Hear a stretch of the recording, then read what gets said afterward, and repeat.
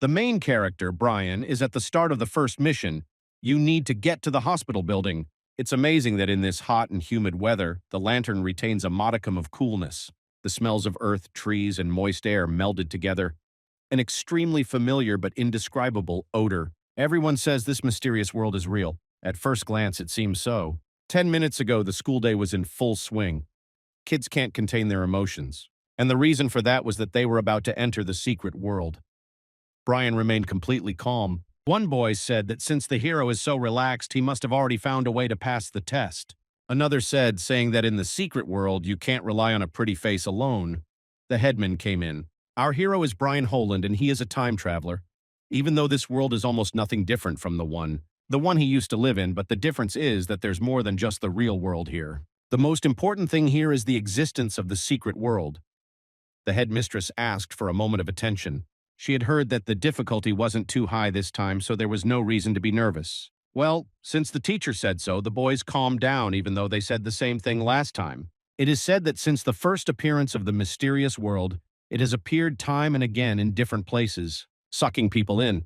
That is why mankind decided to separate this world from the real one. In this world, mysteries are beings with a consciousness of their own. Such a SSS-Rank mystery can destroy an entire city. Once upon a time, a man signed a contract in a secret world and brought there a forbidden object, the Stone of Cunning. By doing so, people got a chance to avoid being suddenly pulled into the secret world. Instead, they can voluntarily enter it with the possibility of resurrections. The government has stipulated that every resident, upon reaching adulthood, must accept the call of the secret world. Today, Brian will also enter the mysterious world for the first time. The teacher reminded him that the boys should go out at once. Once the number of resurrections reached 0, she started the countdown. Finally, the headman pressed the button and the trial of the secret world begins. Our hero has 50 points of strength. Strange, usually this indicator is equal to 10 at the initial stages, but Brian thought it might be a special enhancement for the handsome men. He chuckled at the task, thinking he'd get to that hospital in even less than 10 minutes. A silhouette of a girl crept up behind him and said hello. Hell, Brian ran into a mystery early on. The girl grabs him and asks him if she's pretty. The hero nods frantically. Then she pulled the mask off her face, revealing a mouth cut to the ears, and repeated her question. That's Kuchisaka Onna, the woman with the torn mouth. A famous Japanese urban legend. Brian is trying to calm down. They've been working on this mystery in class. Unfortunately, our hero's a double major, so fell into a stupor. Mystery repeated the question once more, holding the scissors to his throat. Brian abruptly began to croak and make some inarticulate sounds. While Kuchisaki Onna is confused, he hurriedly escaped. The hero ran the 100-meter dash in 10 seconds, so she can't catch up. But before he knew it, the mystery was at his side again. Since Brian said she's beautiful, she'll make him the same. Kuchisake Onna mumbles something in Japanese. The girl continued to threaten and demanded an answer to the question. The hero stopped abruptly and jumped back. He asked if she felt sorry for him. Kuchisake Onna thinks he's definitely sick. She chases after him again. Brian is almost crying, begging her to stop chasing him. And how does Taiga manage to move so fast in heels? Kuchisaka Onna approaches, asking the same question. She repeats the same thing like a tutor in class.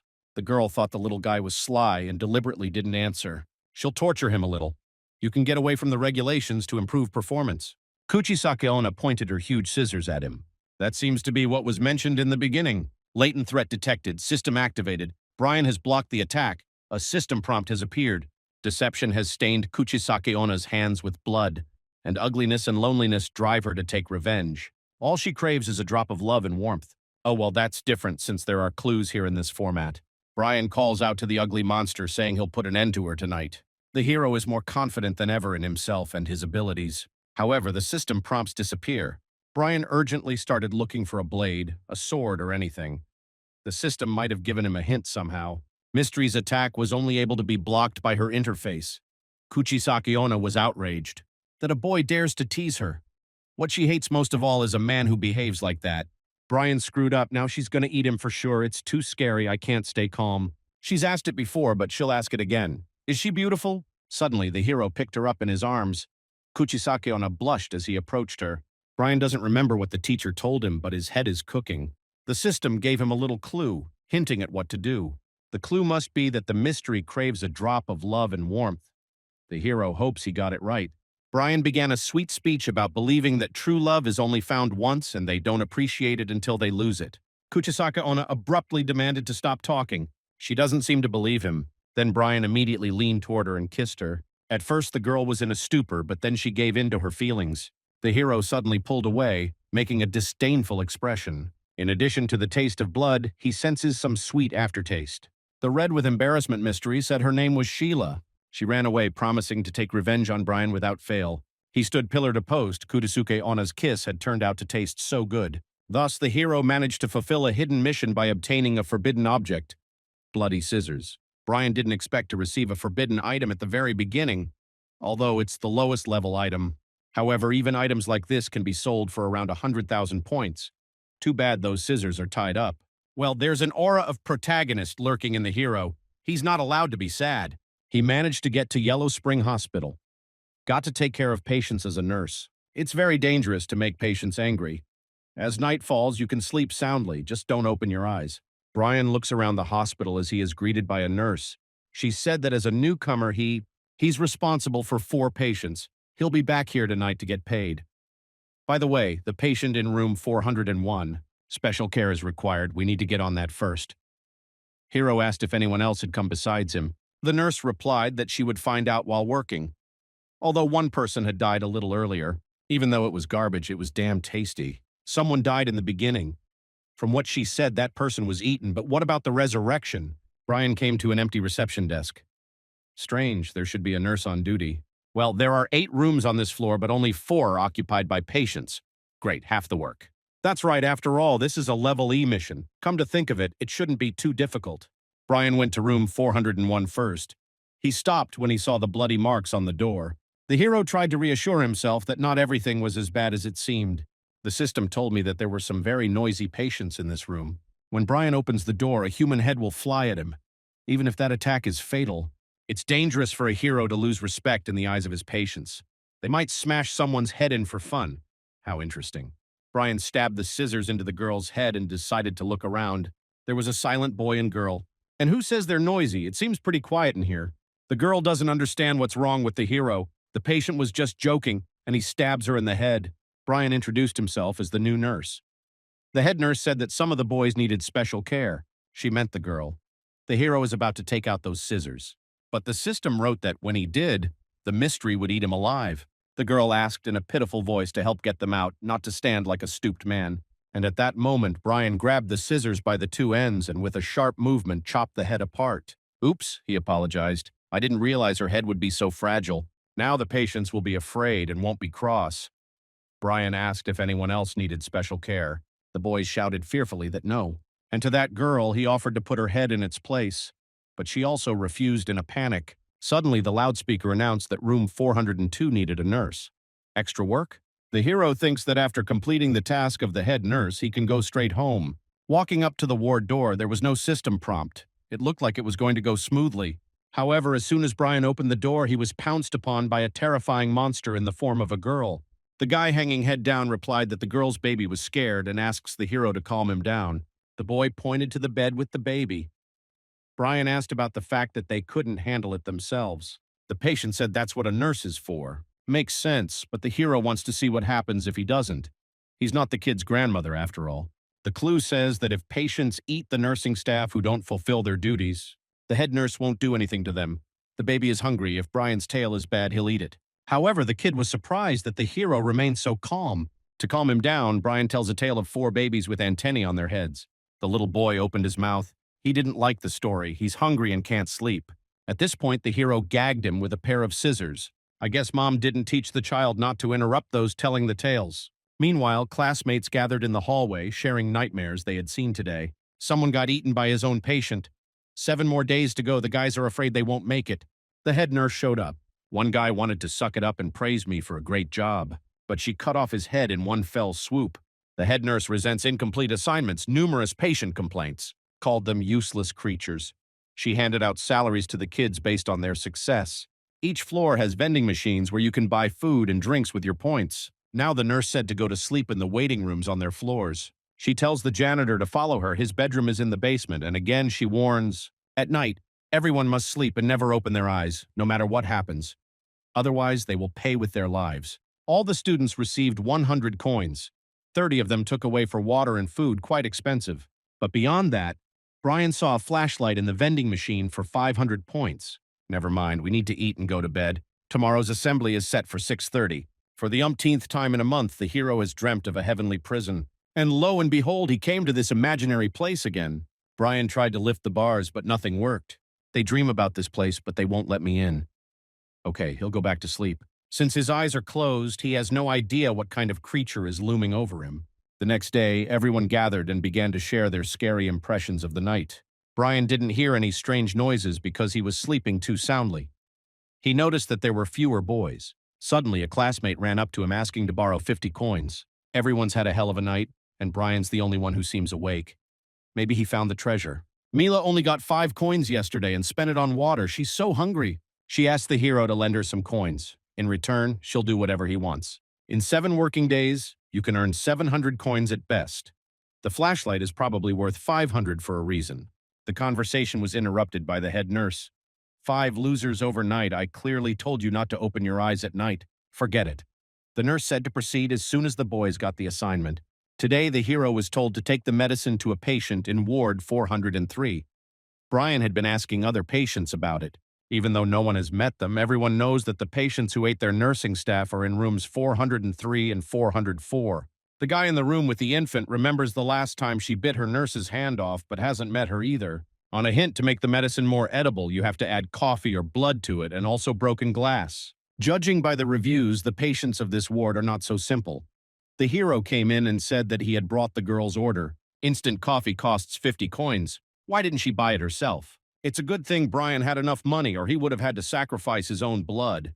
The girl almost went crazy with the aroma and began to pour coffee into herself. She squealed at how delicious it was. The girl's delighted. She gave the hero money, telling him to bring her a mug of coffee every day. Brian was grateful for such a gift. What a blessing to meet a rich girl. The hero ran to the vending machine and started buying various food and drinks. He also bought a flashlight. No matter how much it costs, you should buy it. Unlock the special quest, Sad Cry of the Bloody Night. He is distracted by Mila's cries for help. She screams that a monster is chasing her and begs the hero to save her. However, as soon as the girl ran closer, Brian slapped her with all his might. Mila asked with a pathetic look how so, they are classmates. But the hero said to stop pretending. Thanks to his intelligence, he easily figured out her ruse. There should be a mole on Mila's left breast. Brian advised to be more professional next time. Apparently, it's an F-rank mystery. It's a good time to practice. Monstra said that since Brian had managed to recognize his disguise, he would allow himself to be his prey. The hero put the scissors to the mystery's throat and the mystery asked him to wait. I guess this monster had never heard of villains who died from excessive chatter. Better to get close to someone and strike before it was too late. Brian slit the secret's throat. At 6 o'clock in the evening, the hero received his paycheck and the head nurse even praised him for his excellent work. The guys got mad. Brian got extra coins even though he didn't even read the instructions. Class President Jeremy reassured the kids that this was just the beginning stage, so he wanted to offer something. It's only day 2 and they've already lost most of their classmates. Chances are, if the boys don't, working together, none of them will survive. Money, fame, power, that's the future. Jeremy got the sword. He also cares about that lantern. He offers to figure out a way to make as much money as possible and buy it. Jeremy just wants to find out why the head nurse praised Brian and get his hands on the other guy's coins. Not a bad idea, but the hero isn't interested. He says if that's it, he's gone. Jeremy offered to work together. He could protect Brian with his sword, have him find it on the 7th floor. The Sad Cry of the Bloody Night mission has to do with a flashlight.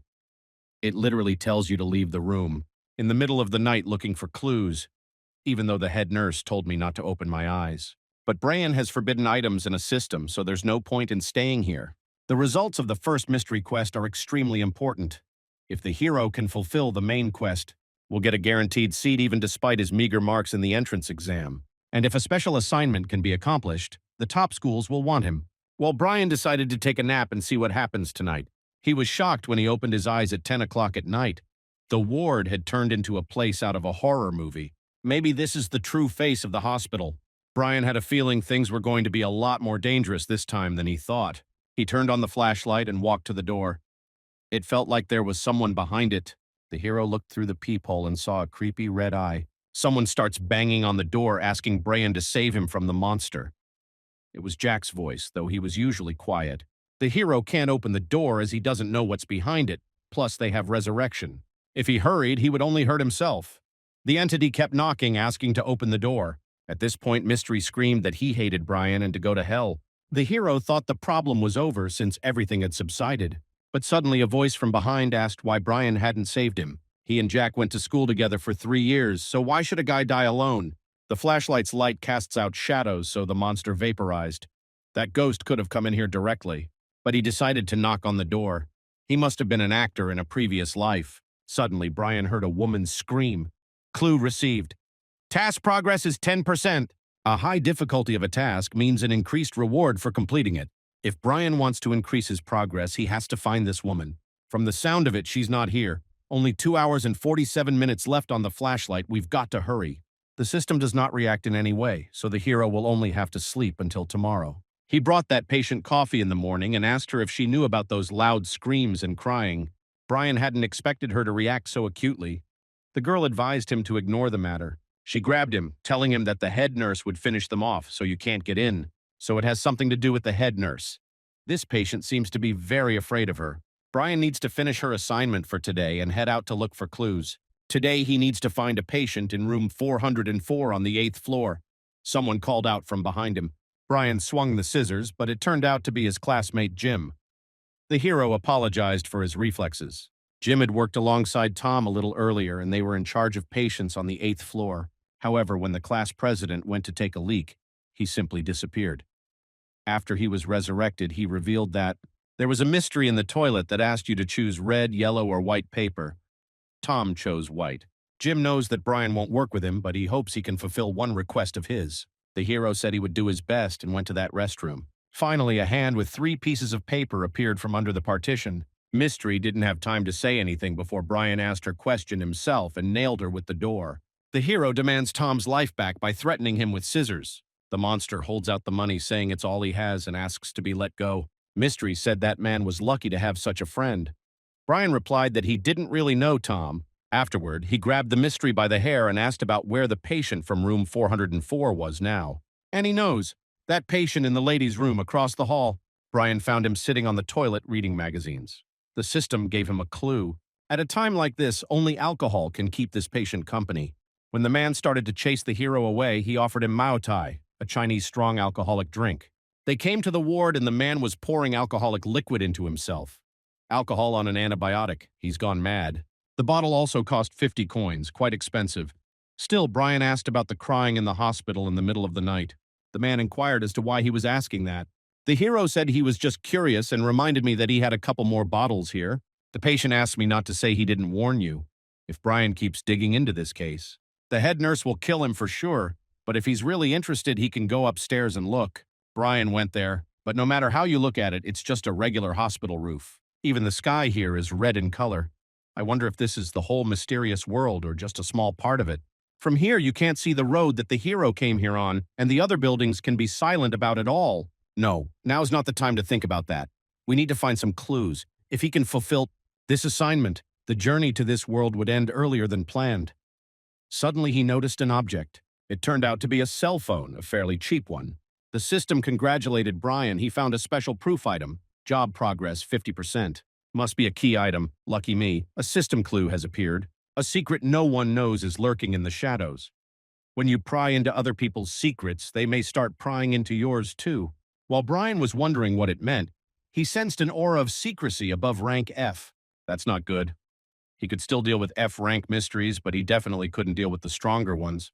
The head nurse came up behind him and asked what the hero was doing here. Brian said hello nervously and replied that he was just out for some air. The nurse said he was ignoring her assignments. The hero excuses himself by saying that he has already found the patient from room 404, but there is a foul odor in his room. If she learns the truth, Brian won't be able to beat her. We can only hope she believes her story. The nurse sighed and told me to get the hell out of here. At 6 o'clock in the evening, all the guys got together. The class president really pocketed their money. The hero only got 50 coins. Jeremy is glad he didn't team up with him. Looks like Brian was just lucky then. Damn it, Jeremy really did take all the money from his classmates. Why didn't Brian think of that on his own? In his room, the hero picked up his cell phone, but it wouldn't turn on. No one's secret is hidden in the shadows, so this phone can only be used at night. And indeed, at 8:30 in the evening, the phone worked. There's only one video on it that's 13 seconds long. Brian clicked on it and saw the maddened self. He made a cut on his cheek on the screen. And that's when Brian got one, so this video is synchronized with him. The character in the video had the knife to his throat and was ready to stab. Brian quickly remembered the flashlight and started shining it on his phone in horror. The monster from the video screamed and finally the nightmare was over. It was dangerous as hell. Good thing this flashlight is actually extremely effective against mysteries. Otherwise, the hero would be dead by now. The telephone is indeed a key item that has increased progress. The assignments are at 30%, but he's dangerous. Suddenly, Brian noticed that a 27-second video had appeared. It looks like the original. There was a girl in the video being harassed by a man. He was grabbing her arms and she was trying to get away. The man asks if she really wants to drink that stuff again, even though he's been so nice to her. Seeing the mole near the girl's mouth, Brian realized it was the head nurse in her youth. Okay, but who is this man?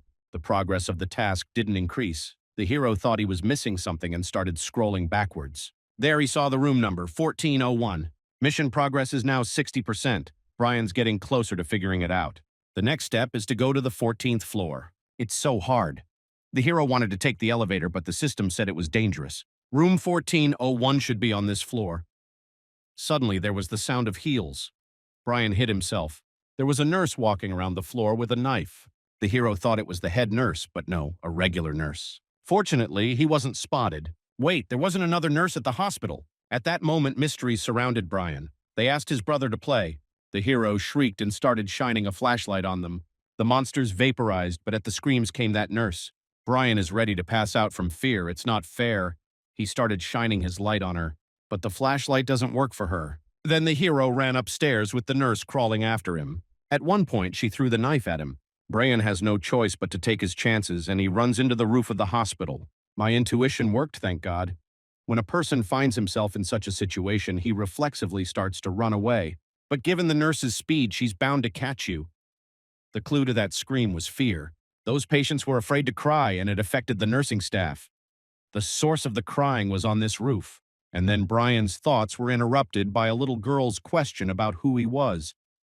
The clue said that everyone was afraid of her, and she wants to eat goodies, play and chat with her friends too. Mia didn't do any of that. Brian stroked the girl's head, saying she had a beautiful name. He says he came here to play with her. The hero took Mia to the vending machine and bought her various goodies. Brian asked if she would keep her big brother company. The girl is ready to go anywhere with him. What a kind and innocent girl. The hero doesn't know where her mom is now, and she doesn't even have shoes. As long as Mia's around Brian, the nurse won't show up. It's time to find room 1401 and find out what happened there. Upon opening the door, the hero was shocked and immediately covered the girl's eyes. He doesn't understand how something so messy could have happened here. There is a man hanging on a cross. How horrible. And beside him is the same nurse that Brian meets in the hallway. She's threatening him with a knife. Something's weird. It's room 1401. There's huge pools of blood on the floor. The man's skin peeled off like some kind of duck. The hero began to vomit. I can't let Mia see this sight. Suddenly, the man on the cross looked toward Brian and asked for help. But as soon as he started screaming, the nurse cut off his tongue. Hell, it looks like the man is dead. However, the request to let him go and the apologies started again. It's crazy. The whole scene started over. The nurse is taunting. The man says it won't happen again, but she continues to torment him. Mia said she didn't feel well and asked to go back inside. Brian agreed, only to keep her eyes closed. He took her to the roof of the hospital again, and when the girl opened her eyes, Brian showed her a large lollipop. The little girl is thrilled. She snuggled the treat to herself. But Mia asked if the hero would come over to play with her again. The hero promised that she would see him soon. Brian has gotten the clues and the assignment is 70% progress. There's not much left to complete. In addition to a recommendation for admission to prestigious universities, those who passed the special assignment alone, there's a bonus of $1 million. Although the hero was transported here from another world, his family remained the same. He is obliged to complete this task so that his sister will be able to deny herself nothing in the future. Coming downstairs, Brian met Jeremy and saw him holding a flashlight. So he was also able to accumulate 500 coins and got a special assignment. Jeremy realized they were getting the same clue and told them not to get in his way. Brian waved it off, not advising him to go there. Mia was back on the roof, so going to the 14th floor was akin to suicide. Jeremy is screaming that if the hero came back alive, then he can do it too. He's ready to get that reward at any cost. In the morning, one of the classmates yelled at the others for giving the patients a forced injection. The boys have long felt that something is not right here. This is their first time in the secret world, and the difficulty level of the task is E. This level of difficulty is for the next class. Also, the mysteries killed 13 people, and those 13 people died after Daphne signed a contract with a spirit. Each one of them had a different spirit, but she was the only one who survived. The boy is tired. Though there is resurrection, the pain is very real. He's leaving this world. The other girls also decided to leave. It seems that today's assignment made everyone quit. Jeremy managed to come back from the 14th floor. That's amazing. Was there a hidden boss in there? The class president approached the boys and asked if they had any resurrection points left. It was clear from their silence that they were already dying. After Jeremy missed Brian, he was killed by a nurse on the 14th floor. When Mila was cleaning yesterday, the ceiling fell on her and Jim was crushed by a closet. Brian's furious. What are they doing here? It's not like they have any resurrection points left. If they die again, they die in the real world. But if they manage to complete the main task, they will be able to enter Qingdao University. Moreover, after those secrets set Mila up, her fighting spirit became even stronger. She won't give up so easily. Either Qingdao University or Qingming University. Mila is ready for today's assignment. She'll show them how strong she is. Brian was finally done with the injections for that drunk patient. It wasn't a big deal. What good patients? The hero left the ward. He wondered how others were doing. And waiting for him on the way out was class president Jeremy. The guy wants to ask for help with his assignment. Brian refuses. He has no reason to risk his life for Jeremy. Sometimes he's kind, sometimes he's mean. His behavior is frightening. And then the guy leans in, starting to apologize. He apologizes for what happened earlier. Jeremy has no other choice. The special assignment is very important to him. But Brian doesn't care. Besides, the president has no reason to apologize to him. It's not like the hero gave him his coins. Jeremy sighed and apologized. To be fair, he had gotten a patient who was familiar with the head nurse. He said she was in charge of room 1401. That's why Jeremy decided to go there. And also that patient suggested going to the head nurse's room. But the president doesn't get that chance anymore. Suddenly, Brian changed his mind, put his arm around his classmate, and asked him to repeat what he had just said. They are classmates. The hero cannot leave him in trouble. Yesterday, he even avenged Tom. In one of the rooms is a guy stuffing himself with chips and watching TV. Suddenly, all the patients Brian had been caring for rushed in. A male drunk attacked him, saying it was a guy bullying his younger brother. Jeremy watches as the patients give the kid an injection. He realizes that Brian can really commanding his patients. Then the hero asked about the head nurse's room. According to Jeremy, the head nurse usually rests on the 4th floor. It is the only elevator that goes there. Brian walked in there and pressed the button. There's a girl patient still riding with him. She asked if he was headed to the morgue. The hero replied that he was, figured he had taken the wrong medicine. Even she is afraid of those ghosts, despite not being human herself. The patient began her story. It is said that this hospital has been in existence for several hundred years. In addition to medical treatment, it sends dead bodies to the morgue. It's where they keep the bodies that have never been identified. Maybe that's why it's so quiet. These corpses often go missing when they go outside to play. The girl also finds the dead people who get out strange. To distinguish them, the head meteor of the Tara hangs a red plaque on their arm. The exact same sign hanging on this girl's arm. However, when she looked at herself, she did not see it. The girl panicked that she had lost her identification bracelet. Brian showed it to her and asked if it was the one she was looking for. It's unclear to the girl when he managed to get it out. As soon as she realized they were on a minuscule floor, she told them to close the door faster. The girl nervously presses the button, complaining that this door is always sticking and should have been fixed a long time ago. As they looked out of the elevator, they saw a patient wandering around. And as soon as this man with his brains out saw them, he immediately rushed towards the elevator. The girl yells that he's already there and starts hitting the door closing button again. And as soon as they began to close, she was glad to be saved. However, Brian put his hand in the door. Didn't the girl see that the man wanted to take the elevator too? How would she feel if someone was late for an important appointment because of a departing elevator? She didn't understand why all this talk about conscience. The girl thought that our hero was a ghost. They rode in silence until Brian asked about the guy about whether he washed his hair at all. A wheelchair-bound patient asked to get into the elevator on the 2nd floor. Her character asked about her taking a bath. And on the 3rd floor, they picked up the grandmother. It surprised her that the boy wasn't afraid of her. Brave bodies are best. Grandma realized she couldn't scare him and said she appreciated his kindness. Brian asked where she bought that dentures and if there was even a dental clinic in the secret world. That was it. That was the last straw for the girl with the pink hair. It opened its mouth to devour our foolish hero. The man stopped her. He'd been listening to Brian's ramblings the whole time, asking her to leave this guy to him. The woman in the wheelchair took umbrage at the damn ghost, saying that Brian would get her. Grandma slapped her. How can you behave like that in front of an elderly person? Granny wants to eat the hero herself. All the passengers continued to bicker amongst themselves like this until they noticed that Brian was missing. In the meantime, he got away with it. Actually, the system gave him a clue when he was exploring room 1401. Secrets are creatures who care only for themselves. They would never give their prey to someone else. Brian was ready for a battle, but they seemed rather silly to him. He came to the morgue. The hero didn't expect to see corpses here, and some of them are his classmates. The system says it's a very quiet place. It's the only place you can get a good night's sleep. Brian noticed a notepad on the table. There's a picture from the head nurse's first internship. She was happy. She wanted to help people. A boy would be admitted to the inpatient unit at some point. Looking at him, the nurse remembered herself as a child. Photo with Teacher Chen. At first, he supported and praised the girl, but afterwards he started to do terrible things to her, and she looked up to him. She was very scared, but no one came to help her. Everyone looked at her with contempt. The morgue became the only place where the nurse could rest in peace. There is such drama behind the assignment. Received the clue, killer's story. Job progress is 99%. Weird, but I guess that's the way it's designed. Suddenly, all the participants heard an announcement that the secret mission was temporarily changing to nightmare mode. As night falls, a killer from 50 years ago will appear. Nightmare mode happens once every 100 years, and Brian was fortunate enough to be a part of it. Though he is characterized by an increased number of deaths, the rewards for participating in it are different from the usual one. The hero finished the special task to 99%, and now there is a new one. But he didn't have long to sulk, for he heard footsteps. The head nurse approached Brian holding her journal and asked what he was doing here. Hell, the hero got caught looking at someone else's property. No time to explain himself, he decided to run. Surprisingly, the nurse didn't bother to stop him. Brian climbed back up to the first floor and the guys rushed up to him.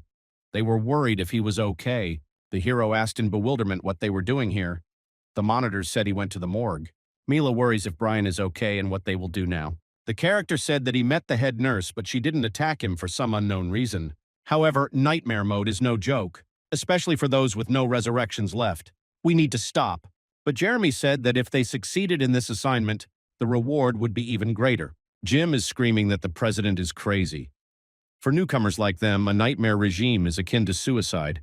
Of course, Jeremy doesn't want to die, but he simply has no other choice. Since he took the guy's coins, when he comes back, he'll be forced to compensate them. Even with the president's fighting spirit, Jim cares more about his life than anything else, so he'll get out first so he doesn't get in the way. He returns to the real world, wishing good luck to Brian. The hero still insists that Jeremy and Mila return. Proverbs say that life gives you only once. If you die now, you won't get a second chance.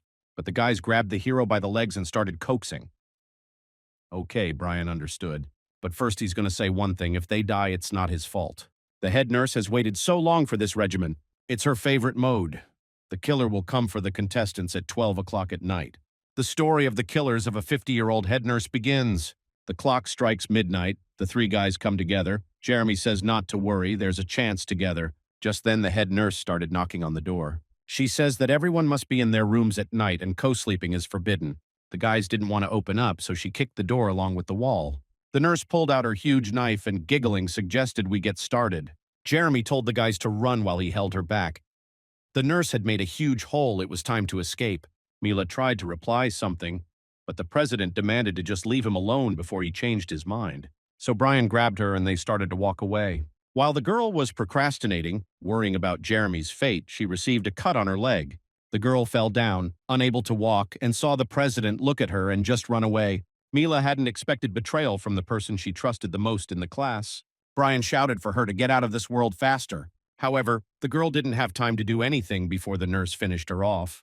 The hero had no choice but to abandon her and run. Finally, he and Jeremy broke away.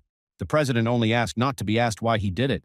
Says everyone only cares about themselves, which Brian does. When Jeremy was in middle school, his father was diagnosed with cancer and his mother ran off with another man. The grandfather was so angry that he died on the spot. Jeremy's father is still in the hospital and he wants to save him. The trial is his only chance. Brian said not to explain anything and to stop pretending like the class president has the hardest life on the planet. It's not like Jeremy is unaware that Mila wanted to call them over for dinner if they could make it back alive. She talked about the president's family. The girl knew that he was going through quite a hard time, so, after the ordeal, Mila was willing to find a way to help him. After all, they are classmates. Jeremy is right. People only think about themselves. Each person makes his or her own choices and faces the results. But the hero doesn't care about that. He only cares about himself. Brian went out on the roof and hugged Mia. She was glad her brother had come to play with her, but he apologizes as he has something he wants to tell her. Jeremy watches in surprise, and that's when the head nurse walked onto the roof. She knew the boys would be here. This aura is a D-ranked mystery. There's no way the boys can beat it. Plus, the terms of this assignment say they can't kill the assassin. Brian has to do something. Since they had nowhere to run anyway, he asked to hear his story first. Once upon a time, there lived a very clever girl. She was kind, diligent, and very caring. More than anything, she wanted to become a nurse so she could help as many people as possible. She put in a lot of effort and finally reached her goal, even though she was tired. This job never bored her, and she managed to win the love of a huge number of patients. Until one day, a horrifying sight appeared before her eyes. Her teacher was harassing his patient. Though her mind was blank at that moment, she tried to stop him. That's when the teacher showed his true nature. He raped both girls. To shut his student up, he offered to promote her to head nurse. It's a shame that her dream came true in this way. She wanted to share the truth with everyone, but no one believed her. People started spreading rumors that she had sold herself for the position. And the protagonist of this story is her, Mia Hart, the head nurse of the hospital. Colleagues began to insult her, but worse, patients who had previously trusted Mia distanced themselves from her. Mystery said there was nothing good about them, so she killed them all. They deserved it. So what if Mia became a sinner? The whole bunch deserved to be chopped to pieces. Brian says she's right. The nurse looks at him like that, but he's no saint either. These people really deserve to be punished. But somewhere in the back of her mind, Mia is still a good person. And this little girl is direct proof of that. The head nurse of the hospital, the ghostly nurse of the 14th floor, and the little girl crying on the roof. Mia had deliberately separated those identities.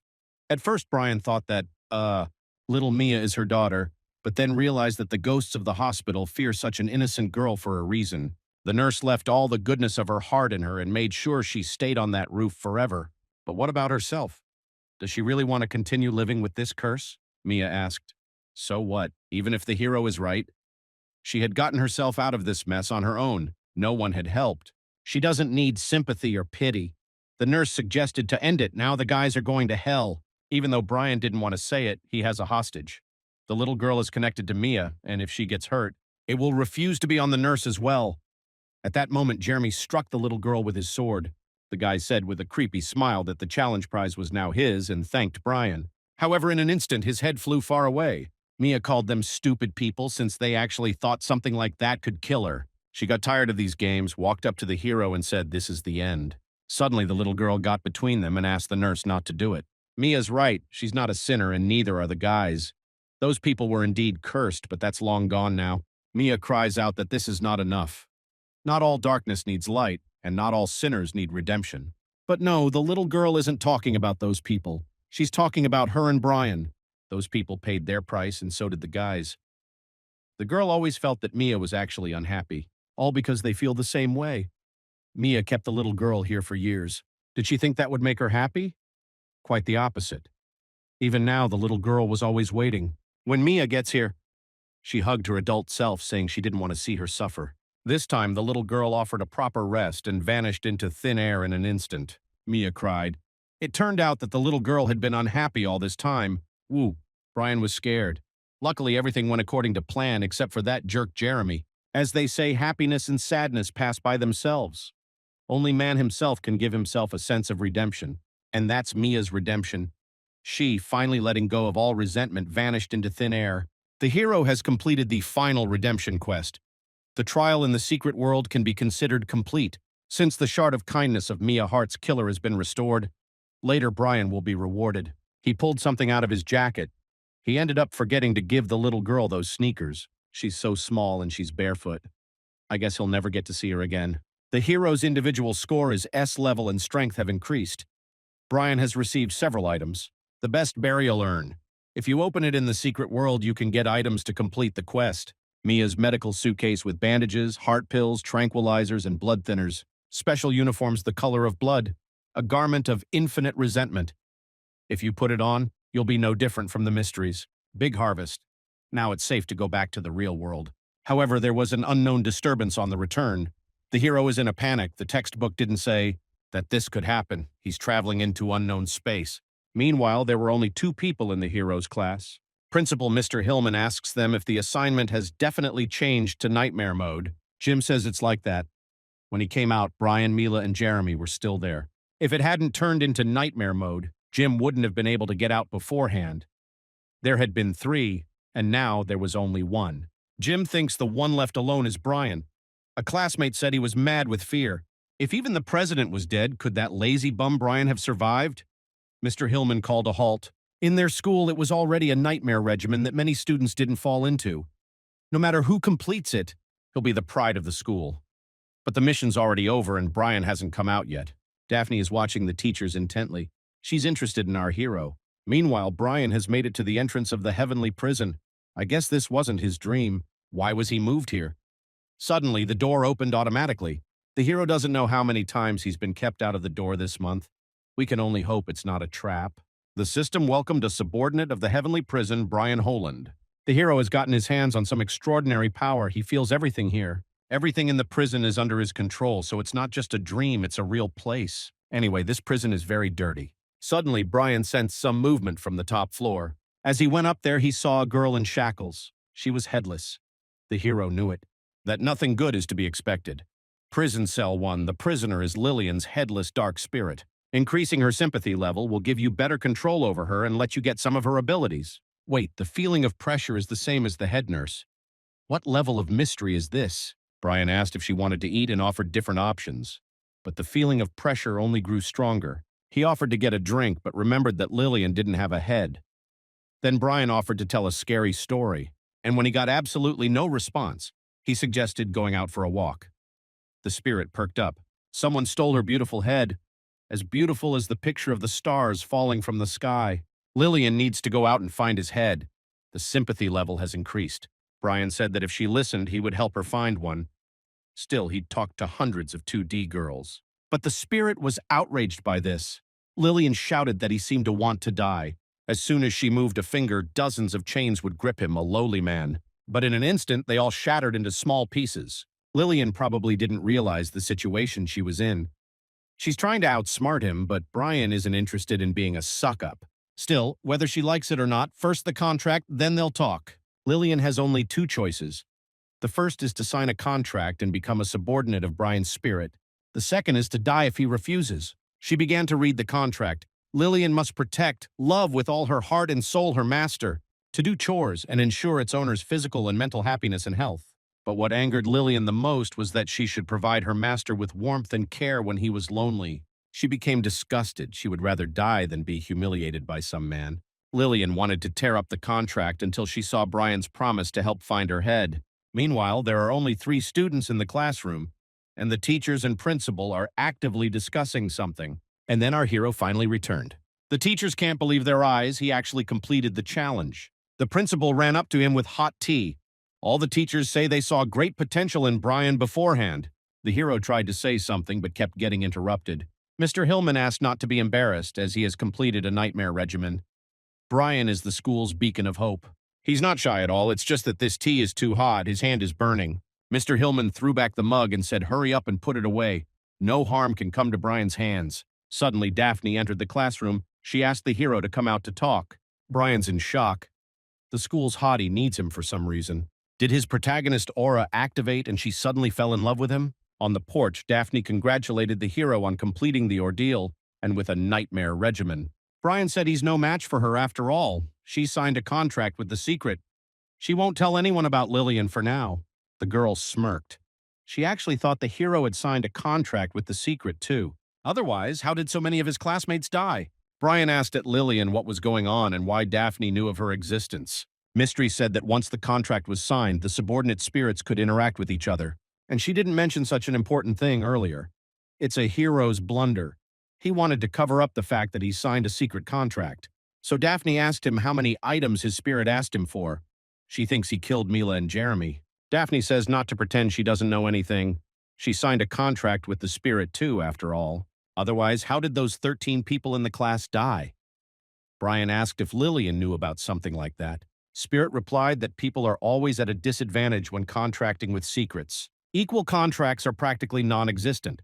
So those 13 people who didn't return from the trial became victims of Daphne and were given as objects. She told the hero not to be so nervous. If nothing weird happens, they should be the only ones. Who has a contract with the mysteries?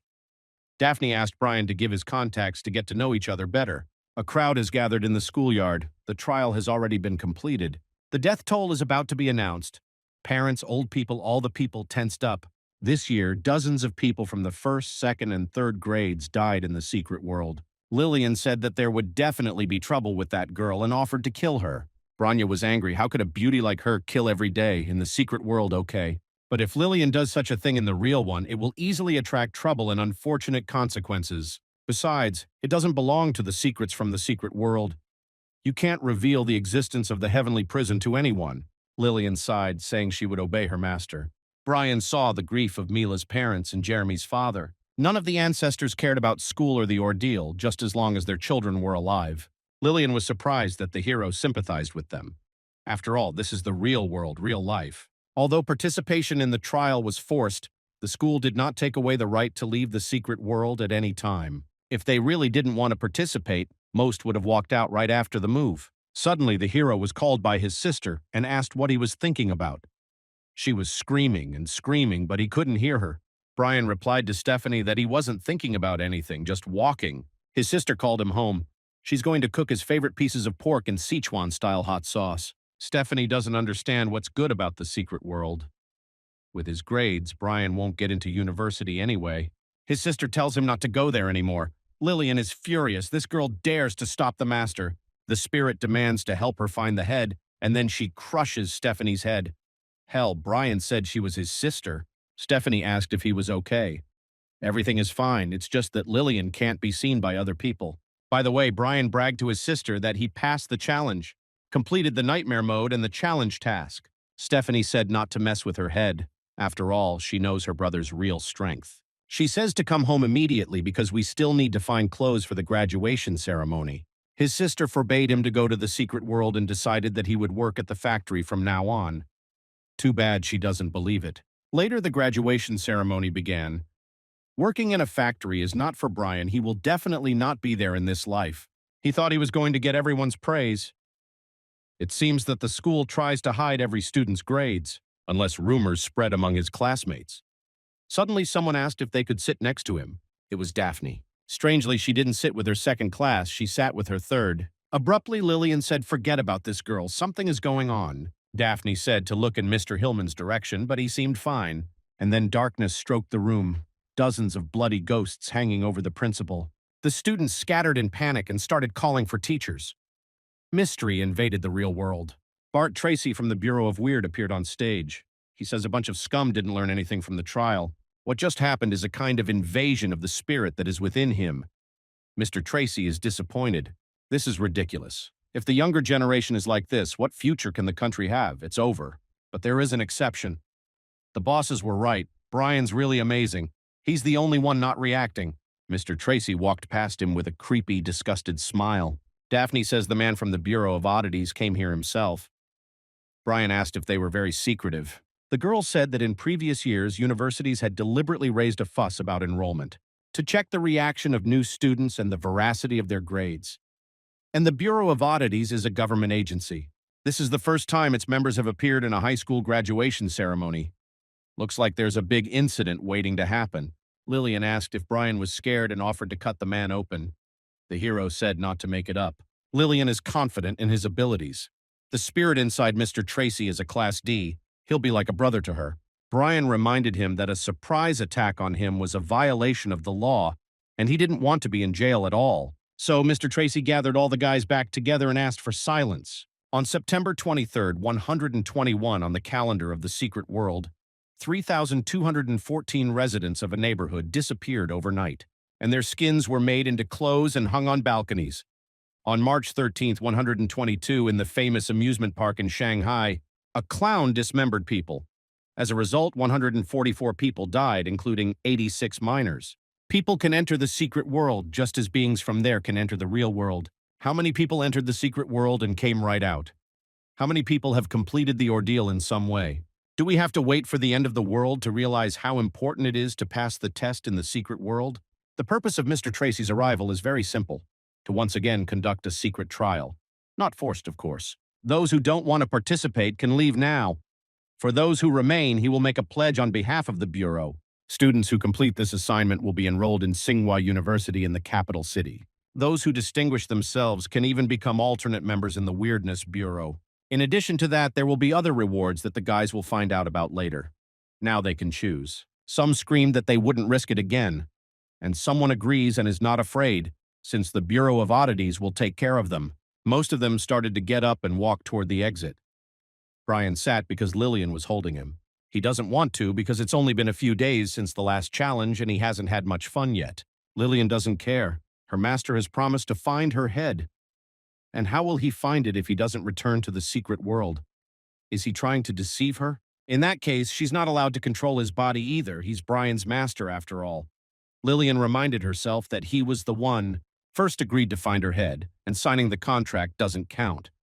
The hero promises to finish her off. If the contracted spirit dies, the contracted person will go insane at best, and at worst to the point of death. Why weren't the textbooks unclear about these nuances?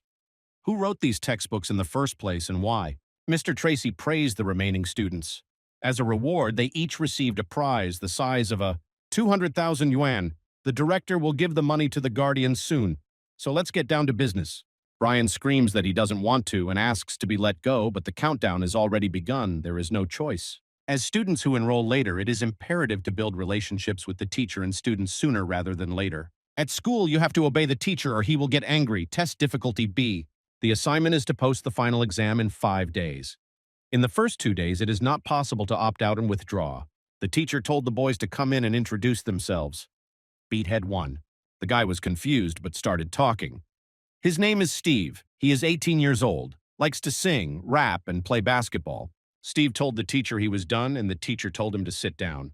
Brian was surprised. It couldn't end that easily. And then, no sooner had Steve reached his desk than the teacher hit him in the head. Damn, the hero knew it. Why do they love hitting heads so much? Brian tells Lillian that it's time to show her power and chop that thing up. But in fact, because she was now forcibly controlling the hero's body, she had no strength left. She needs a rest. Man, bad timing as usual. I got a clue. Boring life, repetitive work. The teacher is fed up with this life. He's hoping there'll be one funny guy among the newcomers. Brian can do that. He began to tell me that he was a man of 18, had been able to breathe on his own since childhood, had 3 meals a day, and specializes in human language. From a normal family, dad drives a Ferrari and mom drives a Bentley. But that's not important. The important thing is that his loved ones call him Brian, and his classmates may call him cool. To the surprised and lost exclamations of the boys, the hero began to remove his clothes. With each new scream, he stripped off one thing at a time until he was left with his bare torso. Classmates shouted enthusiastically, calling him cool. Brian told them not to stop while pulling down his pants. The teacher stopped him, saying that it's enough. Even though he wants to keep watching, the principal will reprimand him. The teacher said to get dressed and make your way to your seat. Brian's so smart he figured it out successfully. Daphne started the show by banging her teacher's head on the table. She said her name and that this year. She turned 6. Best success was when she punched a nursing home with her fist and kicked a daycare center. It is better not to get along with her or else die a horrible death. The teacher said that was not bad and asked me to sit back down. Next, Steve introduces himself once again. He tried to think of something unusual and ended up saying that he likes to eat shit. Now that the newcomers are finished, we can start the lesson. Since the English teacher had her tongue cut out by the principal, a man will teach the class in her place. He hopes everyone will listen attentively. Brian thought the secret world is too modern. They know everything. Maybe they even have a tick current. Later, the students gathered in the dining hall. Eyes are served for lunch. Steve is crying. He wants to give up. From the beginning, he no longer has the option of resurrection. How will he pass the test? Students get their arms broken if they can't answer. With that kind of education, Brian will be sorry if he doesn't get into Harvard. There are 5 people in this scenario, so just in case, Mitch suggests working together and sharing information. Liam agrees with him. They need to help each other to maximize efficiency. But Daphne doesn't see the need. They're still on their first day here, and there's not much useful information. But soon they'll be assigned to dorms. It turns out that boys and girls live here together. Brian thanks God. In the secret world, he was able to fulfill his dream of living together with a sweet girl. But his burst of happiness was interrupted by someone's presence. It was the commandant of the dormitory. He figured the hero wasn't familiar with the rules. But considering he transferred later, he'd tell him. First of all, the dormitory lights go out at 9 p.m., so you can't hang around after that time. Secondly, it is now strictly forbidden to enter the old dormitory building. There are not enough places in the hostel, so they mixed girls and boys. And if you have a roommate of the opposite sex in the room, there's only one thing Brian needs to know. And that's you can't get her knocked up. The commandant's gone. There's a clue. As commandant of the boys' dormitory, he is now happily in charge of the girls as well, for safety's sake. He had his students specifically install security cameras in their rooms, although he seems simple-minded. In fact, a real pervert. Brian noticed a note on the table from the new neighbor. Sophie writes that she has in her drawer lots of snacks. The hero can take them. She's a sweet beauty. But you have to find her to see her. A lowly F-level mystery. Lillian offered to play with her. It wasn't like she had no energy and wanted to rest, Lillian lied. In order to grow up, Brian has to solve his problems by himself. And what if she's no longer around?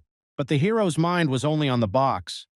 There really are a lot of goodies in there, only Coke is missing. You can't eat in the canteen, and there are no vending machines.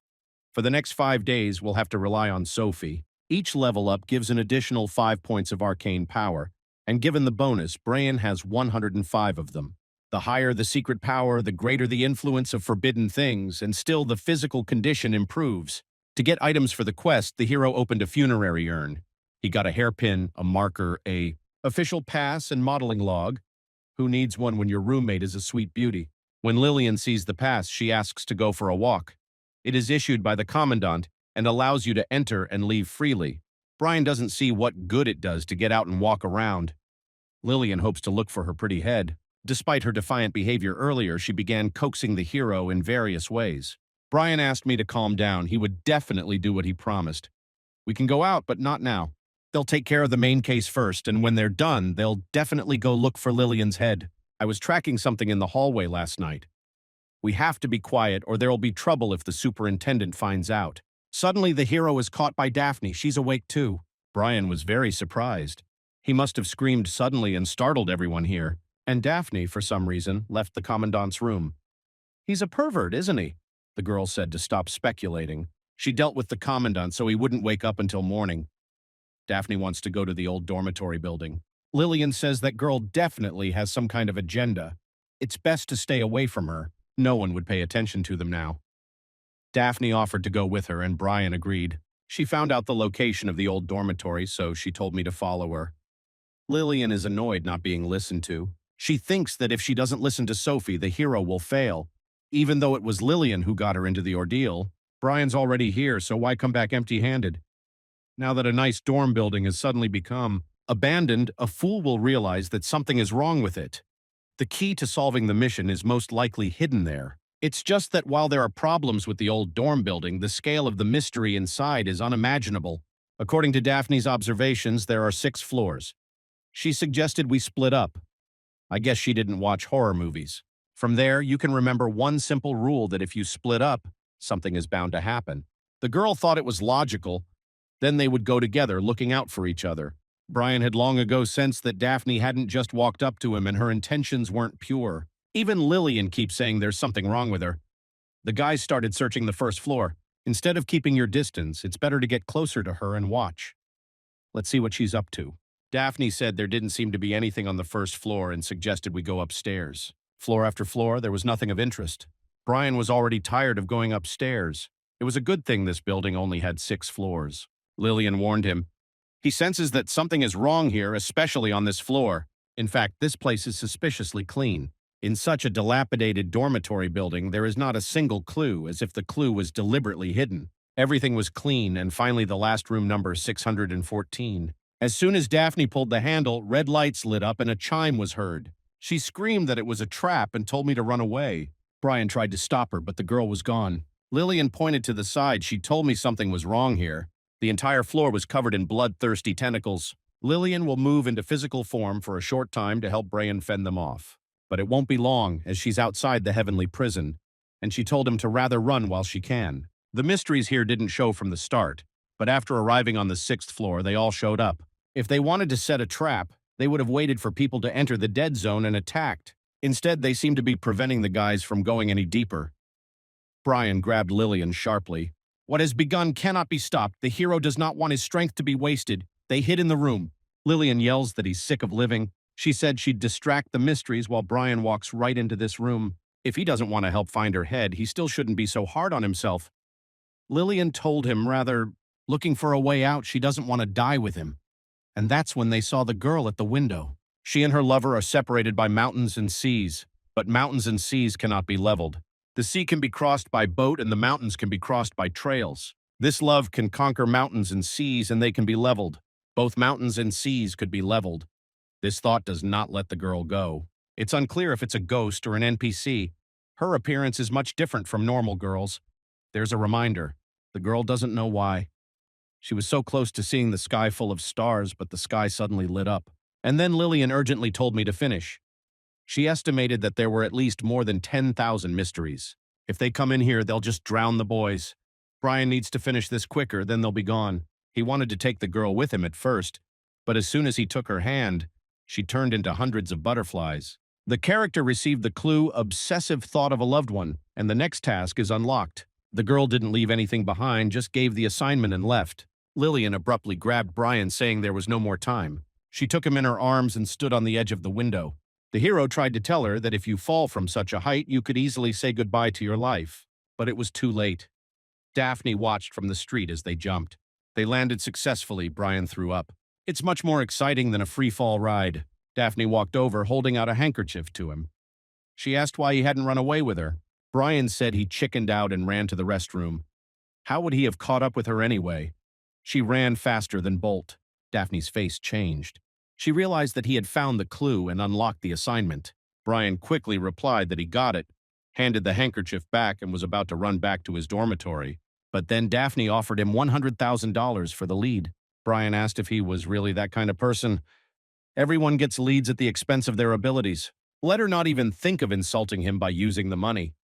But then Daphne offered 200,000 euros. She's shocked that even her monthly expenses aren't enough for him. If Brian's so stubborn, they'll make a deal. Brian says the clue is in 614. There's a picture of a beautiful girl. But here's what the hero has to say. This building is crawling with tentacles, so Daphne needs to not die inside. She replied that even if Brian was able to, she's definitely going to do it. Asked him what's the point of the trial if he's afraid. Brian doesn't know how to say it, but the last person who said something like that seems to be going through his 7th day of mourning.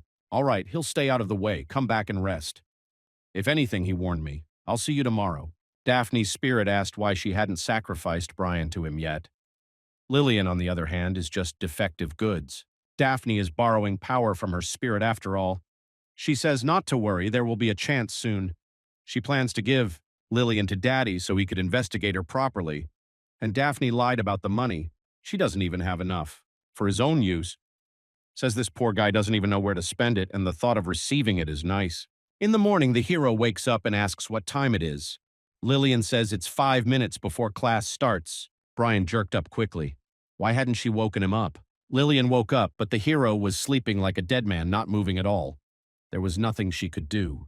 Brian ran into the classroom, apologizing for being late. Steve says that May's teacher went to the principal's office, so the first part of the lesson will be on their own. Phew, that was a close one. Brian was so scared he thought he'd be in trouble this time. Strangely, Daphne didn't. Maybe she did go to the old dorm building to get a lead. Evil tongues are scarier than guns is a new assignment. And the clue is, one girl's obsessive thought about her lover. Had the others done something to her? Brian turned to his desk mate Andrew to find out something. Hero asked if the guy knew about the student who lived originally in room 614. Andrew replied that it would be better for Brian not to know about the business in room 614, as it would only bring trouble on himself. Looks like it's going to be quite fun. When the hero turned around, he saw that all the students were staring at him intently.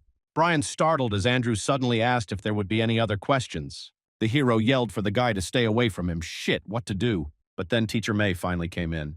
Brian stood up and said the teacher was here, so if Andrew was still pestering, he would gouge his eyes out. At his command, everyone stood up to say hello to the teacher. Everyone went to school, faked illnesses, skipped classes, and got scolded. Can't Brian boss them around? The school principal praised the class for good behavior today. As a reward, we'll conduct their favorite experiment. Now the mysteries have begun to be amused by science. Human civilization is in danger. Since this is a lab activity, the teacher needs the help of several active students. Teacher May took out some kind of flask with a liquid in it. Brian has a bad feeling about this. Now someone has told everyone to greet the teacher. The teacher really likes polite children. In that case, have that student and the class representative work together to help the teacher. Teacher May told the class president to first come up and drink this and then tell him how he felt afterward. This mixture looks poisonous and the guy just took it and drank it. No wonder he had become a class representative. He drank the liquid and his face instantly began to swim. The guy's whole body has started to turn to mush, and he says he can taste the sweet-sour flavor. Teacher May sighed and said that the flavor still needed to be improved. Now it was Brian's turn. The teacher asks if he wouldn't rather drink it and taste it. The hero couldn't even dare to smell the slurry. Teacher May pressed him, asking if he was thirsty. Brian replied that that's the way the teacher likes to joke. How could he not? She had gotten him with her own hands, after all, from a bra. Except giving a hero such a good thing is a real waste. You can smell it from afar. The smell of teacher from this flask. You can't fail the other students. Brian wouldn't commit such an unconscionable act, so gives the flask to his classmate who drooled so much. The hero shoves the contents down the guy's throat. Teacher May was silent at first, but afterward she agreed that one should give a chance to someone who wanted it more. She hopes everyone can, like Brian, mutually defer to each other and give kindly to each other. The guy's body literally melted and the teacher told our hero to sit back down. After the lesson, Brian is very hungry. If he doesn't eat, he's going to drop his skates. You can't get enough of those snacks. When he arrived at the dining hall, he saw similarly powerless classmates. Daphne also came in and said that a person would not die if they fasted for a few days. If they do not want to eat in the canteen, they can starve. The trial is designed for only 5 days. Looks like the girl's really okay. Daphne noticed that Brian was in good spirits and didn't seem to be as hungry as the others. Mitch is screaming that it's not as easy as she says. Like Daphne said, 5 days of fasting is only enough so you don't die, but your psyche, reflexes, and bodily functions will be severely affected. Daphne replied that they didn't have the courage to eat the food in the dining room. She had just tasted the food. It tasted good.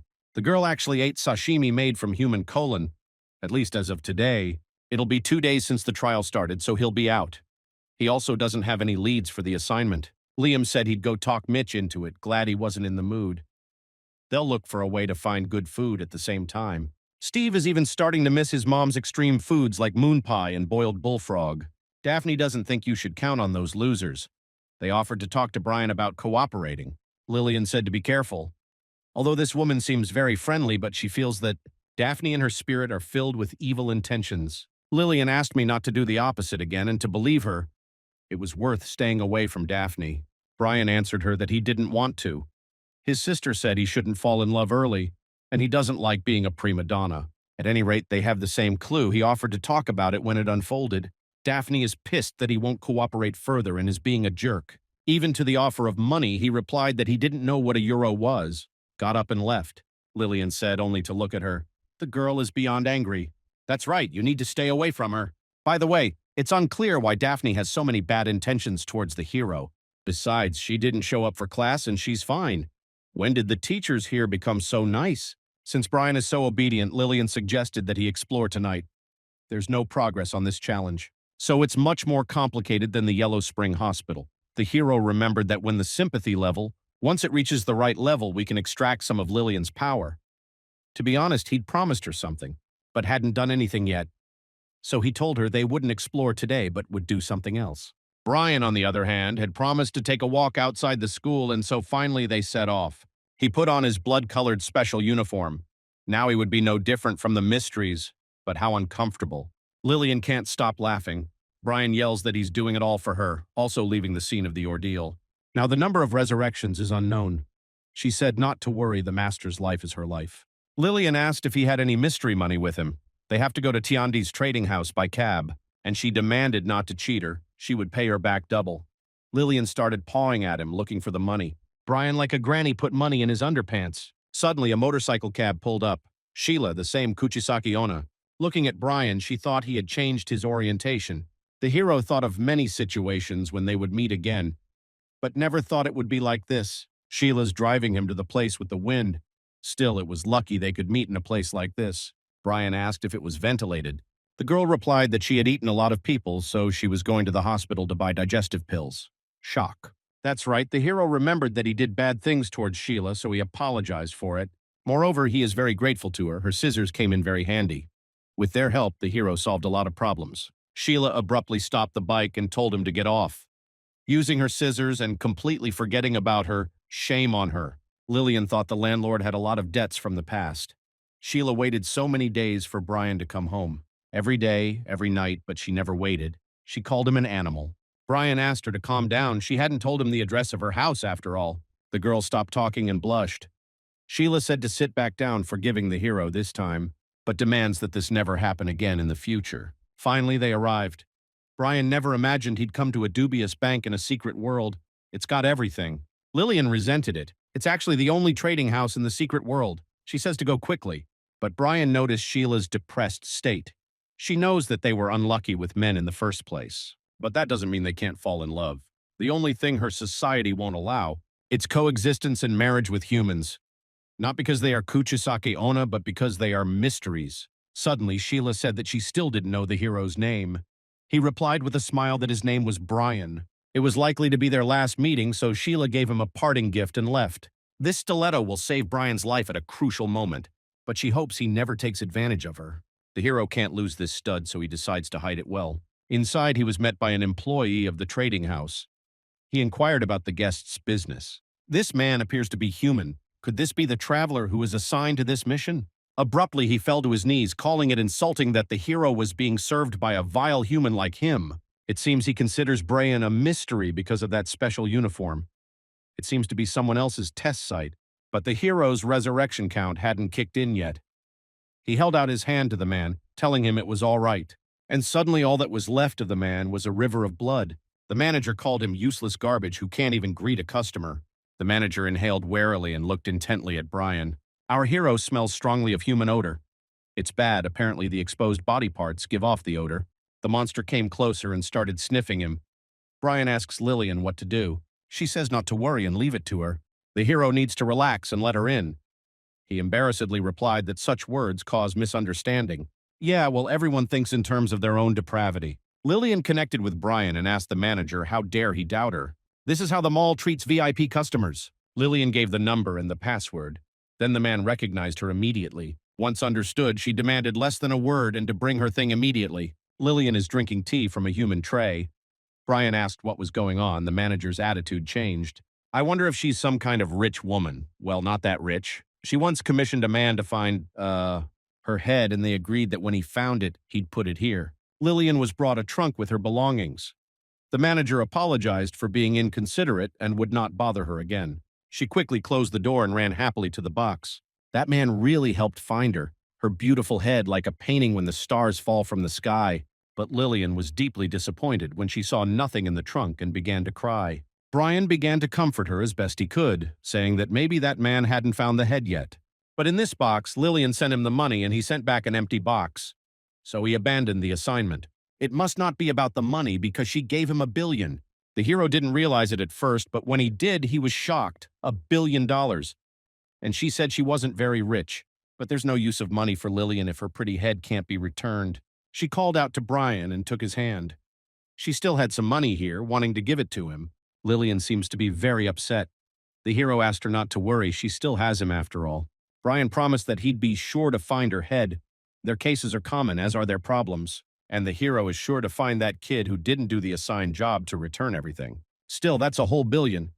At this point, the level of sympathy began to increase dramatically. Lillian hugged Brian and thanked him. Let her have no doubts, her master is very reliable. A huge gear appeared above him.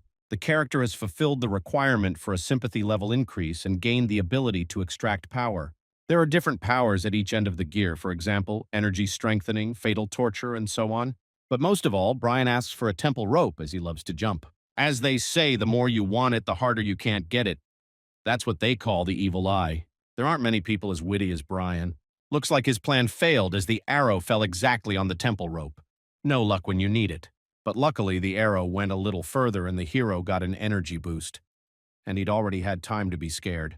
This power increases strength and energy, also greatly reduces the effects from external spiritual attacks. Mr. Tracy used spiritual attack with his spirit to influence people's minds, creating illusions and putting fear into them.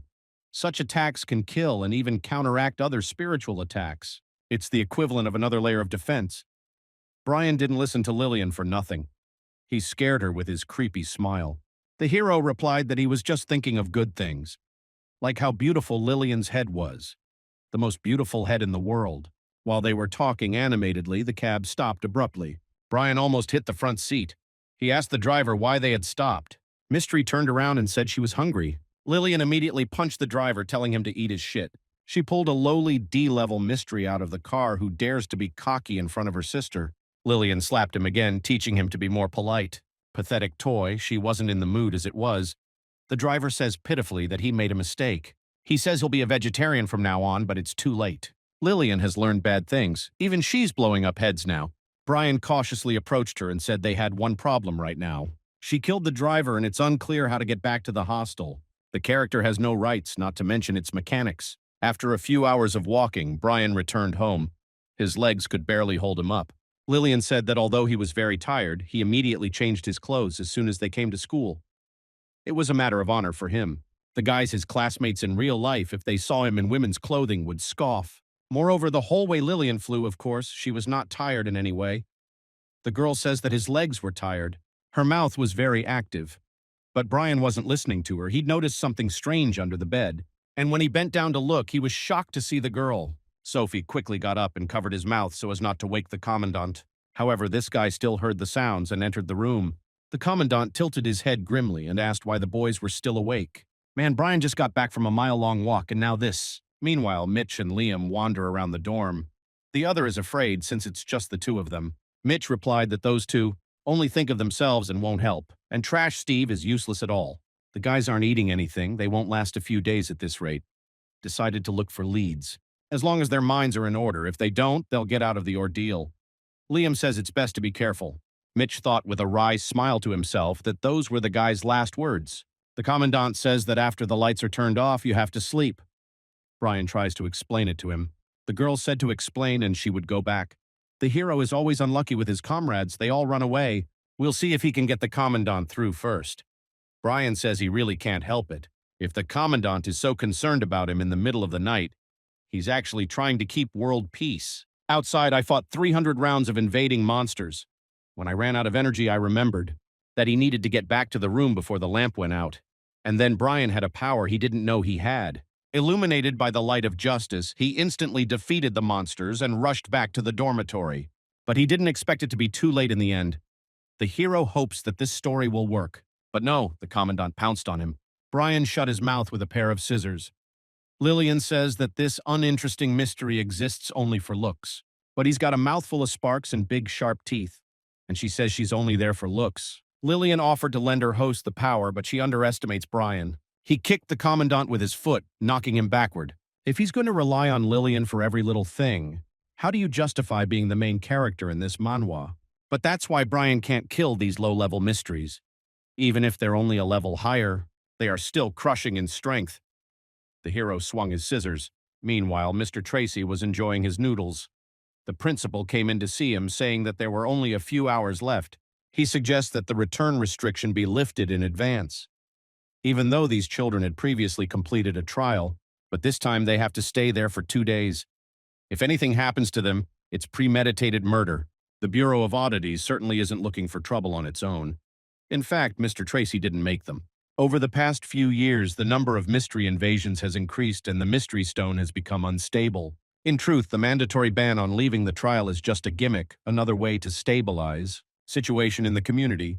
Although it was not announced, it happened more than once. The principal reminded them that they are still children, and Mr. Tracy added that there is also hope.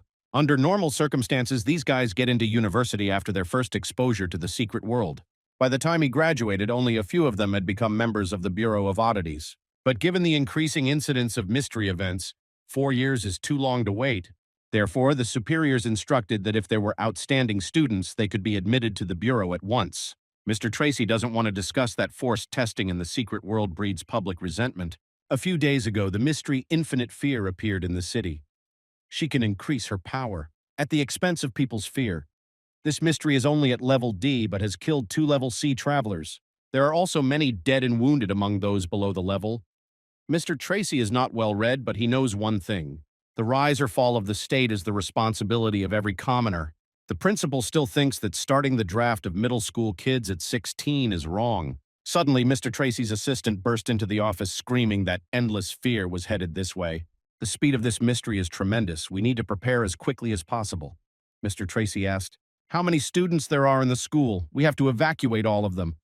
The situation is terrible. There are so many students." Mr. Tracy will investigate the situation, and teachers should immediately pick up the children and take them to a safe place. Suddenly, the girl grabbed his arm and told him not to talk nonsense. He should evacuate with everyone else too. There's more than one mystery, and those guys might be involved. Mr. Tracy is just a support. He's angry. There are several hundred students here. If reinforcements are slow to arrive, who else will guarantee their safety? Since Bart has joined the Bureau of Oddities, he's not only a steward, he's a fighter. Children are the future, and they must be protected. Meanwhile, back in the secret world, the fight between Brian and the Commandant is in full swing. Even though he's an E-level mystery, he's very agile. They've been fighting for a long time, and he hasn't lost a hair. Plus, he's getting more and more cocky. First attacking Brian like a rabid dog, and now it's like he's just having fun with him. We have to think of something. Lillian is already urging me to accept her powers. It'll be so much easier. But Brian flatly refused. Even if he loses again, it can't be that he hadn't inflicted a scratch on him until now. Looks like the hero found the Commandant's weak spot. Thinks it's his turf and he's so cool. Unfortunately, it's just a buff. The Commandant started running at the hero again, and he pulled out a model magazine, and Brian opened it right in front of the monster's eyes. It was a magazine with the Commandant's favorite, Mio Takaki. It's also an exclusive limited edition. The Commandant now believes Brian, but told him to watch the time and go to bed on time next time. The guy ran off to his room to read a magazine. Pervert indeed. So with this magazine, you can overpower him. This funerary urn did not deceive, very useful thing. Sophie crawled out from under the bed again, marveling at his awesomeness. If the Commandant sees someone awake, that person is dead. Brian is the first survivor. I mean, if he doesn't see it, she'll be fine. Why else would she be sleeping under the bed?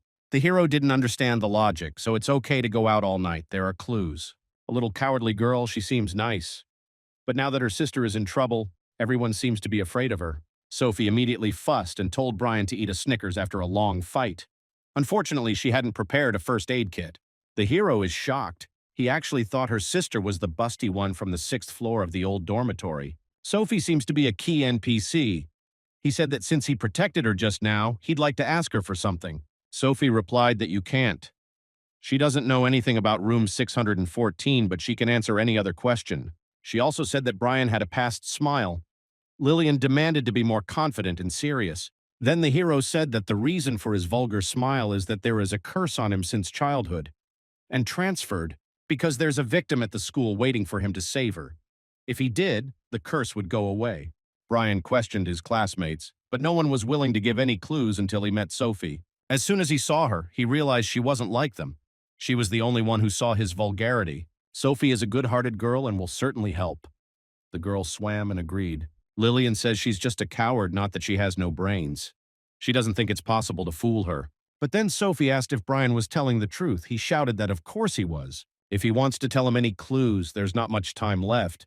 If the hero doesn't find and deliver the victim from suffering, then not only will his curse never be lifted, even the victim will likely perish and be doomed. Naturally, Sophie agreed to tell him if he really wanted to help his sister. She said to go to the women's restroom on the 6th floor of the old dorm building, and there Brian would figure it out for himself. But Sis has put a curse on the whole school. No one can talk about her case. Sophie pulled a doll, a special item, out of her bag and gave it to the hero. It's Sis's most favorite doll and has a trace of her scent on it. Brian immediately began to inhale. Lillian called him a real pervert. The hero replied that he just wanted to make sure it was that little sister's scent or not. Sophie says to keep that doll, it'll come in handy. She also saw Steve go to before lights out, to that old dormitory building. He had no resurrections left and he dared to go there. It seems Steve isn't as simple as Brian thought he was. Daphne may not be mentioned, but Mitch and Liam are faking it too. Still, they had voluntarily come to the secret world. It couldn't be that they hadn't prepared. Indeed, one's soul is a dark place. There are few men as honest and fair as the hero. Brian bandaged his arm. She healed quickly. The medicine in the secret world is very good. The hero hopes he can take the couple with him. Lillian said that's a great idea, but you don't have to break the essence of their secret world. Brian senses that a fierce battle is about to break out. Offering Lillian a Snickers, however, she doesn't need to eat, so she doesn't have to use the toilet. You can save money on toilet paper. Lillian said he would forcibly terminate the contract. She was tired. Brian just wanted to lighten the mood. Hell knows what can happen in an old dormitory. Being under constant stress is very tiring. Something's wrong. Brian feels like he's got a needle in his head. Lillian says it must be a spiritual invasion. With the help of spiritual power, secretive people can pull those with weak wills into another dimension. That's what happened last time on the 6th floor. If they hadn't escaped, those secrets would have torn them to shreds. Although Lillian was able to leave the prison for a while and attach herself to the body, it is very difficult to protect Brian's spiritual will. Suddenly, she noticed that his spiritual power became stronger. The girl is unaware of his sympathy level and his plushies. Even though it's hard, it doesn't mean it can't be done. Then Lillian did it on purpose. She said not to laugh. That time she was just distracted. Brian is outraged. They're supposed to be each other's angels. They continued to bicker as suddenly the doll moved. She wrenched herself out of his arms and ran. "This is not a spiritual invasion," Lillian said, hurrying after the doll. "She must be useful." But at that moment, the hero looked to see where she was running to. "And this is the 6th floor women's restroom. I remember the last time Brian came in here, he saw something strange and incomprehensible. Where the hell did the doll go?" The hero froze in place when he heard someone's breathing in one of the stalls. It sounded like a person. He began to listen. It might be someone from the trial. They all say they don't want to participate, but they may not be entirely sincere. Brian opened the stall with his foot, telling him not to hide and just finish the task. However, he was shocked to see a scared-to-death Steve. The hero came closer and said not to be afraid. He asked about what had happened. Steve slams into the wall, screaming that he didn't see anything. The guy with tears in his eyes begs not to kill him. Lillian says he's already lost his mind and his psyche is shattered. Probably saw something he shouldn't have seen. It won't work. Brian can't leave him in this state. It's a situation where extreme measures will have to be taken. The hero pulled a double life-preserving syringe from the first aid kit, pulled down Steve's pants and gave the injection. The guy finally calmed down and asked where he was. He immediately hugged Brian, talking some nonsense. The hero asked why Steve was here if he didn't have resurrections. At 12 o'clock, it was already possible to get out of the ordeal. Steve thought that wealth and honor are achieved in risk, decided he'd hold out until 12 o'clock, and then, if things didn't work out, he'd just leave. Then Brian asked about the wounds on his body. If he'd come, there must be some clues. Steve yelled that there was a very dangerous creature in the very last stall, and he'd also seen Mitch kill Liam. Guy says to be careful with Mitch and also to look out for the last stall. Suddenly, the test time was updated. Now that 2 days have passed, the exit function has been activated again. Steve immediately decided to leave the secret world. He warned that none of the participants were good. He also said to watch out for those people. Brian didn't realize who he meant. Lillian asked to look outside.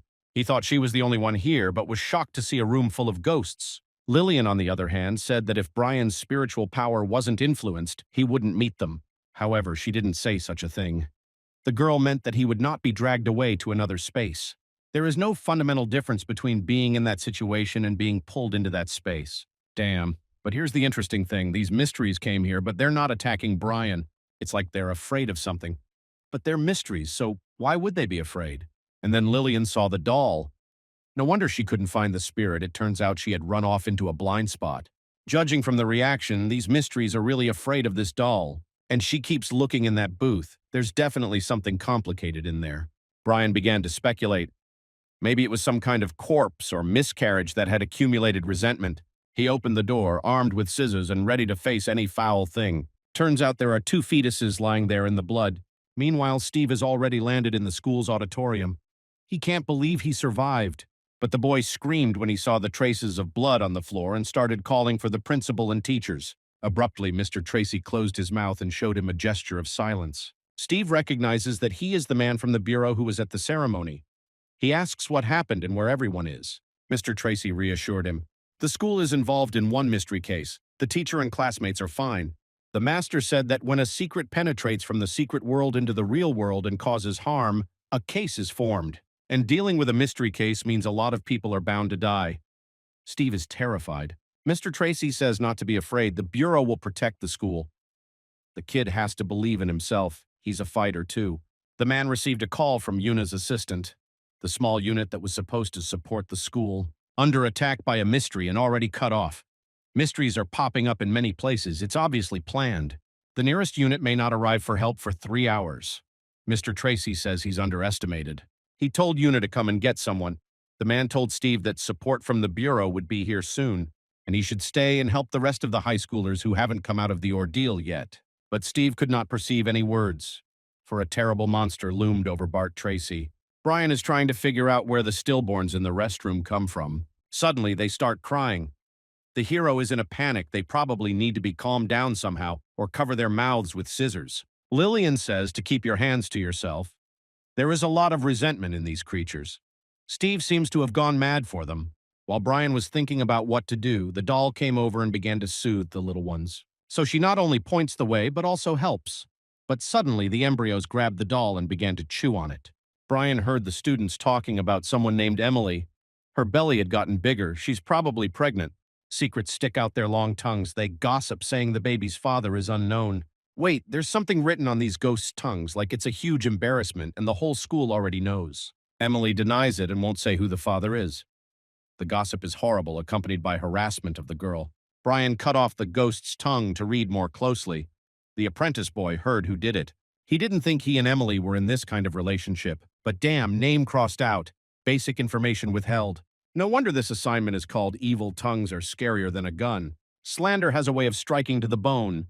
This is the story of Emily in room 614. As long as this doll is here, the mysteries dare not attack so easily.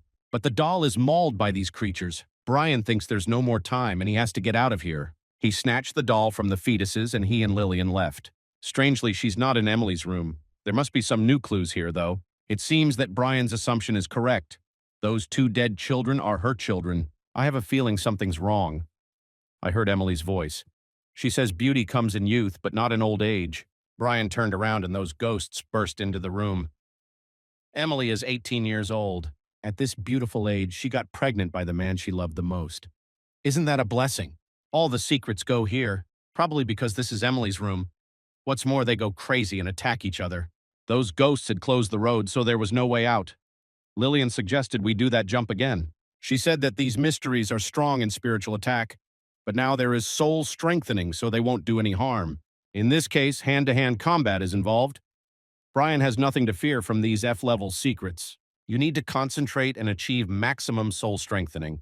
Lillian screams that he's crazy. There are so many mysteries and the hero can't handle them all. The voice continues. Emily has gotten rid of the children according to her lover's demand, but he still doesn't love her. Now Brian cannot worry about the rear. Cutting these mysteries is very easy. The ghosts search for Emily, screaming that she's crazy. Besides, the clue hasn't worked yet. What if the hero walks away now and misses some important information? Emily is huddled in a corner. She thinks her lover doesn't accept her because of her classmates' rumors behind her back. The girl screams that it's all their fault while Brian chops up the mysteries one by one. He ran out of the dormitory door and fell to the ground. Lillian was looking at him in a new way now. A special lead is obtained. Stillborn in the toilet, crossed out name, and Emily's resentment.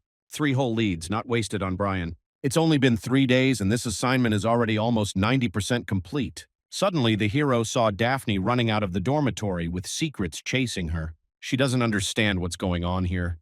The mysteries suddenly seem to have gone crazy, and that female voice is the key figure that Brian was talking about, but there's absolutely no one in the room. And then Daphne saw the dazed hero on the ground. She asked why he was here. But she came too. Why ask if it's clear? In that case, it's clear that the sudden frenzy of secrets inside the dorm is a work of art by Brian. The hero replied that he didn't know. Perhaps some lucky person had found clues. Daphne got angry and asked if he was going to keep up the pretense. Brian yelled that he can't even hide his imperial temperament, and she says he's faking it. Initially, Daphne thought that if he agreed to share leads with her, then given his value, she would let him live more. And since Brian refuses time and time again, so be it. Daphne tells her spirit Gigi it's time for lunch. The girl attacks, telling him not to blame her because greed leads to misfortune. Brian defends himself as best he can. Daphne says she doesn't stand a chance as her spirit is an E-level secret, but to make him deeply aware of it, she doesn't mind the hero suffering. Brian laughed. Did Daphne really think she was the only one with that kind of reception? He lent his strength to Lillian.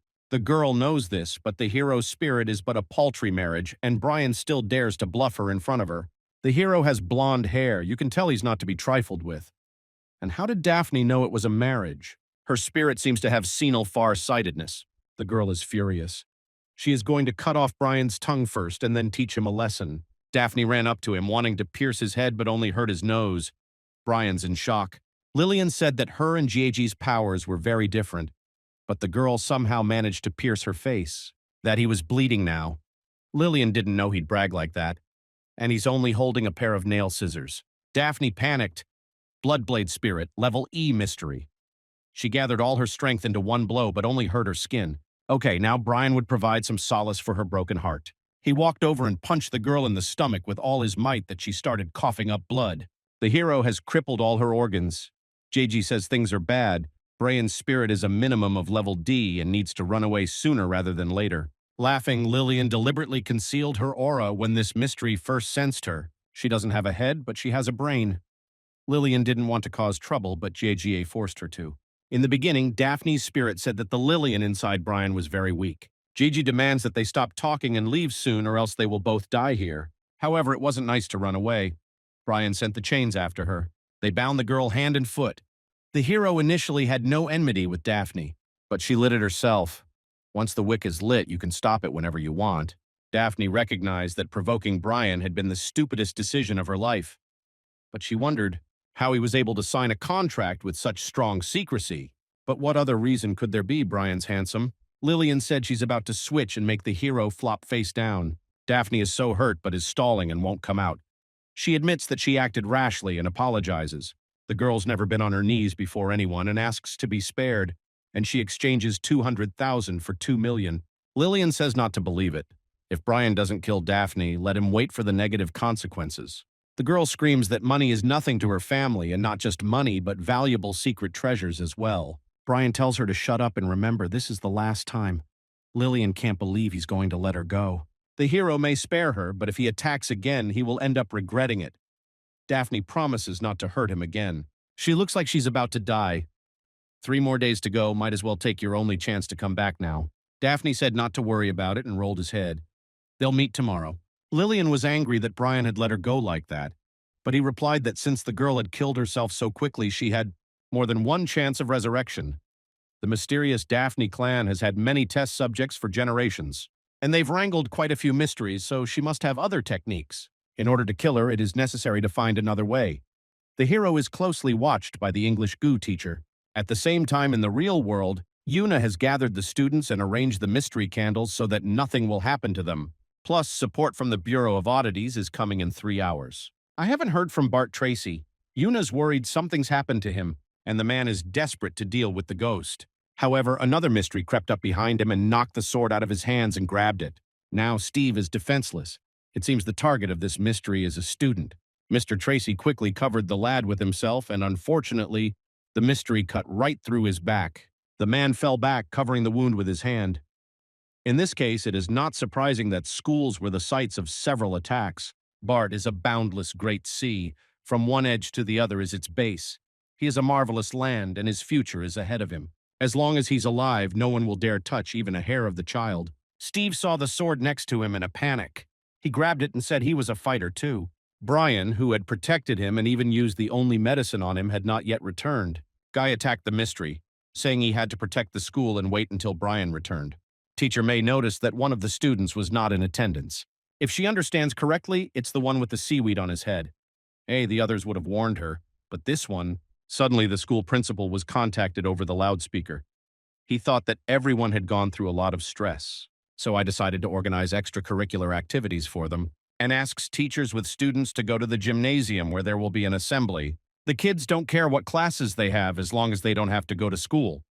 The day after tomorrow is the final exam, and here they still find time for fun.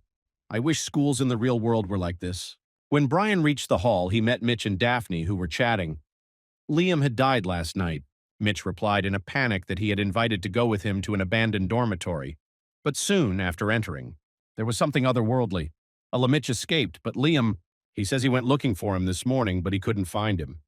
If Steve hadn't told Brian what he'd seen, Hero might have believed Mitch's words. Lillian is no longer surprised by this greedy and hypocritical society. The principal of Broken Bones High School took the stage to make the announcement. Everyone must have heard of the game of cat and mouse. Teacher Ma, Teacher May, and Teacher Gu, who is absent at the moment, will be cats. The students, on the other hand, play the role of mice. After the bell rings, the game will officially begin and continue until noon. The students have 15 minutes to hide and are confined to the academic building. The final exam, it will also be rescheduled for tomorrow. Students who perform well in the game will receive extra points. But let them not forget, if the cat catches a mouse, it will eat it.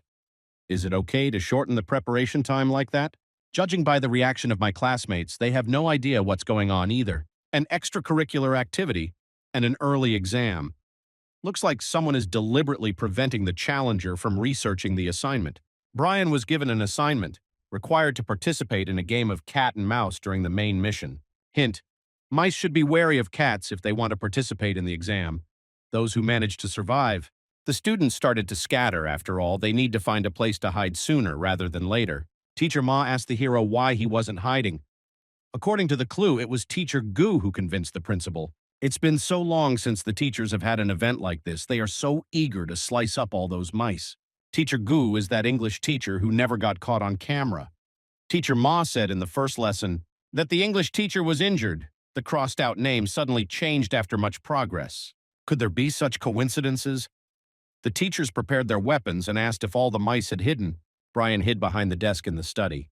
Lillian asks if he's sure it will work. I guess she'd never heard of the best place to hide in the most visible place. Teacher Ma walked into the office and angrily said that he had found a rat. Looks like the hero's plan failed miserably. The man took great pleasure in sawing through the desk with a chainsaw.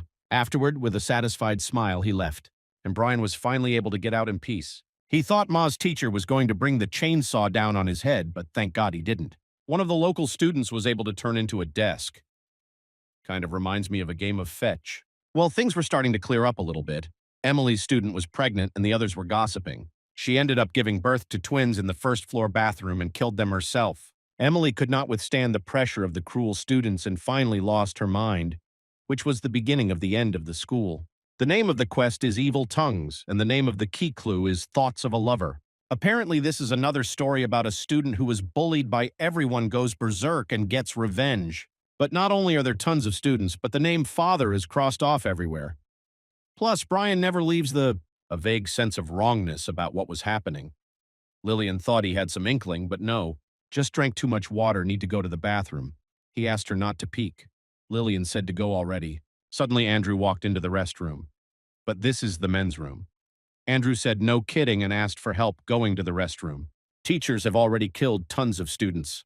Even though an abandoned classroom is safe, no one in their right mind would go in there. The abandoned classroom is the one on the 4th floor. Andrew says don't stand there or he'll go straight down his underpants. Lillian says it's disgusting. She probably wasn't trained to help people in dire straits. On his way out of the restroom, Brian noticed Daphne following him and told him to get out. She's here to join forces. She saw the hero coming up the stairs, so she followed him. It's weird to suggest that after what happened, but it's a good thing.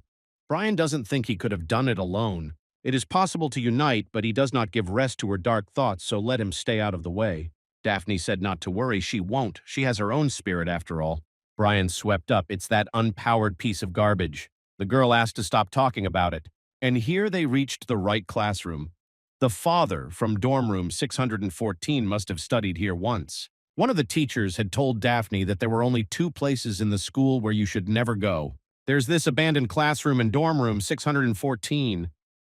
Brian is in shock. He's risking his life, and she's being told everything for nothing. Anyway, they open the door. This is the most studious class at Broken Bones High. The clue suggests a student sit in on one of their classes. Yeah, I'm not so keen after that.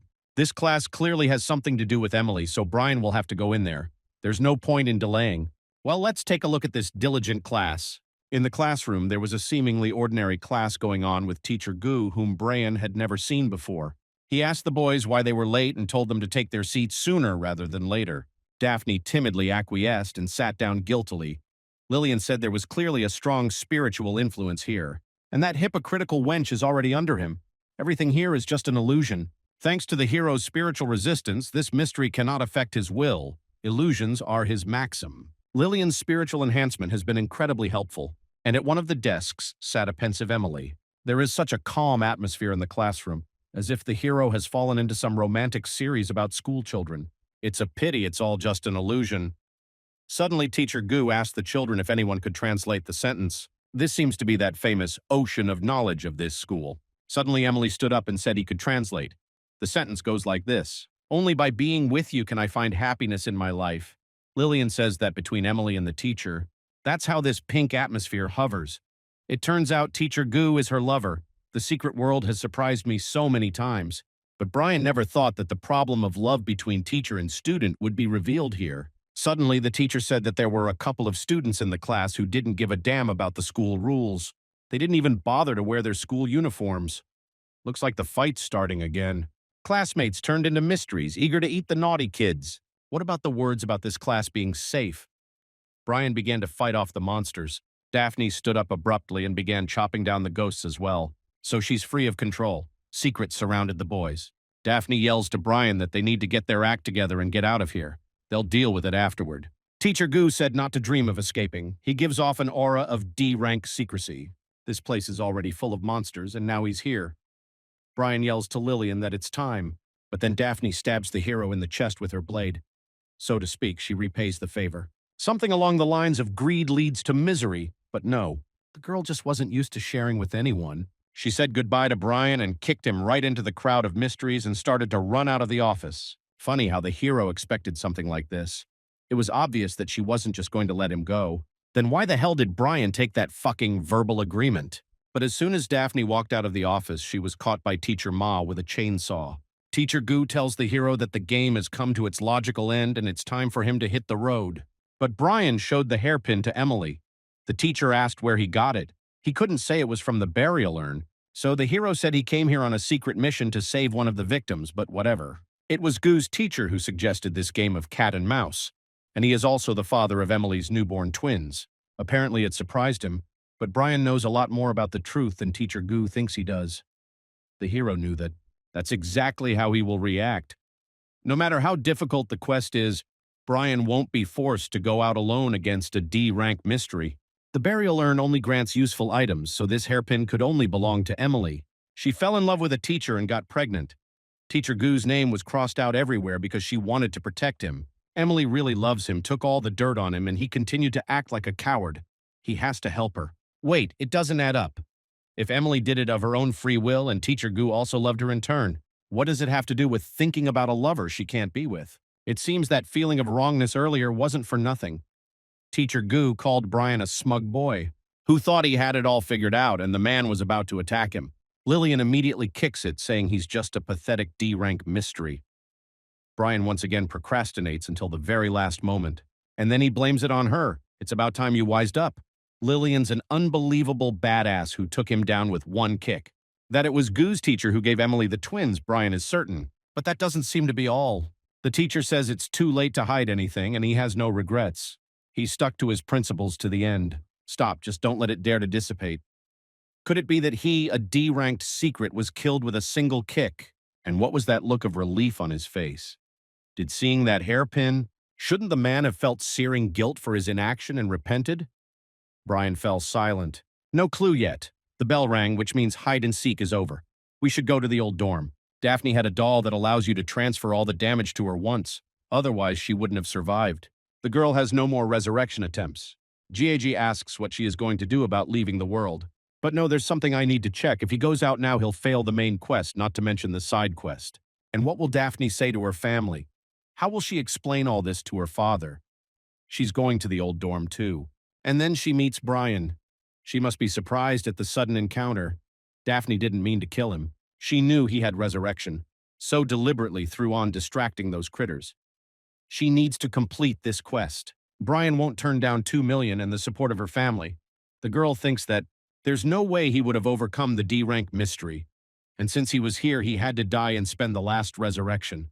The final clue must be in this building. If Brian lets her go with him, she won't qualify for the reward. She just wants to complete the main quest. But Daphne didn't manage to finish as Brian ripped her heart out with his bare hands. She asks if he's not afraid, but why? No particular reason, just used to keeping his word. And now Brian's going to say a few kind words to her before she dies. May Daphne try to talk less in her next life. It's getting chilly. That must be why all the spirits have run away. Gigi is furious. That fool managed to die, he'll take her with him. The spirit tried to escape, but Brian caught him. After a few seconds of bickering, the hero punched Gigi in the face. The spirit flew into the wall, and his real body appeared small and helpless. To be honest, Gigi is even a little more sympathetic. The spirit asks to be let go because Daphne was the one who did it, and Gigi was just fulfilling the terms of the contract. By the way, since Daphne is dead, he can become Brian's spirit. Probably will require the hero to make a bunch of sacrifices like he did with the girl. Gigi denies it, saying no sacrifices are necessary. Daphne actually sacrificed the lives of 13 classmates to make a contract with a spirit. But Gigi screams that this bitch is no match for our hero and she doesn't need any sacrifices. The hero said that he was nicknamed Saint Brian and let Gigi prepare to die by his hand. And so came the end of the spirit. Lillian recalled that Daphne was also a classmate of the master, but she's another matter. Okay, Brian suggested that we find Emily soon and get this quest over with. Lillian asked if he wasn't going to get his gear. Brian was surprised at first, but when he turned around, he saw a lot of good D-rank drop. For example, a scarlet bone blade. It was unknown what it was made of, but it looked very sharp. Lillian wasn't expecting it. From the mysteries, sometimes drops, but not that very often, and such artifacts, and even rarer. And Brian had always known that a handsome man like him shouldn't be waving a pair of scissors. A sword was more appropriate. He thanked Lillian. If he hadn't told him about the drop, he wouldn't have noticed. Emily's in her room. How she longs to say out loud how much she loves him. Grip tightly on shared memories. Hold your breath, hear her heartbeat. She asked Brian if he had killed Teacher Gu. The hero confirmed it, and can safely say he buried it for good. Emily offered to tell her story, but Brian wasn't really interested in listening. The girl gave up everything for the teacher and even cursed the school, just to realize this love in life. At first, Brian thought it was a tragic love story, but now he realized he was wrong. Love is all about reciprocity, but is Emily sure that her teacher loved her too? Now it dawned on Brian why all this time the feeling of wrongness of what was happening had not let him go. All of these clues revealed the history of this secret world only from her point of view. A teacher and a student fall in love with each other, and then the other students start gossiping about them.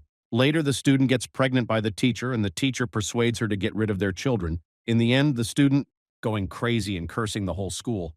That's the story Emily's trying to tell everyone. She loved her teacher, no doubt about it. However, he didn't reciprocate. The girl was just wishful thinking. If Brian got it right, this was what really happened. Teacher Gu was young, handsome, and charismatic. It was impossible not to fall in love with him. Emily, on the other hand, as an excellent student, quickly won his affection. But she accepted the teacher's love. For the love of a man for a woman, and by some trickery even managed to get him pregnant. Emily thought that Teacher Gu didn't want to be with her because of the evil tongues. However, in reality, he just rejected her. All because of her insane desire to get what she wants by any means necessary. Emily demands to shut up and screams that it's all a lie. Yes, the teacher didn't accept her, but so what? She's got 1,000 ways to keep him around. Thought the teacher would start paying more attention to her. If they have a baby. After all, it's his baby too, but Emily made a mistake and killed them herself. The girl loves the teacher, but at the same time she hates it. Lillian asks why Brian would provoke Emily. What now, just finish her off? The hero says to calm down. Since he doesn't want anyone to know about it, Emily will shut them all up. But the teacher is dead. It's all meaningless now. Love between teacher and student is not normal. But Brian asks why it was necessary to go to such extremes. He held out the hairpin. Before he died, Teacher Gu asked me to give it to Emily. He gave it to a girl when she became a class representative. Even though she cursed the beloved teacher, he still secretly guarded and organized hiding so that Brian wouldn't find out the truth and reveal her secret. But it wasn't because of love. It was because Emily was exactly the kind of student that Teacher Gu was so proud of. He didn't want that awful truth to come out, didn't want her to live in the midst of eternal gossip. Emily can't have his love, but she can't do it without him. Then what's the point of existing in a world without him? She vanished into thin air, and Brian successfully completed the evil tongue's quest. Lillian missed the moment when the teacher asked me to pass the hairpin, but it never happened. It's called lying for the greater good. Brian wanted to help Emily. Wait, Brian thought, the main quest would also be done after dealing with Emily. Turns out the hero still has to take the exam tomorrow. It's over. He's a terrible loser. The quest is complete, but the school is still the same. The students still haven't mentioned Emily in any way. They don't go to the worn classroom on the fourth floor and avoid the old dormitory building. All of this proves once again that Emily's curse on the school is still in effect. Even when she disappeared, she wouldn't lift her curse. She even put her own sister through it, the crazy one. Teacher May walked over and asked Brian when he would start answering questions. The hero asked not to be distracted. He's in deep thought. All right, he'll leave it to chance. At least a couple of answers will match up. Brian pulled a pen out of the burial urn and she started writing all the answers herself. The hero is shocked. He never imagined that honors students answer questions at this speed. Teacher Ma reported that new student Brian was the top scorer in the class this year. His classmates began to congratulate him, but none of it was to his credit. The main quest is complete. Individual grade SS reward D rank Greek mask and secret notebook. By putting on the mask, one's secret power is greatly increased, but along with it, the dark personality is unleashed. Yes, the hero's score certainly didn't reach the SSS rank, but the award was still given out perfectly. But you have to be careful with this mask. If you give in heavily to the influence of the dark personality, you will lose control. And Branya gave the secret notebook to Lillian. If you write your question in it, the book will answer it. She's just happy and she asked if the hero was sure to give it to her. It's such a useful thing. Brian will be able to snap secret worlds like peanuts. Any question will be answered in advance. But he promised Lillian he'd find her pretty head, and he's a man of his word after all. She's eternally grateful. Brian says she can rest while he needs to get back to the real world. And yes, asking questions needs to be done carefully. If this thing goes buggy, you may not get another chance. So the hero finally returned and greeted the teacher. The most talented student had once again returned unharmed. Steve immediately burst into tears. Brian looked around and asked what had happened. It was like a bloody tornado went through the school and the principal and teacher disappeared. Mr. Tracy congratulated Brian on his successful return to the real world. He told me that a secret got into the school yesterday, but they made it through. All thanks to Steve's heroism. Brian is the last applicant to return alive. The others are waiting in the library. Mr. Tracy took the hero there. The hero was surprised when he saw Mitch.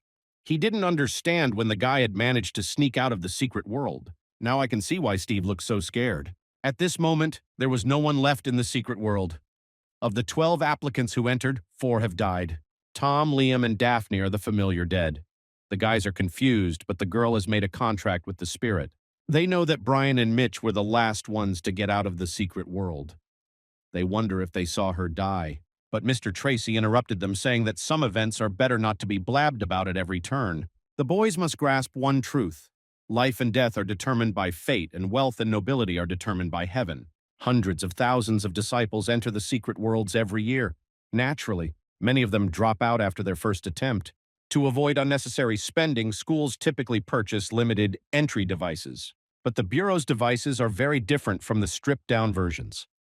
They are better at capturing student achievement. And now Mr. Tracy is going to briefly recount the information we got from the device. Brian hopes there isn't a showdown with Daphne. Lillian says to rely on her.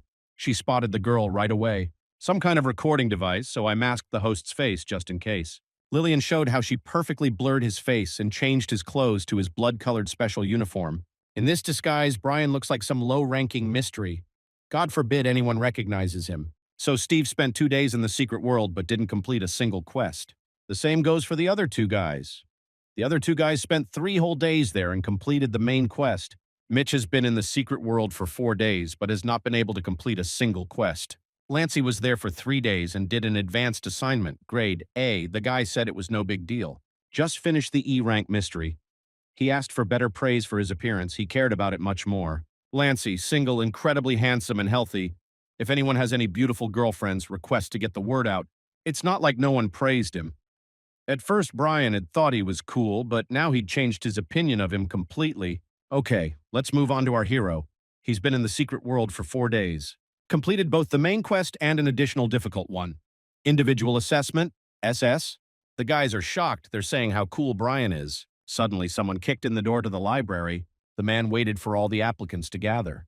Mr. Joseph Richards, head of one of the 3 most powerful families, demands to confess who killed her daughter. The man who did this is among the participants. The man says to show and accept his death. Una stops him and asks what he's doing, but Mr. Richards is furious. His little girl was murdered and he's sure the culprit is here. Turns out the Bureau of Oddities is harboring a killer. But how could Daphne be killed if she had a strong spirit? None of them could have raised their secret power to 20. Oh, and Brian's already got a 160 buildup. He just found out it's not normal. Mr. Richards is a C-rank spirit, and he's going to be tough to deal with. And his subordinates have spirits too. Mr. Tracy threw the book away and demanded that they stop this nonsense.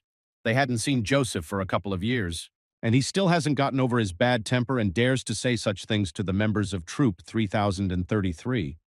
If today, off the heads of children. If a single hair falls, Mr. Tracy will immediately go to his superiors and report a breach of public order. Families tied to working with secret worlds often break the law, but people in power turn a blind eye. But the Bureau of Oddities is a full-fledged government agency that even Joseph's family can't compete with. Okay, the Richards family will back off this time, but don't let them think he's given up on his revenge. Mr. Tracy reminded us that murder in the real world is punishable by imprisonment or death. Joseph is gone.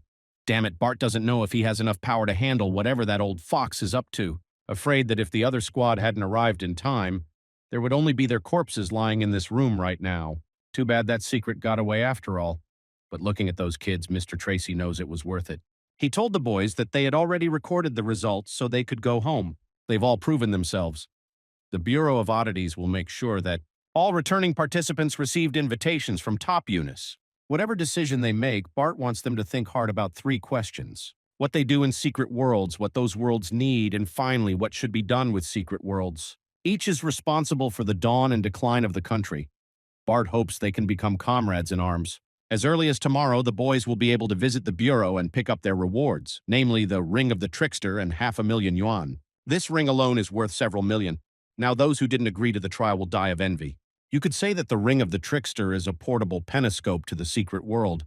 Not only is it worth millions of, he's also very hard to get. If the Richards family realizes Brian killed Daphne, he could have big trouble, but more importantly, they could get to his older sister. Stephanie met her brother and asked if he was okay.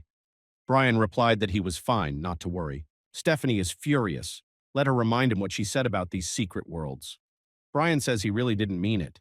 But he was able to complete all the quests and the rewards are pretty cool. Might buy Stephanie something. And then move into a bigger house, but she doesn't want any stores or a big house. Stephanie just wants silly Brian to be alive and well. Suddenly, Lancey intervened in the conversation. He suggested that we go out to eat together and said hello to Stephanie. She thought the guy was Brian's classmate. The hero tried to explain that he was nobody to him, but Lancey says he and Brian are best friends. He suggests that Stephanie come over to his place and have lunch there. The hero said to stop lying so brazenly. Lunch? So Brian's going to eat it all off him. What is this guy even doing? But Stephanie smiled and agreed. Doesn't understand what Lancey wants from her. She says the little brother never brought his friends to them himself, so she offered to have lunch at their place. And now that Stephanie has gone shopping, Lancey explains what it was and why he decided to get close to her. And he's been singing his sweet nothings. You can get diabetes that way. Brian was right on that one. He asked how the kid got diabetes at such a young age. Lancey said he drank too much Coke. He laughed and told Brian not to worry so much. He was trying to help. To help him find a friend? But Lancey would probably be better off discussing it with his girlfriend. He asked if Brian would be okay with her staying with him.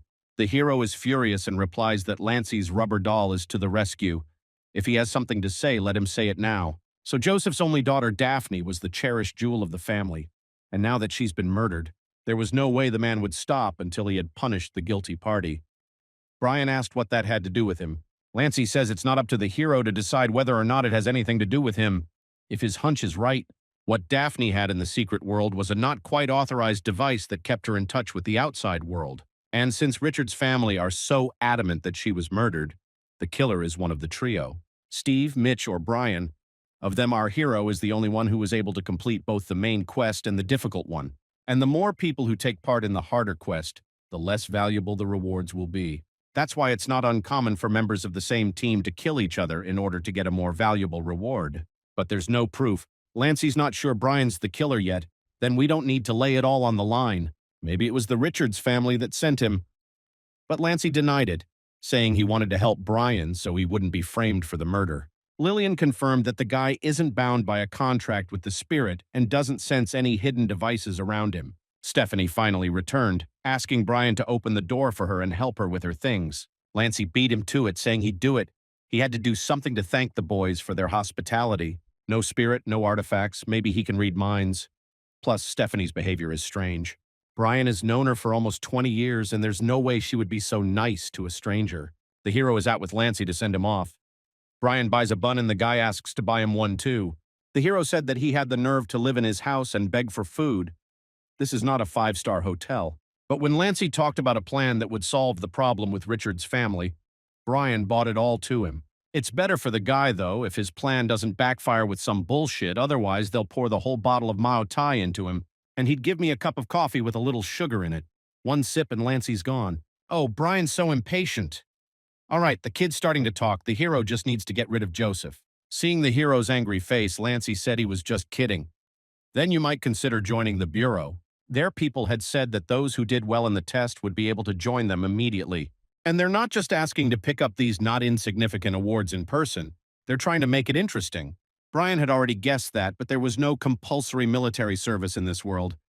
There's no compulsion. Lancey will say more. Getting into the Bureau of Oddities is a great honor, no matter how strong the family is. None of them can get to a Bureau member that easily. Simply put, if Brian joins them, the Richards family will do nothing to him.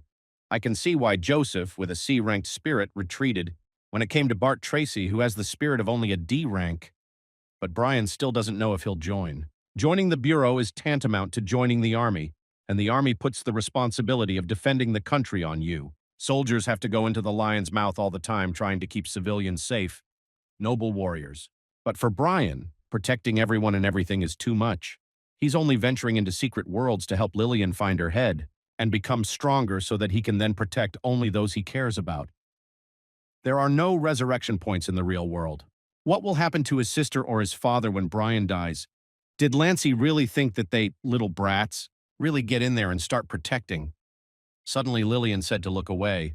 It was Mitch, and next to him was a man from the Richards family. Lancey asked why that guy was so steamed at him, eyes rolling. God, he's not staring at him, he's staring at Brian. I should have met them right on the way to the Bureau of Oddities.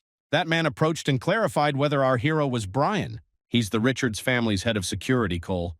His master wants to meet with Brian, so he brought him along. But Lancey immediately asked what made Cole think they'd just take it. They hadn't found themselves in a dumpster. Besides, who in their right mind would get into a car with some suspicious stranger? Cole said to shut up. He only addressed Brian. The man said the other classmates were already in the car. He continued to demand to go to the car as Lancey suddenly started screaming at the top of his voice. He yells that they are trying to kidnap them in the middle of the day.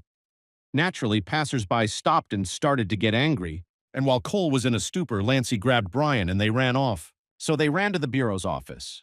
The guy didn't think the hero would go along with his plan so easily. Apparently, Brian was interested in him after all. The hero slapped him in the face. This escape will only add to the Richards family's suspicions of Brian. A more or less bearable plan was just beginning to mature in his head, and Lancey took it and dragged him away. But their arguing stopped as a guy was thrown out of the office. He shouted that he didn't want to join the Bureau. A person should decide for himself whether to join or not, and they are trying to force him. Una exceeds her job description by hitting a guy. And at that point, she just shot him. And the girl, as if nothing had happened, met our boys, thinking they had come for their reward. They're just shocked. Una just killed a guy. Looks like Lancey went a little too fast with his plan. The girl said not to be so afraid. This man was a criminal who was interfering with the work of the Bureau, so his execution is justified. Una says they don't have crazies killing people left and right, and they act according to the laws. She hopes the guys didn't think he'd been killed for refusing to join their weirdo bureau. Una asked about a bank card or account to transfer funds and told a little about herself. He and Bart work in the same unit. He's the backup. She's the fighting unit. I wonder if everyone in the Bureau is like that. So, the trickster rings only give access to FD rank secret worlds. You can come to the Bureau afterwards and get promoted. You can't sell the rings or you could go to jail. And the $500,000 will be transferred as soon as he gets the bank account number. It's simple. Nothing else is required.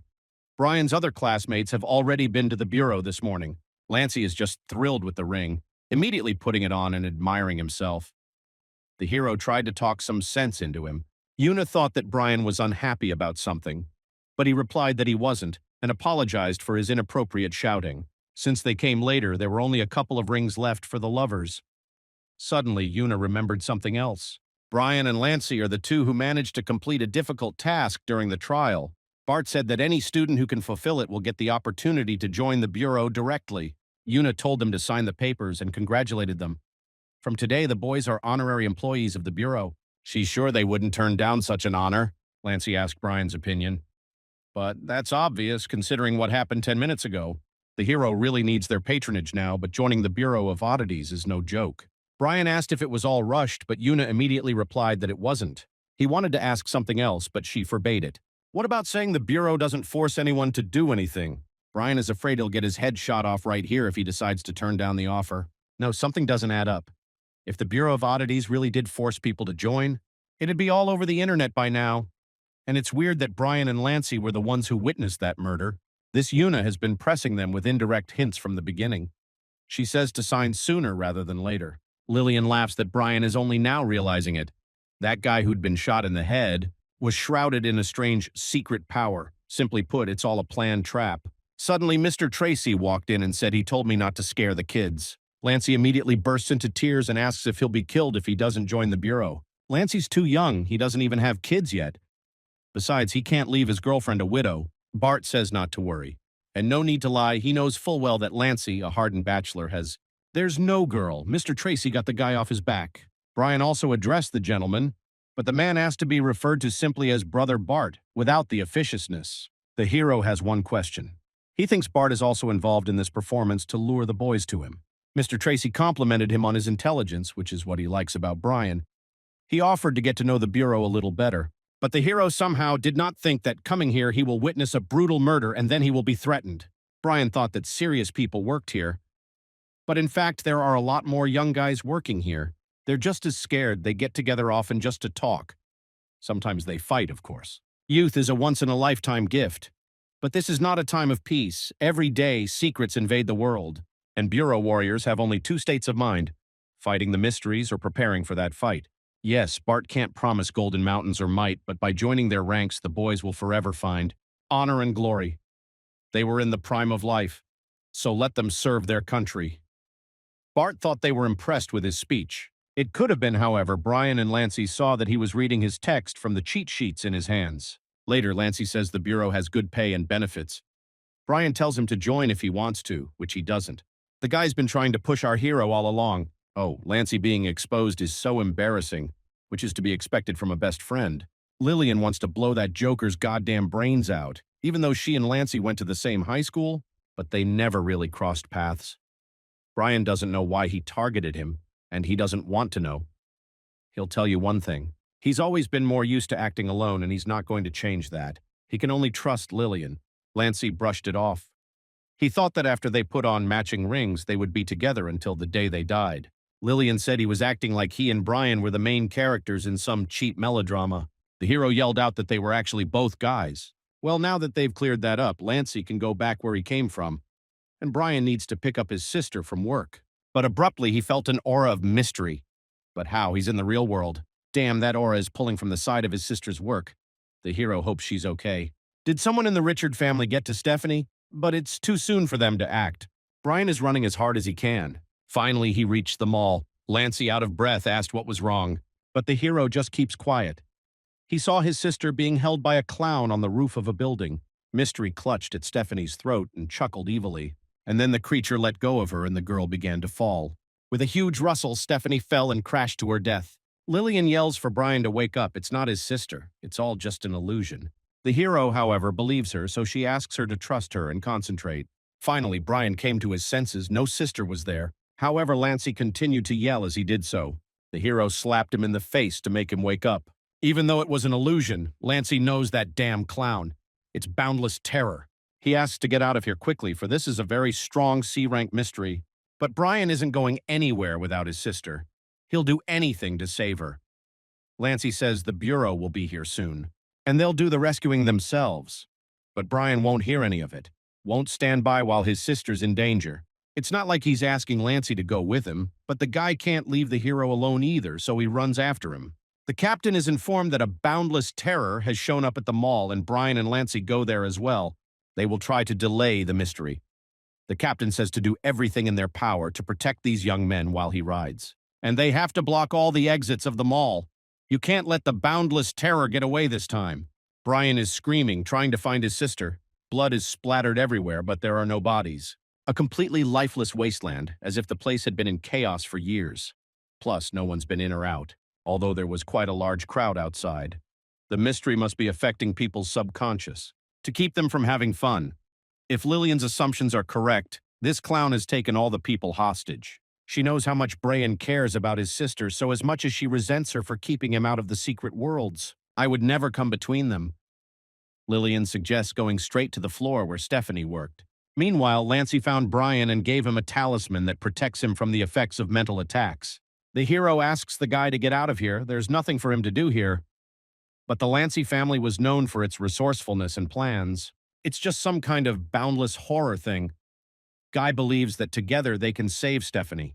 But Brian recalled Lancey saying a few minutes ago that it was a very strong mystery. It didn't matter either way, he had already decided to help. And then Brian's familiar son's sister started walking towards the guys. Brian says it's him and asks if she's seen his sister and where the other survivors are. However, sister's son has been acting very aggressive. Lillian says it's not her. The mystery has enslaved her mind. It's a kind of curse. A man whose mind is enslaved by a mystery is forever trapped in his body, and he obeys his master's orders without question. Brian asks if it's possible to get rid of the curse, but Lillian replied that that was not what was important. Can shattered glass be reassembled? The girl's mind is torn to shreds, and there's no way to fix it unless the control goes away on its own. People aren't in the secret world now. There are no resurrection points. One mistake and you're dead. However, the longer Brian hesitates, the less chance he has of saving his sister. He's sorry, but he can't afford to waste time here and hit sister's son with his sword. Despite being a slave to secrecy, the pain she feels is real. And since she's familiar to Brian, then Lillian proposes to end her torment. One stab to the heart will be enough.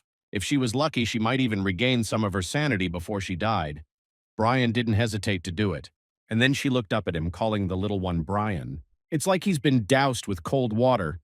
This girl is a colleague of his sister who has always been kind to him. Sister's son would give him popcorn while he waited for his sister, let him call his friends on her tab. Once upon a time, she too had the exact same cute little brother. The girl, barely speaking, thanked Brian. Nurse Sun said Stephanie was in the movie room and asked to save her soon.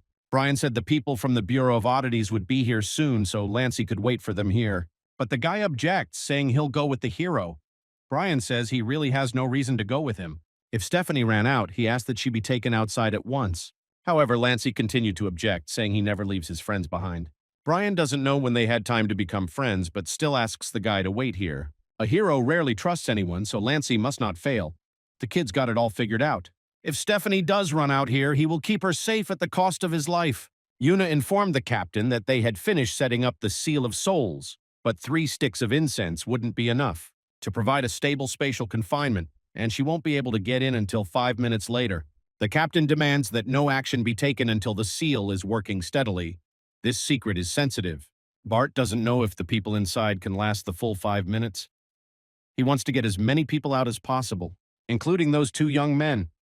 They have great potential, and Bart is sure they'll be able to realize it at the Bureau of Mysteries. But first, they need to get out alive. And let's not forget that Brian is served by a very unusual spirit. The hero checks all the movie halls, but the next one turns out to be empty. It's also strange that Lillian doesn't feel an aura of mystery. Hell, Brian would be much more at ease if that aura was exactly what it was. He's sure the thing spotted them as soon as they stepped foot inside the mall. The hero turned his attention to the screen. The very same clown appeared there. He asked our hero how he was doing and whether he had seen the show he had prepared. The clown asked to wait. He needed to clean up. You can barely make out the background. We need to find out where that damn monster is. Just then, the clown returns to the screen with Stephanie's face. Lillian reassures Brian, saying it's just an illusion. You can't be provoked. How is he going to save his sister if he gives in to mental pressure now? Lillian asks Brian to come to his senses. Stephanie is still alive. The hero clutched the sword in his hand and smashed the screen. When he was little, his sister used to play catch the ghost with him, and wherever he hid, she always found him. Now it's Brian's turn to find her. The clown gathers all the hostages in one of the movie halls. He laughs at the hero's behavior, but just waiting for him is too boring. The monster wants to cheer himself up somehow, so he invites the audience to play puppets of people. He approached a mom with a child and asked permission to play with her doll. The woman says she will become his doll, only asking him not to touch her baby. Clowns say the opinionated cunt decided to show off her sweet motherly love. But no, he's the only one here who can change the rules of the game. The monster hit the girl and the little boy was left alone. The clown comes closer and closer to the boy. He thought it would be a good idea to juggle with this puppet's head. The monster asks about what he would call that number. Just then, Brian bursts in, pushing the clown backwards. He suggests calling this number, now the hero is going to stick the clown's head up his own ass. Brian was so worked up he somehow hadn't noticed before that there were so many movie halls in this mall. Luck itself found them in the last remaining hall. The clown says it's time for the main show to begin, and he started spinning around like some kind of artillery shell. And he liked Brian from the start, a puppet who thinks he's free of the threads of mystery. The clown suggested playing a game called The Paradox of Two Envelopes. Meanwhile, Yuna was dealing with the monsters in the mall lobby. However, there are too many of them. The captain over the earpiece tells her not to kill them. They are not demons. Unlimited terror has the ability to twist people's minds, turning them into the likeness of demons. But even he wouldn't have been able to do that to hundreds of people in such a short time. They only lost control of themselves. That's when Bart stepped in. His spirit would be enough to keep holding back these monsters until the Bureau straightened out. With boundless terror. Mr. Tracy will handle it and let the rest of us move on. They have to finish that bastard off and keep those youngsters from getting killed. Yuna runs, only asking Bart to hold out. Stephanie dresses the woman's wound with a cloth and calms her down. There's no first aid kit in the movie theater, so this is what we have to do. She doesn't understand how her brother even ended up here and what he had to go through to get here. The woman thanked and asked not to worry about Na. She only wondered if the guy was really her brother. Stephanie nodded and said that the Mystery Bureau must be here by now. The woman must hold out for the baby's sake. But this monster didn't look ordinary. The girl is very worried about Brian, but Stephanie thought back immediately. She couldn't help him now, and if she did, she'd only be in his way. Suddenly, a certain man in a robe appeared in front of the people. He assures them that there will be no more casualties. At least there won't be casualties at his hands or that mystery. No one understands who he is or when he managed to get in here. He assures everyone that he's not a villain and offered to just watch the clown fight Brian and talk. The emergence of secret worlds has greatly changed the usual way of life. Let us consider what is a human being. Biologically speaking, an upright animal without fur. More specifically, a superior intelligent being. However, it was this higher intelligence that contributed to the division of human society into classes. The top of the human hierarchy is people with all sorts of benefits and privileges, the so-called challengers, and on the other side lie those who can only settle for survival. Commoners, there's no other word for it. And this guy was one of them. He was a commoner who every day, he had to fight for his survival. He'd seen with his own eyes how three undersized, from the upper class, his sister was humiliated and tortured. Her parents begged for mercy, but only paid with their lives. The only thing that comforted the guy was that they would pay for what they had done. But it didn't happen. They got away with it. Somehow everyone forgets that the real world is also corrupt and rotten. And in order to change the situation to begin with, gotta show who these upper-class bastards really are. Guy knows the challenger here. To save his sister, Brian is no match for the clown, so he can only offer two ways. The first is the hero now goes into the movie theater, interrupts all the people except his sister, and robs the clown of his source of power. So, not only does Brian finish off the mystery, but he saves his sister. Plus, for killing the infamous mystery, the Bureau of Mysteries will happily turn a blind eye to all these dead bodies and even give the hero a reward. The second way, Brian balks at trading the lives of all the people currently sitting in the movie theater. People are panicking. The pretenders like to make themselves look like fucking saviors. If Brian sacrifices himself for them, his name will go down in history. The guy in the robe thinks that's the way it is. The real world's been rotten for a long time. Who cares if you're a commoner or a pretender? All humans are just a bunch of self-serving and selfish scum. Suddenly, Stephanie stood up and said that he was talking nonsense. Why did he even think his words were the truth? Yes, his family's plight deserves compassion, but that's no reason to lump all people into the same category, and the rest of us shouldn't be influenced by these stupid speeches. Everyone knows how much the people of the Bureau have paid.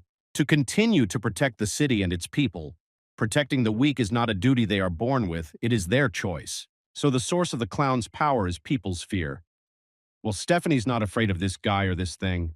They may finish her off, but no one dares threaten her brother's life. Stephanie won't let anyone use her to drag Brian down. They both would never have chosen either of the options that the clown offered. Let the mystery forgive our hero, but he has always been characterized by a particular stubbornness. Going against the rules is not new to him. Brian joins forces with Lillian. So his choice is to grab that sword tighter and lock his clown ass up. The guy in the robe and the captain of Squad 3033 of the Bureau of Oddities, Mark, the effort of friends met. Ever since the guy joined the Illuminati, he was no longer a friend to Mark. The third of the 24 stewards of the Illuminati, the henchman of the Devil's Shadow, Alan. Okay, as Mark will say, they are no longer friends, Alan just said out of habit. The boy wondered why the captain was so worked up about it. Mark knows that Alan won't answer his questions, even if he asks about it. Let him just say one thing. The guy's killed too many people already, it's time to stop. There really is no secret. The purpose of the Illuminati is simple and transparent.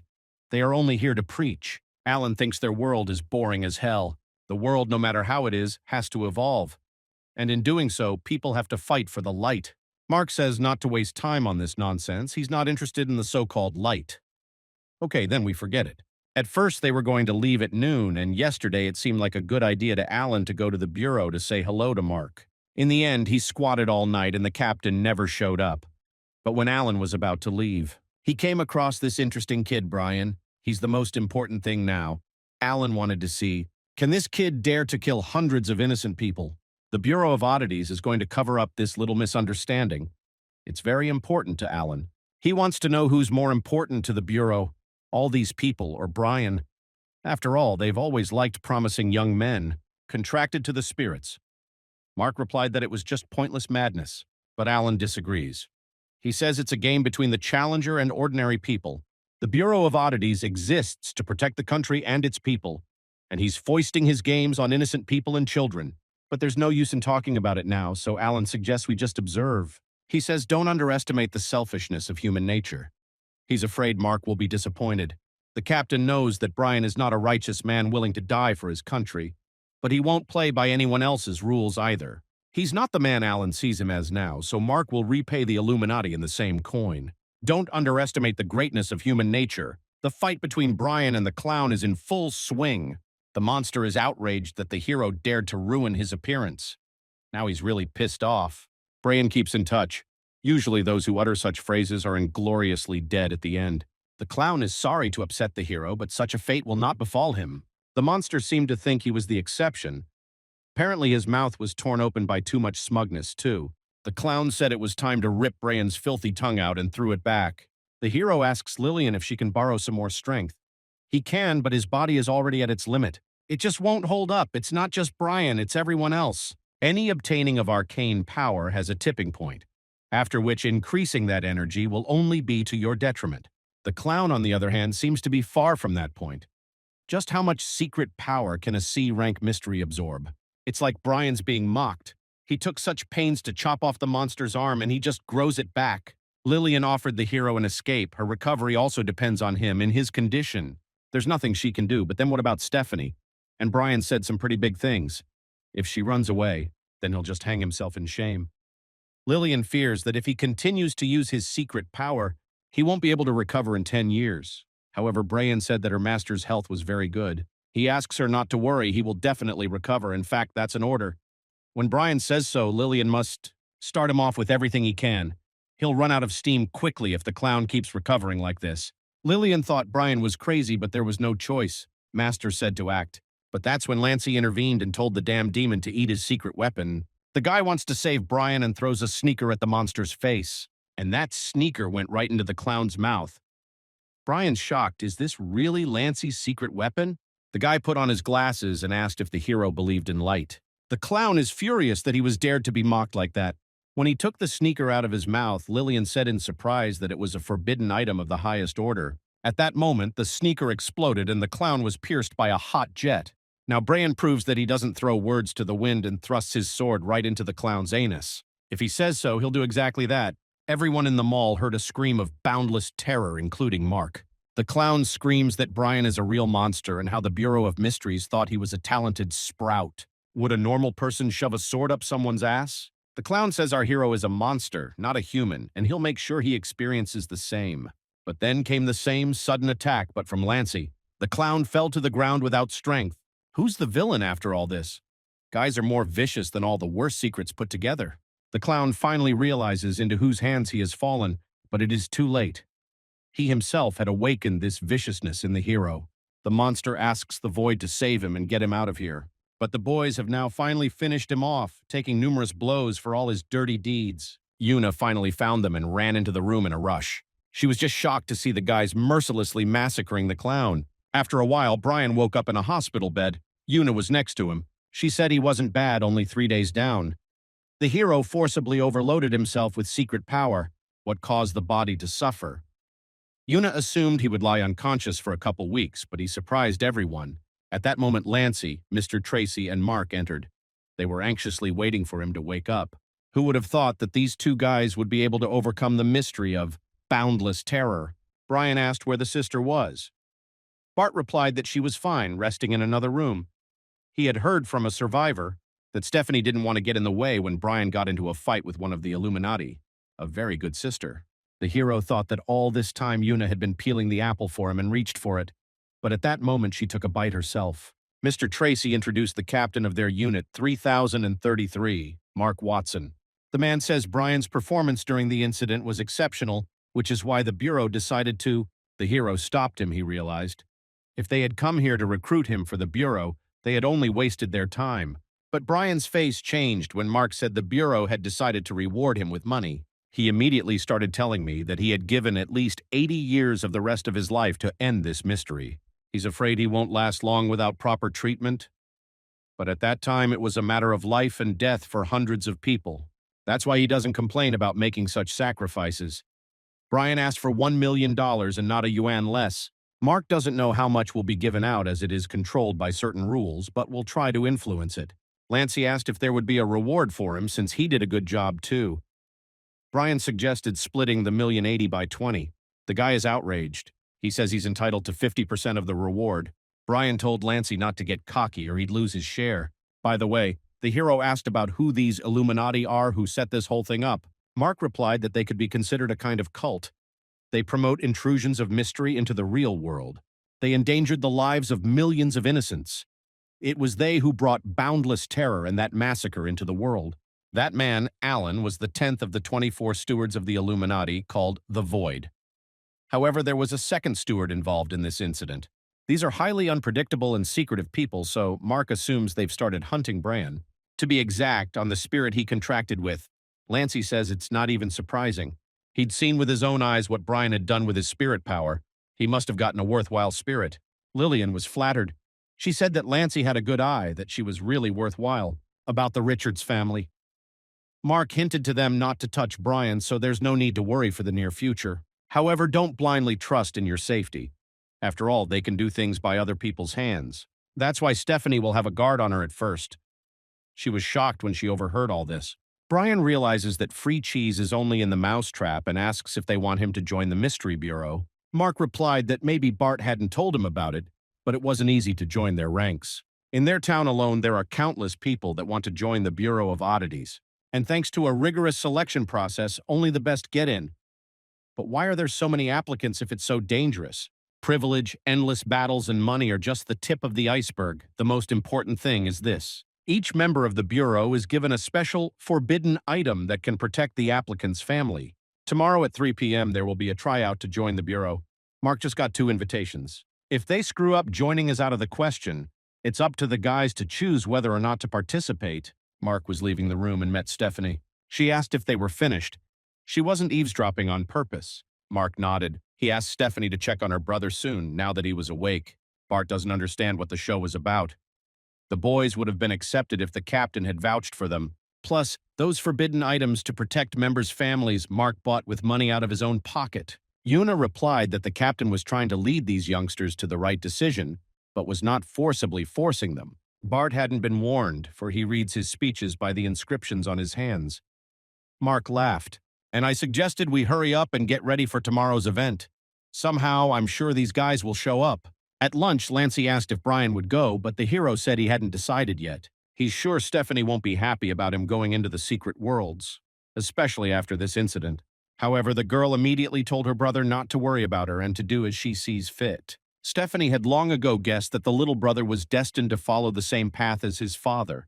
In that case, the only thing she can do for him is to support him properly. Brian somehow wasn't used to Stephanie being able to be so affectionate. The next day, the hero and Lancey arrived at the Bureau as expected. Yuna took them to the right place.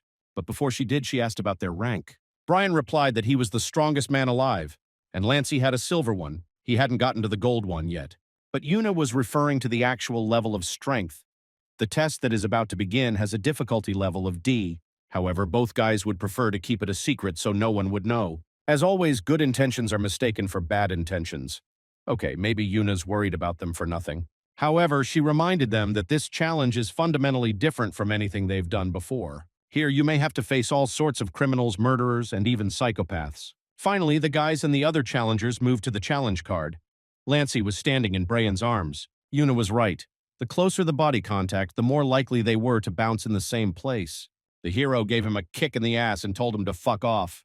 Lancey's being a pervert. Brian began explaining to the other contestants that it was a misunderstanding and they were not who people thought they were.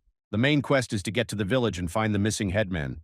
It is designed for 12 whole days, and a complicated quest immediately appeared.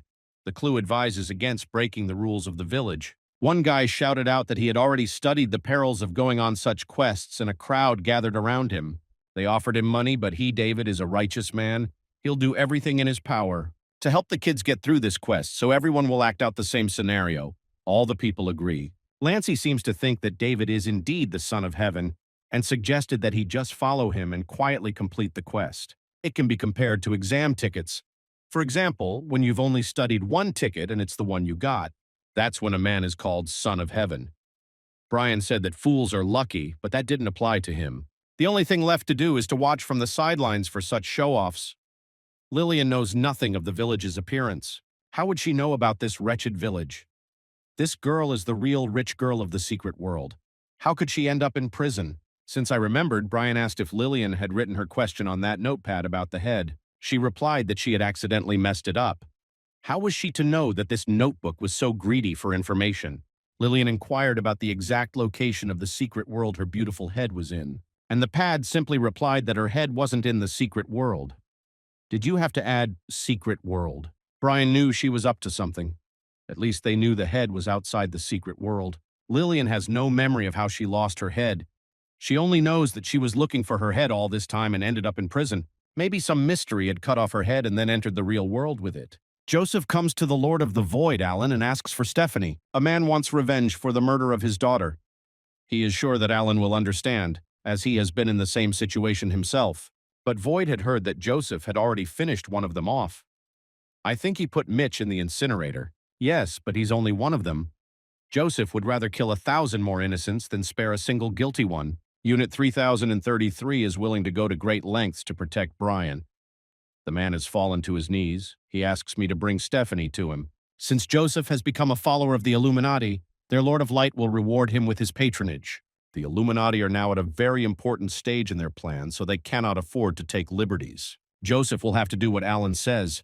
When the time comes, the Lord of Light will see to it that his daughter is avenged. As for Stephanie, Mark is personally watching her, and this guy is not a nice guy. But Alan will find a way to deal with it, so Joseph just has to stay focused on his mission. The Lord of Light is eternal and omnipresent. His light will reach everyone. Joseph is ready to follow the light and fight for it. Brian left Stephanie a note saying that his reward had been put on her card, so now she had the money. Let's not let him deny himself anything. He's also decided to set out to conquer the secret world again. He asks you not to worry. Brian is sure to come back, so he tells his sister not to be bored.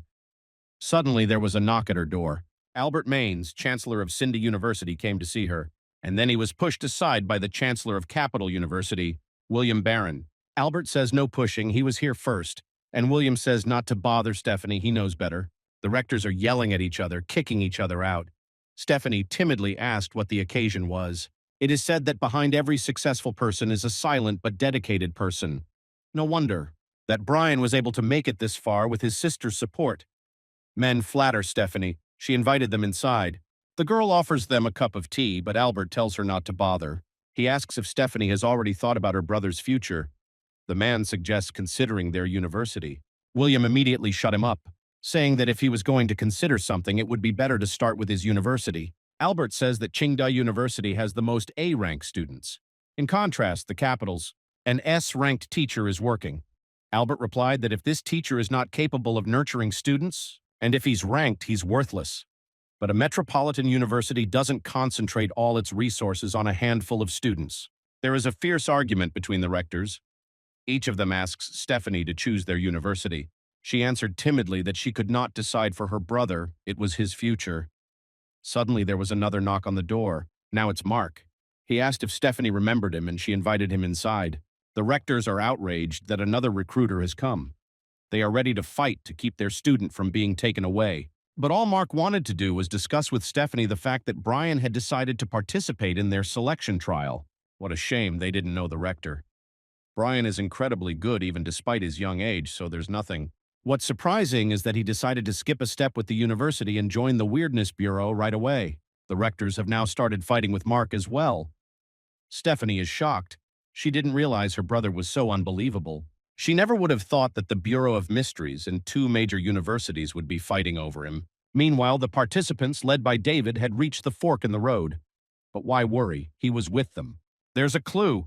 There will be 18 turns on the path and only silk ribbons will point to the right path. But you have to be careful. There are unmarked graves in the mountains. It's hard to get lost there. So we're looking for silk ribbons.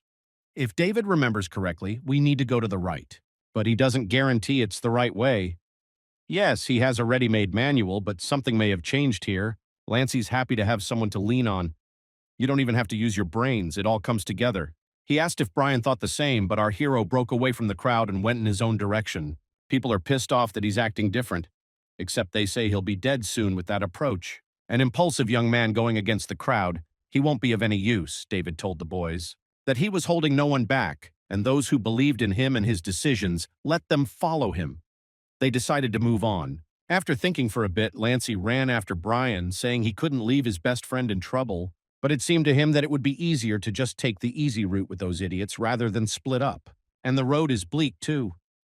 Brian says that if he'd gone on with them, victory would have been out of the question. Lancey noticed that it had been quite sunny when they were walking with the others, but now the sun had disappeared somewhere. Brian yelled at him. The more people who complete the quest, the worse the reward will be. I keep thinking that David, out of the goodness of my heart, I took and shared my perfect pass with the rest of you. But Lancey doesn't think there'd be any bad guys here. Everyone here is a candidate for the Bureau, after all. He seems to have missed what Una said. Not all people come to a trial with the intentions of joining the Bureau.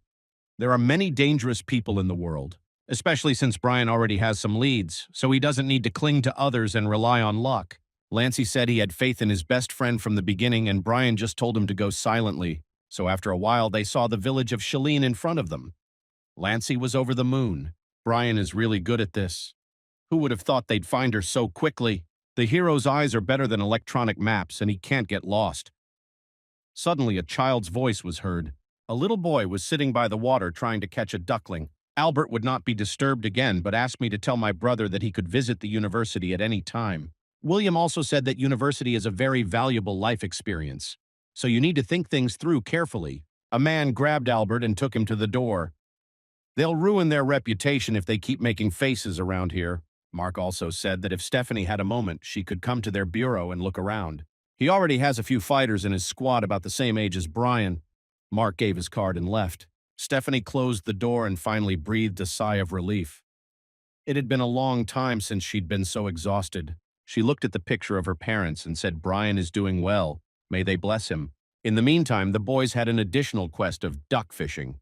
The boy asked if they wanted to help him catch ducks. Brian and Lancey immediately shrieked that they wanted one and asked how many the little guy had caught so far. It turned out to be only one so far. Brian asked about his parents, why they don't help their son with the ducks, all because his dad and mom died a horrible death. His parents are dead and the boy is standing there laughing about it. Creepy. The little boy took the boys to show them which duck to catch. He said it was huge. Brian was skeptical since it was just a duck, but was shocked when he saw it. It was actually a giant duck with muscles. What you had to eat when you were a kid to grow that big. The duck looks like a Rock Johnson look-alike. They are just at the beginning of their ordeal and can't give up on the quest. Brian says it's so complicated that it's probably only a great night Lancey could perform it. And the guy at the same time provides the hero with an opportunity to demonstrate his extraordinary abilities. The boy told them to stop fooling around and hurry up and help him catch the duck. He pushed them into the pond. As of today, Brian apparently hates kids. He quickly grabbed the duck and gave it to the boy. The quest is completed. The rewards are secret power and a windproof lighter. Whoever has this lighter will always be able to start a fire that will light up the whole village. And the description. Lancey is outraged at such stinginess they didn't even manage to give him a second lighter. While he and Brian were discussing the reward, they noticed that the boy had gone somewhere. Lillian said there was something wrong with this duck. The hero thought it was the first duck with muscles, but no. It seems to her that this duck had the aura of a living person. Brian speculated that she might have been human before. Then I could see why she looked like that.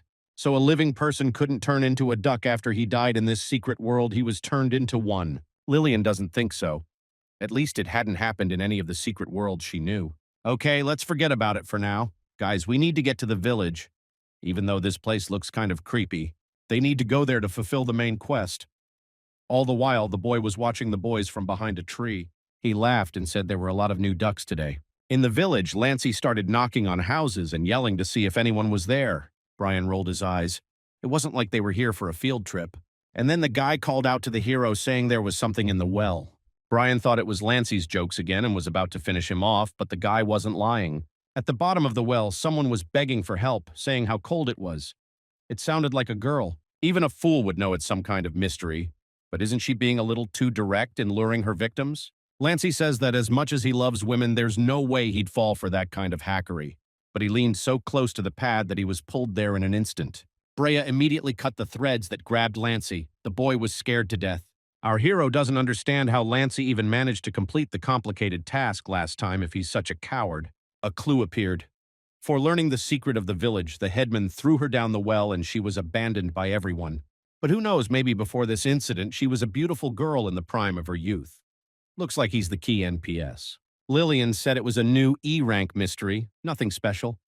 Lancey offered to move farther away from the well. After all, Brian has no idea how powerful this thing was. But the boy was silenced by the sound of splashing water. He was shocked that Brian had seriously jumped into the well. It's hard to know if it's bravery or stupidity, and the inside is much more spacious than it looked from above. At that moment, a dirty girl dressed in some rags climbed out of the water. It was the first time she had ever met a man who dared to jump in here.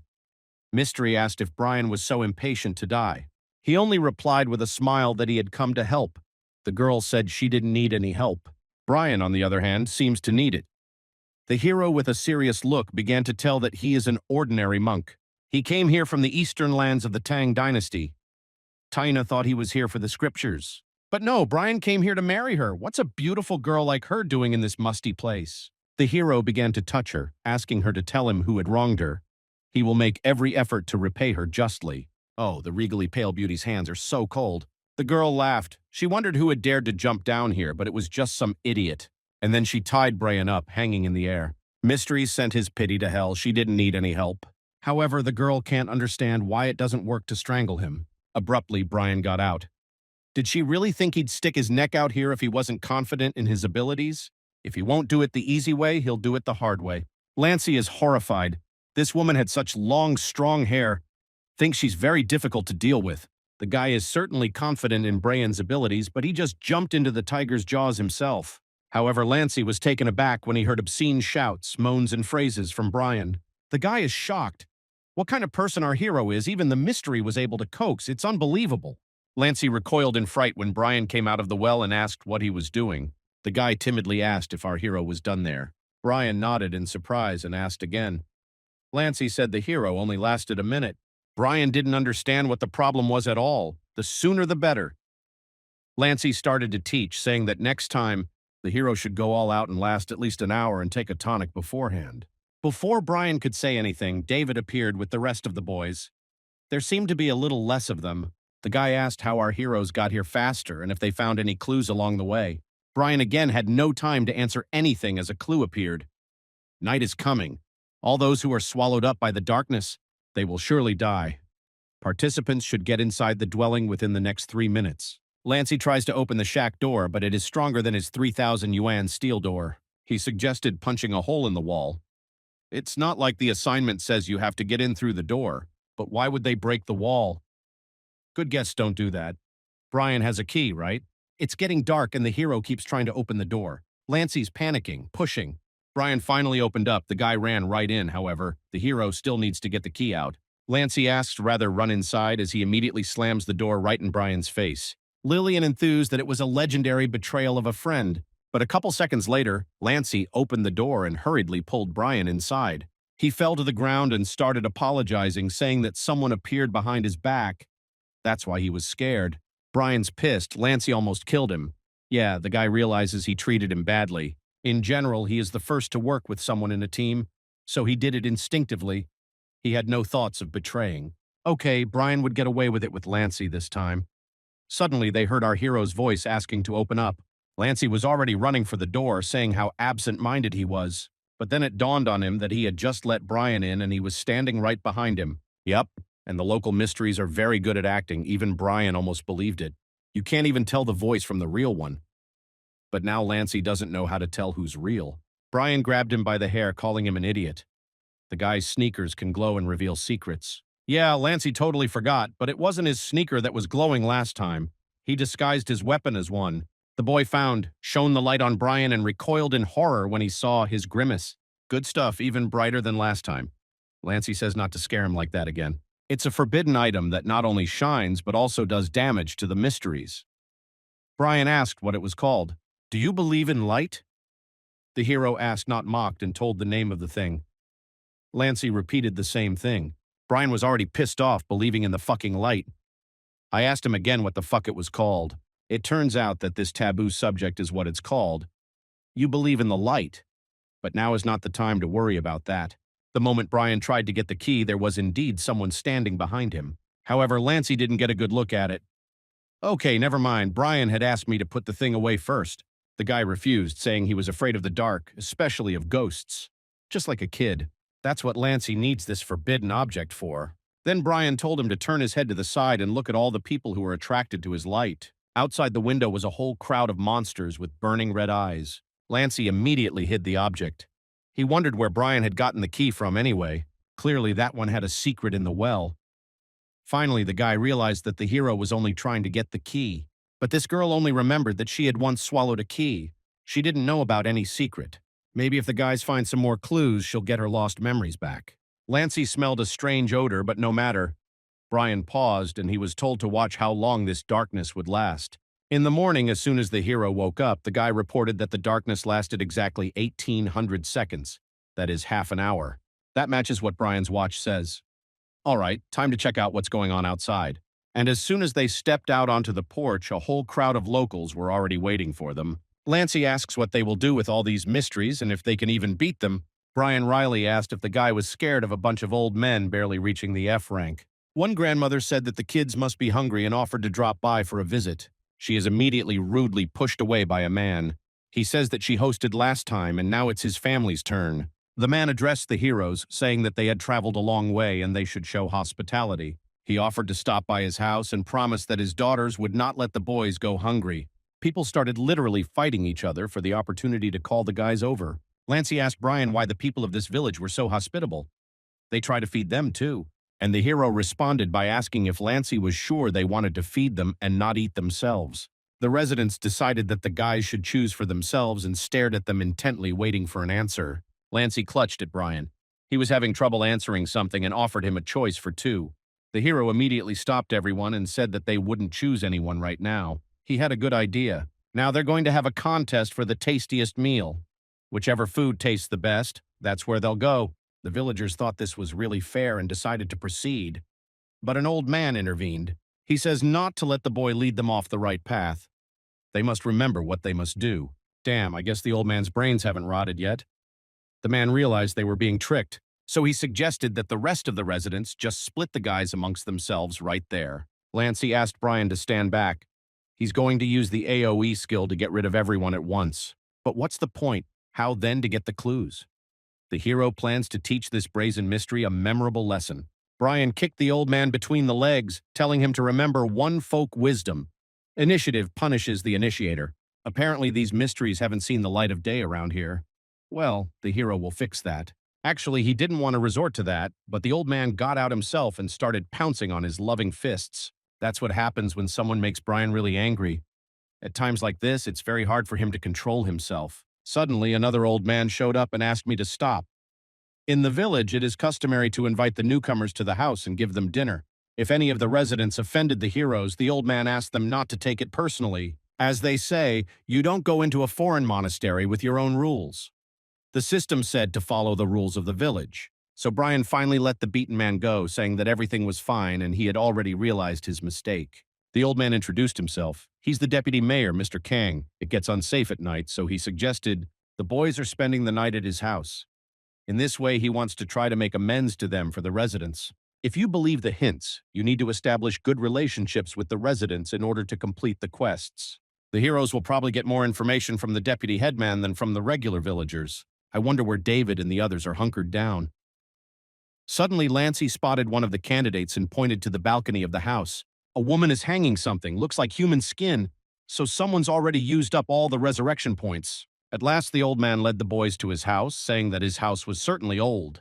However, it turned out to be not just a cabin, but an entire mansion, and then a very beautiful young girl came out of the house to the guests. Mr. Khan introduced her as his wife, Chloe. The old man said that these young men had just arrived in the village today.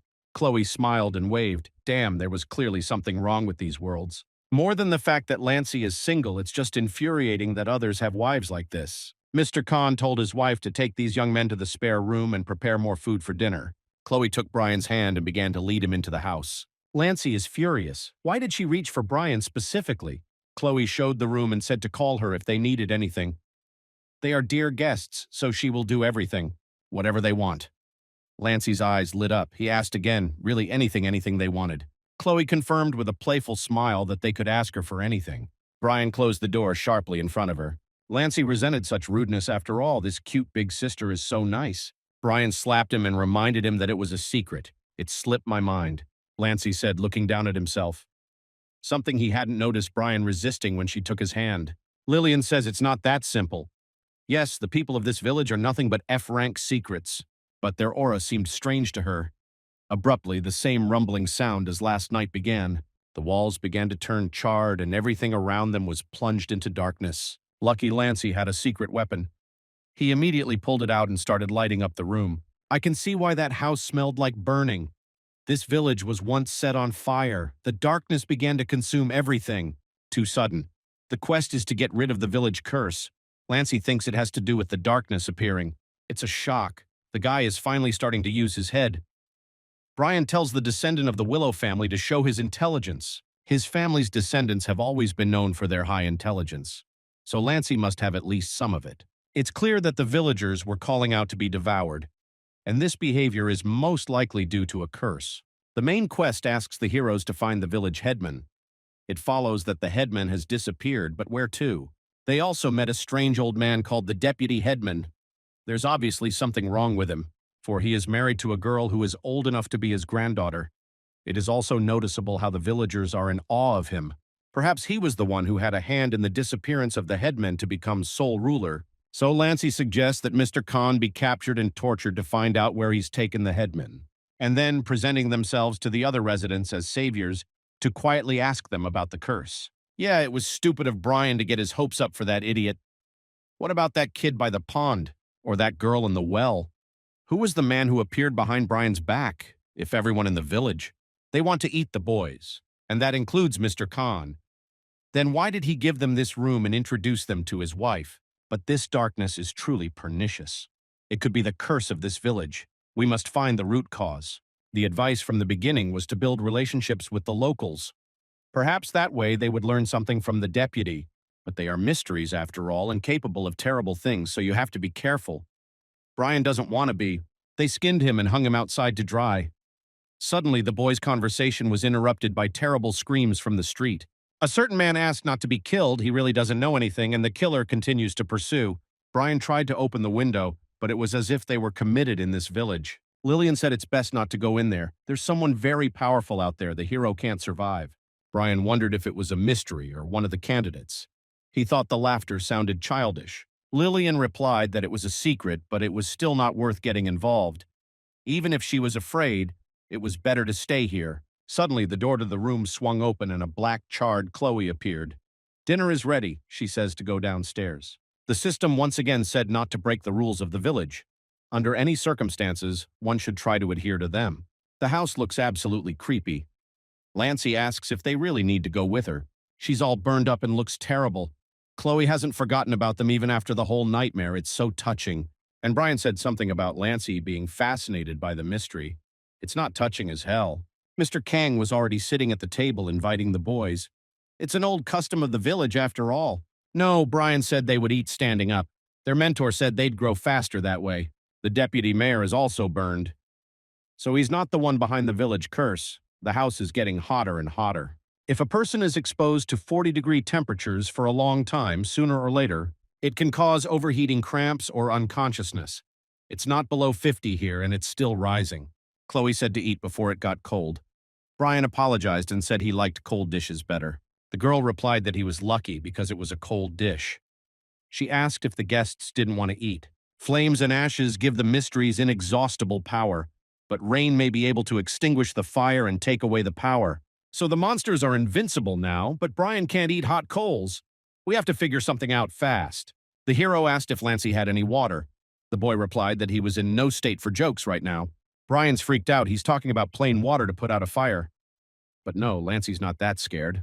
To shit in his pants. The hero threatened to hit me if Lancey continued this nonsense. Chloe's patience broke. She lashed out at the boys for daring to dismiss their hospitality. Brian immediately brought that very same lighter up to her face, causing Mystery to jump back sharply. It worked. So she's afraid of fire, which makes sense. Like people become afraid of dogs if they've been bitten once. Therefore, it is only natural that people who died in the fire would be afraid of the flames. That's fine. Lancey took the lighter from Brian's hands. He began to tease Chloe, coming closer and closer as she begged to move away. But then there's Mr. Khan. He went after Brian. The hero quickly punched the old man in the face with his fist. Why did Mystery even bother to pick a fight while weakened? The deputy's body temperature had dropped noticeably. Apparently, the darkness was beginning to recede. Now the old man will answer a couple of questions about what happened to the village, why everything got burned in a flash, and so on. The old man says he doesn't understand anything. If he doesn't understand, then Brian's sword will rip off Mr. Khan's flower. And at last, the house returned to its usual state. The darkness had passed, and a multitude of dishes were flaunting on the table. Chloe yells at Lancey, calling him a pervert. The guy tells her not to be shy. He's really good at it. Brian says to finish, but Lancey hasn't started yet. Don't let him compare him to himself. Usually men, they don't finish as quickly as Brian. Lancey was panicked when he thought the hero had finished off the deputy. But no, the old man didn't say a word even after the trademark torture. I guess he really doesn't know anything. And then Mr. Khan remembered that they actually wanted to have dinner. They say only the dead can keep secrets. But the deputy isn't dead. There's something really wrong with his memory. Maybe something erased his memories. After dinner, Chloe approached Brian and asked if he liked her food. Besides, she said her room was next door to theirs and her old man sleeps like a dead man at night. Brian realizes what she's getting at. The hero escorts her out of the room and closes the door. Chloe says that's so heartless. She's got a heart for him, even cooked him a nice dinner. Anyway, Chloe said that not only does she cook deliciously, but the face came out pretty nice too. If Brian gets hungry, she says to come to her room at night. Lancey thinks the time has come. The hero thought he wanted to attack the mysteries.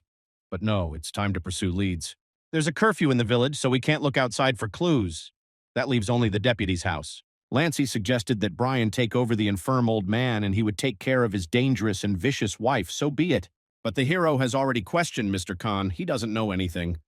Lancey replied that the old man could have just lied. With Brian's interrogation techniques, that's impossible. He can't say he has a cheating system. He could get banned. Brian suggested that they rest for a while. There was still time before darkness fell, and there was no point in searching for clues during the day. The hero woke up sometime later to some singing. He asked Lillian what time it was. It's 11 o'clock at night. This woman has been singing for an hour like she's at some concert. Brian told Lancey it was time to look in the next room. The boy was glad that the climax had finally arrived. A pleasant odor wafted from the room. Chloe was glad they had come. She's a little shy, so she told them to come in one at a time. Lancey yelled that he was first and asked Brian to wait outside the door while he worked for two. That idiot is just crazy. Was he really so excited that he didn't notice the bloodshot eyes of this mystery? And after only a minute, Lancey asks Brian to help. Looks like Chloe's pretty insatiable. The hero stormed into the room saying that the girl would have to deal with him first. Chloe twisted Lancey so that he was hanging off the bed. The guy yells that she was beating him and quickly runs in behind Brian. Mystery screams that if the boys don't satisfy her tonight, she will finish them both off. The clues are showing up. The deputy headman was already an infirm old man, so the young girl could not enjoy normal care and love. Over time, her mind had become clouded and twisted, and this inn already led her to find solace in pain. Brian drew his sword. Lillian was frightened, for Chloe was now close to the D rank. The hero stabbed the girl in the chest with the sword. She wondered how he dared to hurt her. Didn't it work, or was Chloe faking it? But at that moment, she grabbed Brian's hand and asked him not to stop. It felt really good. The hero slaps her hard and the mystery asks for more. In parallel, Brian decided to ask a couple of questions. The girl would be more than happy to answer them all. Chloe promised to tell where the village headman went after the hero satisfied her. This nightmare went on all night. There's a reason Lancey called Brian the Great Brother. He's got terrifying power. The hero choked Chloe and asked for an answer to his question now. Finally, she said that Brian had done a great job and was ready to tell. The village headman went into the mountains and never returned from there. The next day, all the participants went outside. David was just waiting for Brian and Lancey and called out. He was glad they were alive. At least it proves they're not crooks. The guy offered to join forces. David didn't even smile, the hypocrite. Exactly, Lancey asked. Why wouldn't he smile? The guy nervously said they were fun guys, but wanted to cut to the chase. He said he had a raw idea. However, why would our heroes listen to some raw idea, especially if he called it that himself? David Sycophant got angry for this attitude and asked why they were making life difficult for themselves and where they would go on their own. There were far fewer people, and it had only been one night. They followed David blindly, and that was the result. Lillian said to be careful. This guy smells like fresh blood. David started to calm everyone down. The quest doesn't say they have to be here for 12 days. It will be enough just to complete the main quest. That sycophant, Bill added that those dead were a bunch of wimps and it was their own fault for not listening to the commander. However, as soon as it started to get dark outside, David rushed into a random house and something no one heard him say. Some wrong son of heaven. The other guys backed it up as well. Bill says they're picking a fight. David said he had some clue. Before he disappeared, the village headman went to the mountains. So the guy suggests the heroes join and explore the mountains together. But how do they know about it?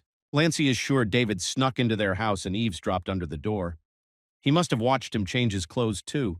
David knows that yesterday at nightfall, these two were the first to take shelter in the house and they had the key. He wondered if they had read the location guide beforehand or if they had been lucky enough to stumble across other clues. Brian and Lancey went with everyone else because I wonder if David studied the manual beforehand.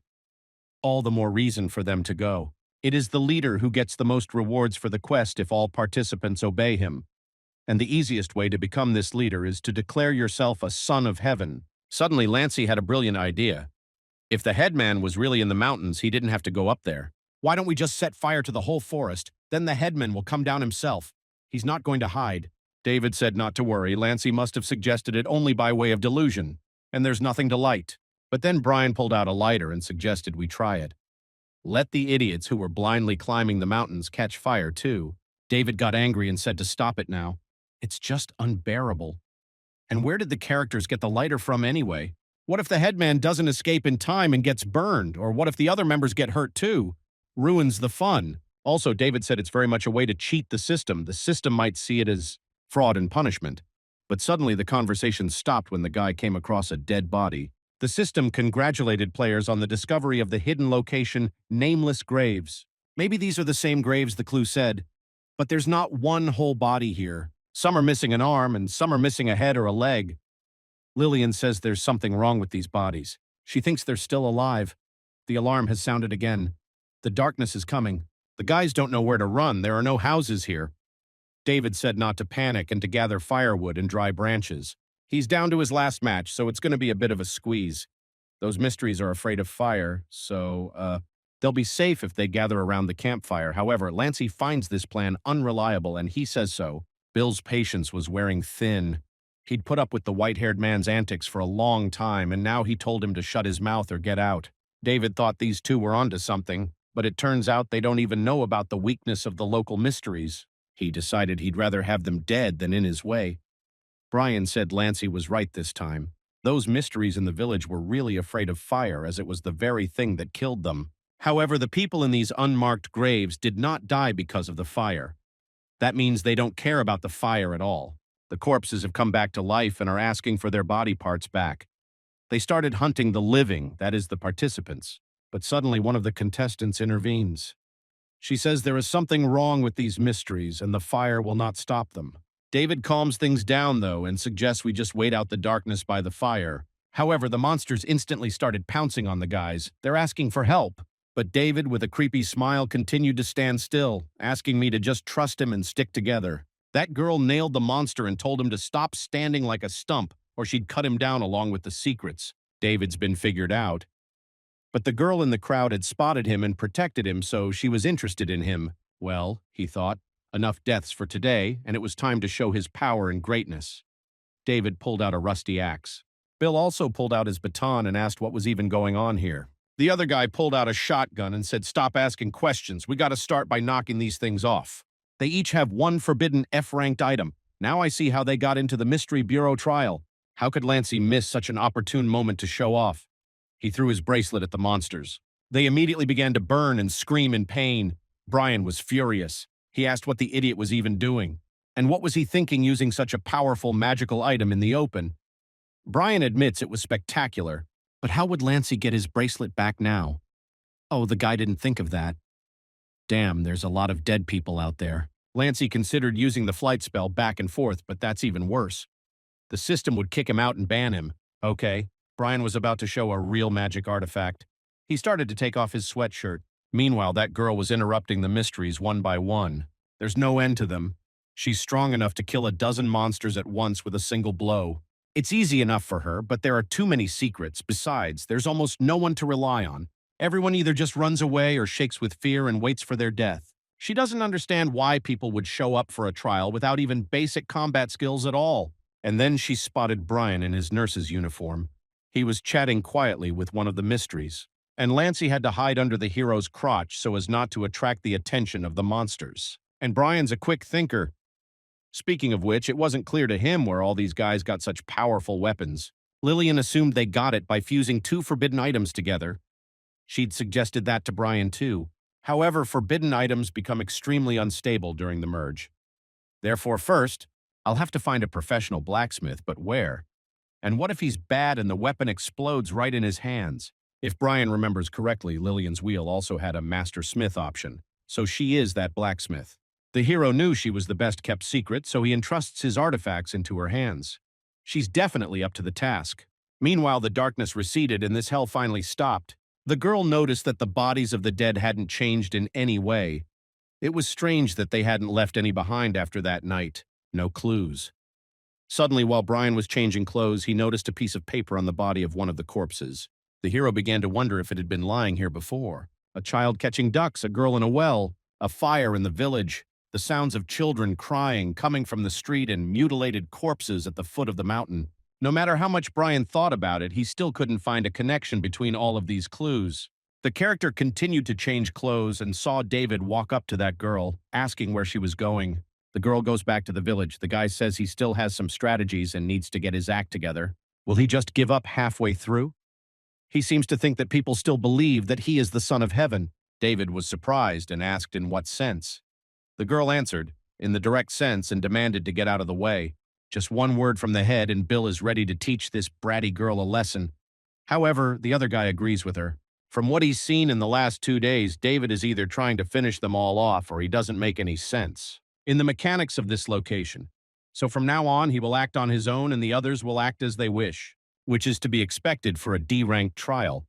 In just a couple of nights, the ranks of participants have thinned considerably. This number of people killed is not only due to the complexity, but also due to David's wrong actions. Called the Son of Heaven, misleading people with false information and leading them down the wrong path. Did he do all of this just to big award at the end? And this girl, Brian doesn't think she's much older than he is, but she fought so. It's like she's been trained in martial arts since she was a child. I can see why Yuna warned the heroes. Suddenly, Bill asked about what Brian had just hidden in his pocket. The hero pretended not to know anything. The guy said no pretenses. He saw Brian shove his hands in his pockets. The hero joked again. The guy reminded them that they were in the same business here and clues had to be shared or people would die because of selfishness. But who are they?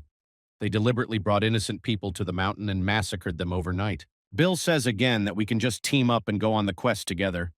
Brian replies that he's not suicidal. Guy got nervous and pulled out his baton. Tried to be nice, but our hero doesn't seem to get it. Then we'll have to do it the hard way. Oh, those trite phrases of second-rate villains. Well, then Brian might want to look at it the hard way. The last person who said that to him, already buried and honored. The hero drew his new bone sword, which was already hungry for fresh innards. Yes, yes, it's all Lillian. All of her works are true masterpieces. This sword has +10 to all attributes and a rank of D. David's entire company froze in shock. The aura of our hero's sword is even close to the rank of S. Lancy is stunned. He'd been watching Brian for so long after all, and he didn't have any strong artifacts on him other than his nurse's uniform. I can see why he was always so cocky. Bill suddenly remembered that he had something important to do, so he said they'd probably go, and it's like David's whole group just vanished. Too bad that's it. Brian was just setting himself up for a good fight. Suddenly, the girl said he should have just killed them. She held out her hand as a sign of familiarity. Her name is Heidi. Brian introduced himself in return. And then the girl said that the world was a pretty dangerous place, and advised the hero not to give his real name to strangers so easily. Brian replied that it was okay. He and Lancy had always been overly sincere. By the way, Heidi has a lot of calluses on her hands, and you can't change your appearance in the secret world until you reach level 5. So what's the point of calling a name if others already know what you look like? Anyway, Brian asked what Heidi wanted him to do. Lancy could sense in her heart that something was wrong with her. She replied that she would like to exchange clues with the heroes. Brian was wary. He wondered if Heidi had anything to offer. If she really wanted to make an exchange, she's got to tell me what she knows first. A hero doesn't talk first. This morning, as Heidi walked past a house in the village, she heard a child's voice coming from inside. Yesterday, after darkness fell, the heroes also heard a child's voice, but they didn't realize where exactly it was coming from. This child, according to the girl, was in the house to which our heroes had taken refuge on the first day. Brian made sure and handed Heidi the sheet that fell out to him. Lancy was shocked. He hadn't had a chance to look at what was on it yet. The hero said not to worry, he had already memorized the contents. There was a list of prices for human organs. The village is inhabited by only old people, unmarked graves of some young men, and a sheet with the prices of organs. Now the picture became clearer. There was clearly something unhealthy going on in this village.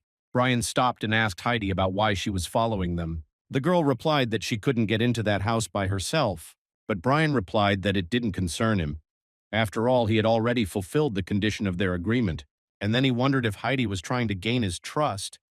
If she was, she should at least be sincere. Such an indifferent and arrogant approach wouldn't work. Why don't she start by smiling? Heidi strained a smile and asked again if she could go with them, but Brian refused. Then the girl asked to just leave the door open. She wouldn't go in. But that wouldn't work either. Then Heidi offered 500,000 yuan. She would give them to the hero if they took her with them. Brian said that he already had an acquaintance who tried to buy a clue from him for a huge sum of money. Heidi asked with interest what happened next. The hero replied that he had finished her off with his own hands.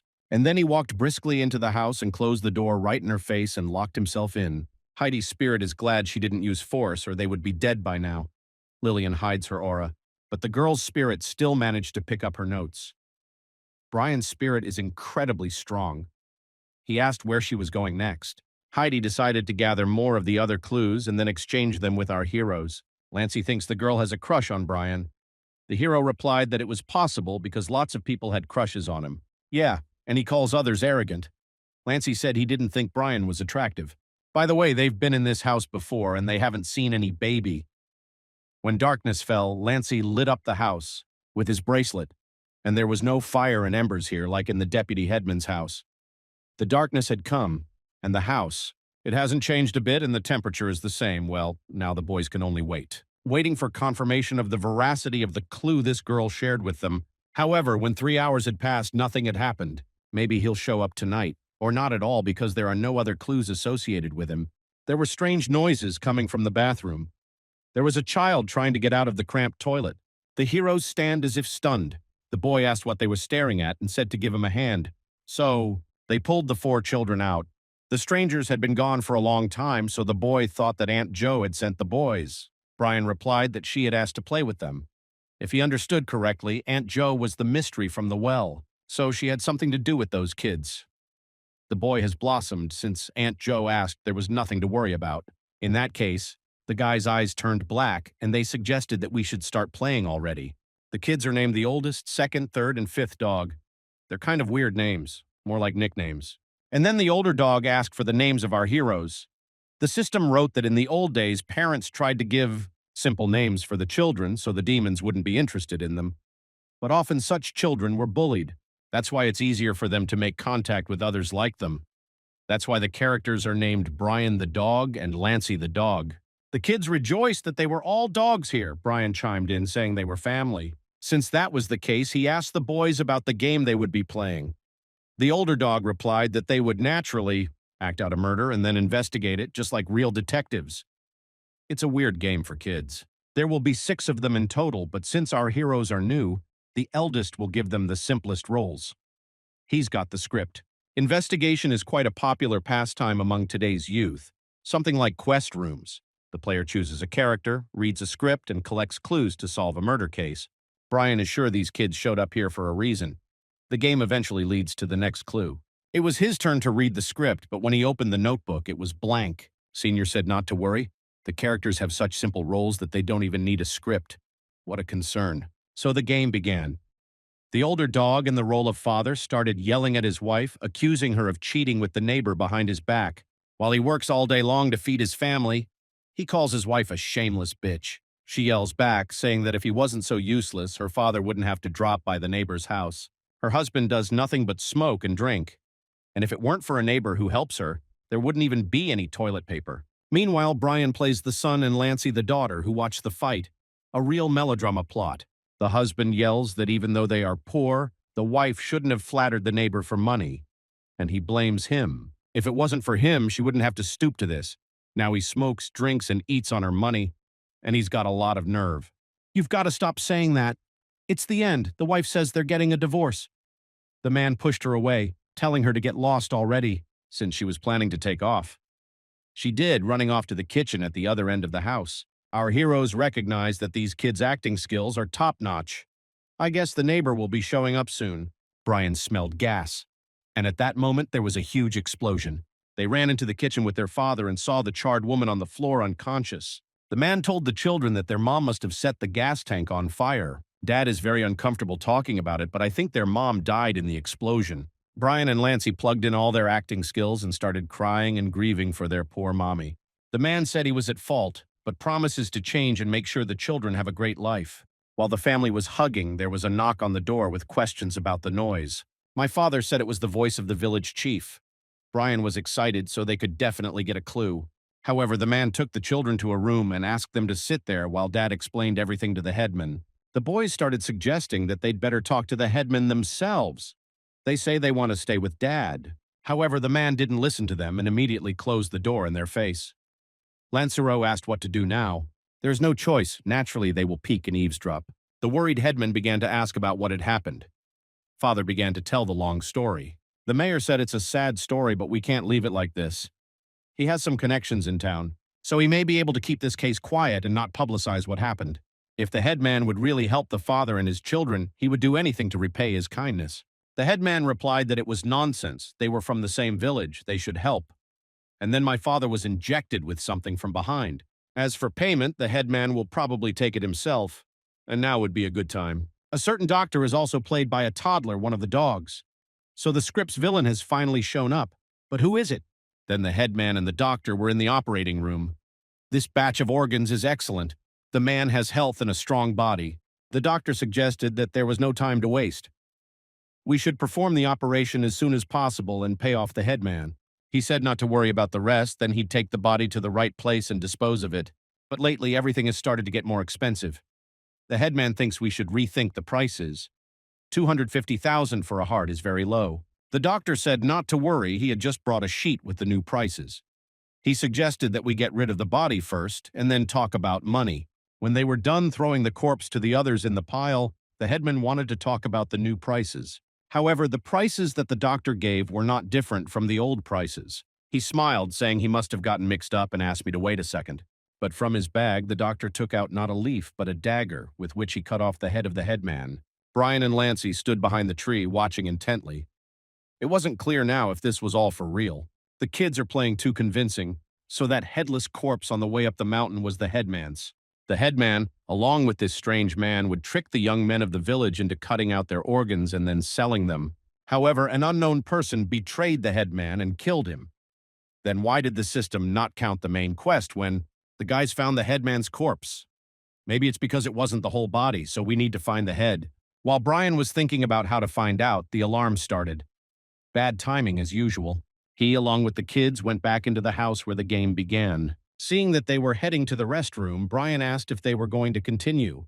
The boys replied that it was already getting dark, so they should go back. If they don't return in time, the brothers and sisters they'll be worried. If fate has it, they'll meet the hero again. The kids are literally gone. During the previous darkness, Brian had heard children's laughter.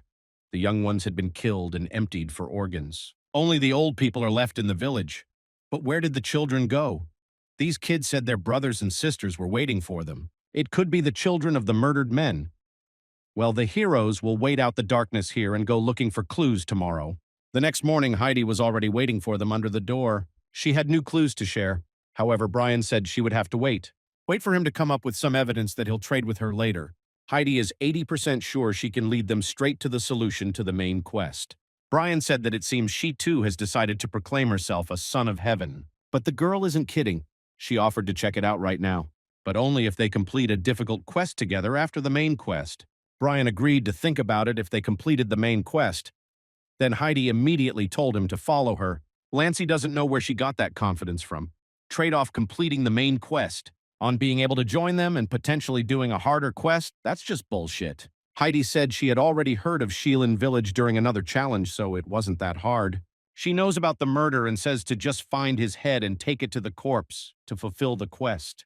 According to what she heard during the other trial, the village headman's head should be in his house. Wherever there are people, there will be rumors.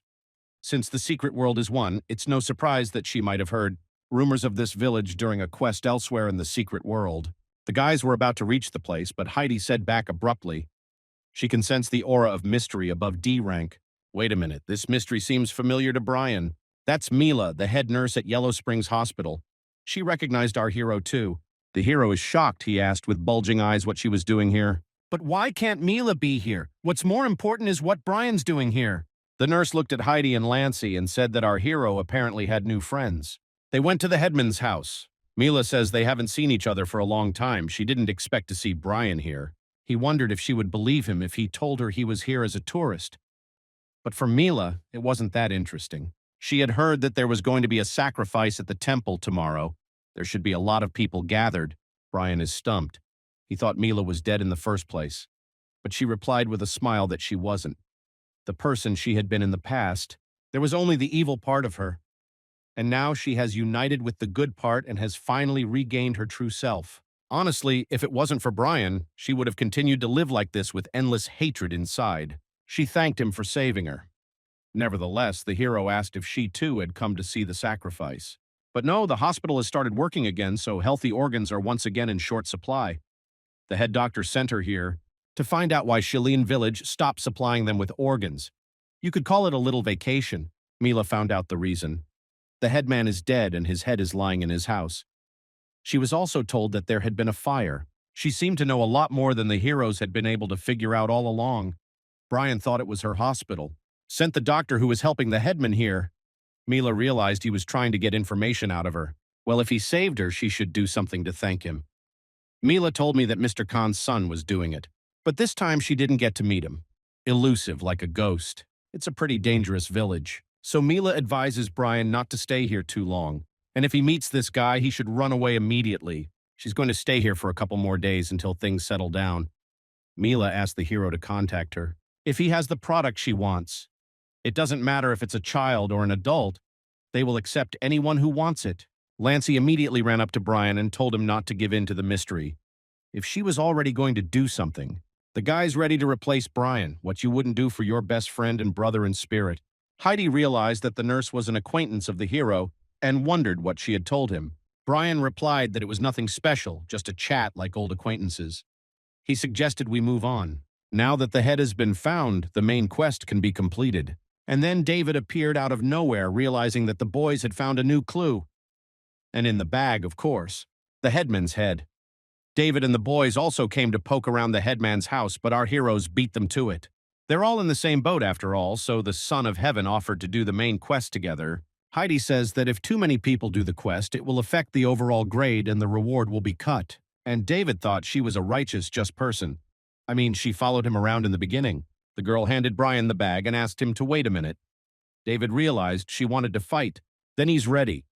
As long as that guy with the D-rank sword is standing aside, nothing bad will happen. Some little brat. With iron in hand, she decided to challenge him. Now he would make him regret it, but David didn't even have time to blink. How Heidi chopped off his head with one swing of her sword. That's Nukitsuke, a sword movement with an emphasis on speed. Brian assumed it was the power of her spirit. A twister man indeed.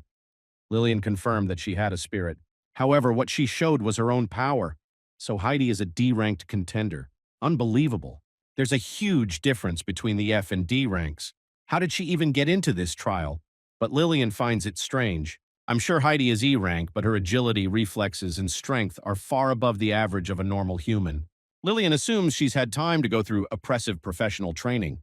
Brian recalled that Heidi had calluses all over her hand. This girl's young, but she's already got so much power. What has she been through? She asks the rest of the gang if they will leave on their own or help her. Bill says she killed a man, and it's not. It'll go unnoticed. When they get out, he'll be sure to report it. Heidi got it. She nailed him. The last guy said in fear that he would leave on his own and was about to hit the exit button, but Heidi finished him off as well.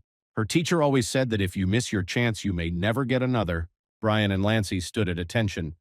Her teacher had better learn to speak properly first before teaching. Heidi ignored this and beckoned to move on. The heroes, like obedient boys, obeyed. They took the head to the corpse and completed the main quest. The reward will be after completing the difficult quest, or after leaving the secret world. It was easier than Brian had thought. Suddenly he noticed that Heidi had buried the headman. She said to hide the bodies so those idiots couldn't do the quest after their resurrection. Looks like Heidi really thinks those assholes won't notice that pyramid in the middle of flat land. She was helping to complete the main quest as promised. Now Brian will tell about what he managed to find out in that house. If he tells her, she'll immediately understand the mechanics of the complicated quest, and they'll be done before they know it. Heidi realizes what Brian is thinking, so she says she can't do the complicated quest alone, and suggested we team up. The hero said that in general still doesn't trust her. However, the girl thinks the same thing. Honestly, she would have resorted to a simpler way of getting clues long ago, but her spirit said there was no way she could overpower the spirit inside Brian. And Lillian's starting to like this girl. Heidi said they couldn't get the awards without her, for a complicated quest. Brian asked why that was. I mean, he's pretty smart after all, and he has an incredibly strong... At this moment, Lillian covered his mouth. It was unclear why, but after the last darkness, her strength had been stifled by something. And why didn't she mention it? Seems like the system purposely imposes area restrictions. God, Brian was so defiant. He'd die of shame if he had to team up with Heidi after all those words. And then Lancey said that if his opinion counts here, he wouldn't mind teaming up at all. Well, if he says so, Brian agrees. Good for Lancey for putting his foot in his mouth at the right time. But Heidi said they must have misunderstood. The two of them and Brian would be enough for the quest. She says this white-haired boy won't do any good, only share the reward with them. She won't take him. And Heidi said he only had two choices. Either leave willingly or die by her hand and be resurrected far away. Lancey resented being called useless. If it weren't for him, Brian wouldn't have gotten to this place. Apparently, he chose the second option. Then Heidi's gonna help him. Lancey's got his forbidden objects. Now he's gonna show her sassy girl where it's at. But then Brian intervenes and tells Lancey's dog to stop barking. He says there's some truth to what Heidi says. This guy looks like a real liability, but for the moment he's his comrade, and if she wants to team up, then the three of them will go in together. Brian still had his suspicions about Lancey, but this guy sided with him in the battle, with boundless terror, and helped save his sister. Had it not been for his toys at the crucial moment, it would have been hard. Brian's no saint, but he's not exactly ungrateful. That's why it's only going to come together, and that's it. Heidi agreed. As it happened, she offered to exchange the information she'd gotten. Apparently, the villagers are very afraid of the local Tain children, so they regularly hold sacrifices at the temple. The curfew was also created to avoid meeting them. So, to lift the curse on the village, we need to deal with the mystery children. Brian confirmed that many of the clues point to them. Then the guys decided to meet at 8 o'clock tonight at this temple. Oh yeah, Brian didn't tell me about their tip. They found out that the headman's head was chopped off by the deputy headman's son, but this guy has disappeared somewhere and he is very strong. Heidi took note and left. Lancey asked if they would really have to kill those weak kids. Brian didn't understand. They were still the same secrets, just in the shell of children. He'd seen how the secrets wanted to eat them. Lancey changed the subject and said we should hurry up because it was getting dark. Maybe they'd have time to find a couple more clues. Brian thought the dog was in a bad mood. Maybe it was Heidi's words that had upset him. Or maybe it was something else. The guys came to Chloe and asked about the old man's son. The girl said that the boy was always missing somewhere, and he doesn't report to her. But there's a sacrifice at the temple tomorrow, and this guy's the priest there. Chloe suggested that instead of looking for this guy, he spend some unforgettable time with her. Brian said that sometime later. And how did this killer manage to become a temple monk? It's not a funny joke. But if the heroes tonight can complete the difficult quest and remove the curse from the village, then the sacrifice tomorrow will no longer affect them. In the evening, the heroes looked outside. It was not as scary as they had imagined. Suddenly, a little boy called out to them and asked them to play soccer with him. Lancey was speechless for a moment. He thinks it's the head of one of the test subjects in the boy's hands. The boy threw this head on the ground and said that his old ball was getting pretty worn out. The kid likes our hero's balls. They're so cool. He asked Brian if he could borrow one. The hero would wield his ball because the kid complimented his looks. However, in that case, the boy will never make the national team. Lancey doesn't know what he's talking about yet.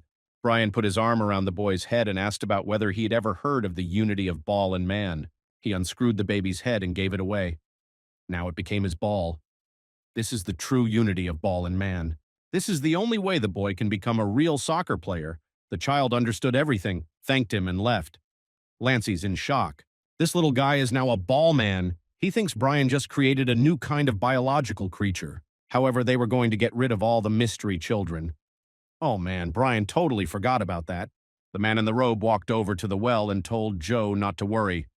He wouldn't let anyone else bother them. Brian and Lancey arrived at the June temple 7 minutes late. Heidi was already waiting for them, but she looked different. Brian laughed. It wasn't her. After all, it was impossible to change one's appearance at such a low level of testing. And then the girl said that the way she looked before was just a normal disguise. This is her real appearance. So she's a challenger above level 5. Lancey asked why she appeared before them in her true form. Heidi replied that it was a sort of apology for what she had said this afternoon. Suddenly, children's voices were heard. The heroes were asked if by any chance they had seen their parents. The building abruptly began to burn, and there were many children inside. They were crying and grieving for their parents. The children began to gather together, uniting into one mass, for they are all here abandoned without their parents. They're one big family now. They'll protect each other. The kids are one big lump. They cry, saying their parents abandoned them. They think maybe they were unwanted children. This huge clump of beginnings with limbs sticking out started walking towards the heroes, calling out to become their family. Lillian said that there are many kinds of mysteries, and originally these children were just ordinary spirits. However, some force made them merge together, maybe even a C rank. This mystery has an extremely unstable aura. A clump of limbs flailing around, the kids want to play with our heroes and kill them. A huge hand was about to crush them, but they quickly scurried away. Brian and Heidi grabbed their swords and began cutting off the monster's limbs. The kids were screaming in pain and the hero thought it worked. However, it turns out that this thing regenerates very quickly. Lillian will help Brian. This mystery has a C rank for a reason. In addition, she has attacks that deal mental damage in her arsenal. But Lillian still has restrictions hanging over her, so advises Brian not to be too heroic. He received power from the spirit and pounced on the monster. Heidi's spirit fears that this time the battle will not be an easy one. However, no way out, she too stepped into the fray along with Brian. Lancey just continued to sit back. His body wasn't obeying him. What a horrible monster. He was going to move with fear. He was consumed with the thought that he was a burden that was just getting in the way. He knows that no matter how hard he tries, people will never stop looking down on him. His mom died a long time ago, and his dad won't even see him. Meanwhile, Brian is doing their best, however, the monster is regenerating too fast. It's about to get hit. And then Heidi chopped off the mystery limbs to cover the hero. Then he approached from the other side and cut the tentative monster's head. Turns out that's the thing's weakest point. Brian was distracted, telling Heidi to hit the head. He was whipped right in the face by the monster. He flew back to the temple itself. Apparently, these kids have never heard of not hitting people in their pretty face, and there's nothing to say about martial arts. Heidi rolled her eyes. He'd just chopped one head off himself. Brian resented it and told her to chop the monster's second face, but it was still recovering, albeit more slowly. However, it is necessary to keep fighting. It is a difficult quest, but it is not impossible. so they just haven't found a way in yet. Easily said, but either way, we need to kill the monster before the darkness clears. The system writes that everyone is one family. Everyone should love, care for, and protect each other. As long as they stick together, no one else will be able to hurt them. Brian's in shock. I mean, he and Heidi need to chop off all the monster's heads at once. But before you can get to his heads, you have to get rid of his endless arms. However, he regenerates too quickly. Brian and Heidi can't handle all of them at once. And then he remembered that they had forgotten about someone. If he remembered correctly, Lancey had some skill with AoE damage. The guy must have been referring to the power of his forbidden object. Brian started calling out to Lancey. I asked him to use "you believe in light" rather than "you believe in light." However, the boy did not react in any way and sat as if in a trance. Brian started yelling at him to wake up. They're working their asses off to survive. Lillian said that yelling wouldn't help. Lancey looks like he's under the influence of a spirit. Is this about that time? There has to be a way to wake her up. The guy's will isn't particularly strong, but he can only rely on it for the moment. That's why the outsider can't get him out of there. The monster spotted Lancey and invited him to play with them. Mystery tore toward the guy at breakneck speed, and Brian had no choice but to warn him. Lancey wondered if he should go back to his mother. Suddenly, her face appeared. She touched her son, calling him her favorite little boy. Mommy says he is not a coward, but stronger than anyone else. Lancey has a long life ahead of her. Mom says it will be as bright as the sea of stars in the night sky. When she gave him the jade bead, she told him not to pay attention to what outsiders said. Lancey should only consider his own opinion. Mom says her son will always be her pride. They will meet again, but not here and not now. That time will come. In the meantime, asks to show his friends, and to this monster all he can do. Right, Lancey finally realized he wasn't a coward or a loser. All his life he has tried to do the right thing and carry the light. Today would be no exception. Therefore, when the monster swung at him, he immediately bounced away. Now Lancey would show his power. He threw his talismans, which immediately began to burn the monster. And now, as Brian asked, it's time for "you believe in the light." Now the mystery is over. Brian is happy that his friend is awake. And Heidi didn't realize the white-haired man had that kind of power. Next, the hero pounced on the block from above. The children began to say that they knew how wrong it was. They just asked to be left alone. The children were too scared. They don't want to be hurt. Brian apologizes, but he has no other choice. He strikes the decisive blow and cuts the monster down. The children fell to the ground without strength, begging their parents to return. At this moment, the fire in the temple began to die down, and the mystery children vanished into thin air. The system congratulated the kids for completing the hidden quest, Children of Shilin Village. What other hidden quest? They actually thought those kids were the source of the village's curse. And Lancey says he'd be as good as ever. Who's the burden now? Heidi called him useless. Looks like they're switching roles now. The guy brags that if it wasn't for him, they'd be feeding worms in the ground right now, but fell over. Heidi asked what was wrong with him. Brian replied that Lancey must have overdone it and passed out. It's no big deal, the hero will just carry it back. Well, Lancey's right about something. The guys couldn't have done it without him. Finally, they made it to safety. Brian was tired. He hadn't realized Lancey was so heavy. Heidi has 3 broken ribs, internal bleeding, and a dislocated hip. That's a long way to go. The spirit tells her to borrow the medicine from Brian, but she thinks he won't give it to her because it is very expensive.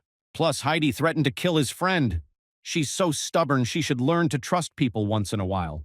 Brian saw her condition and gave her the medicine himself. He wondered what she was looking at.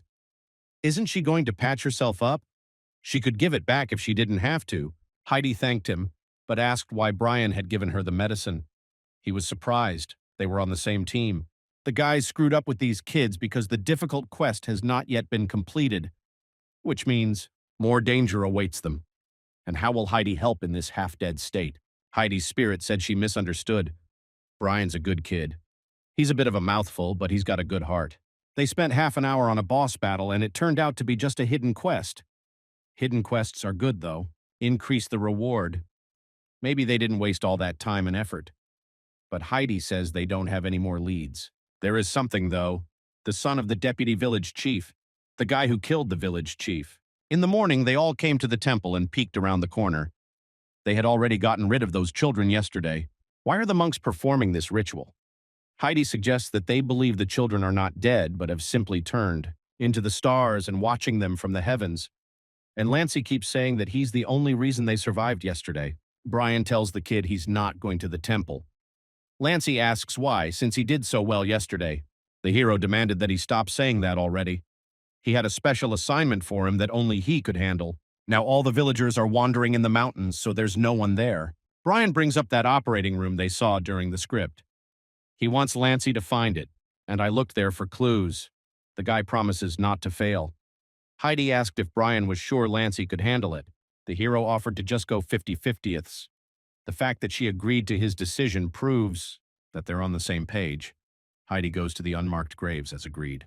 Brian thought she was pretty confident in her abilities, but she wasn't. Why not if she wasn't sure? Either way, it's worth a try.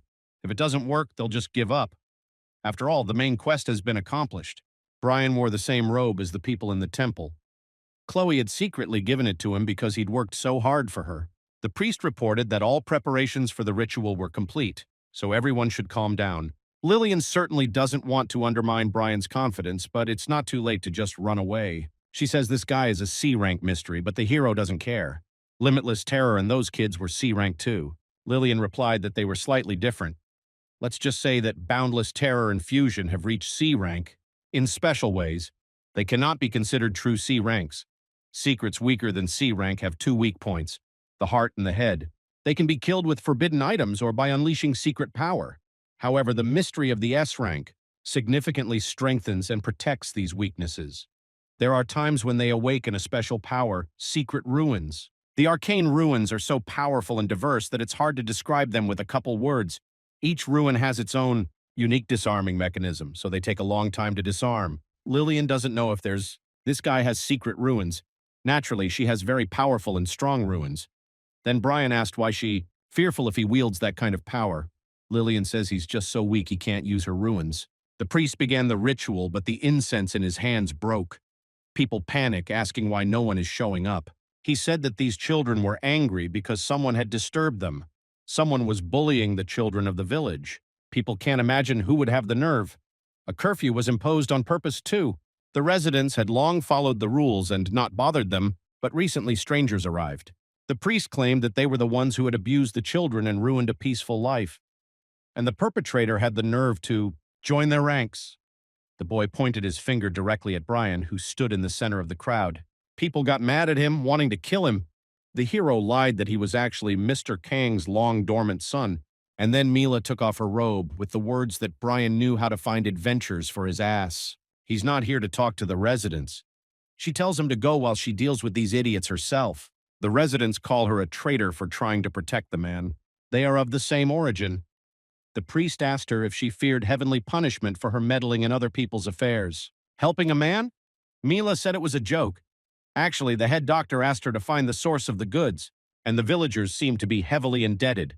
How much fresh merchandise is here now? How can she pass it by? Lillian says that the power of these secrets has increased dramatically. Many of them have become E-rank secrets, and some even higher.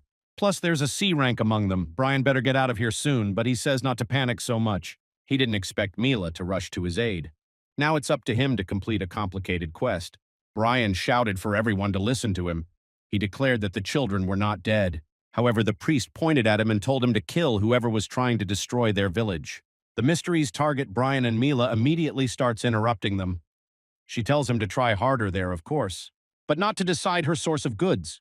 The nurse herself will in turn support as best she can. Brian shouts out the secrets that their parents didn't die and abandon them. They just wanted to give them a better life. So they had to leave the village. The hero shouts that they will soon return to them if they will only trust him.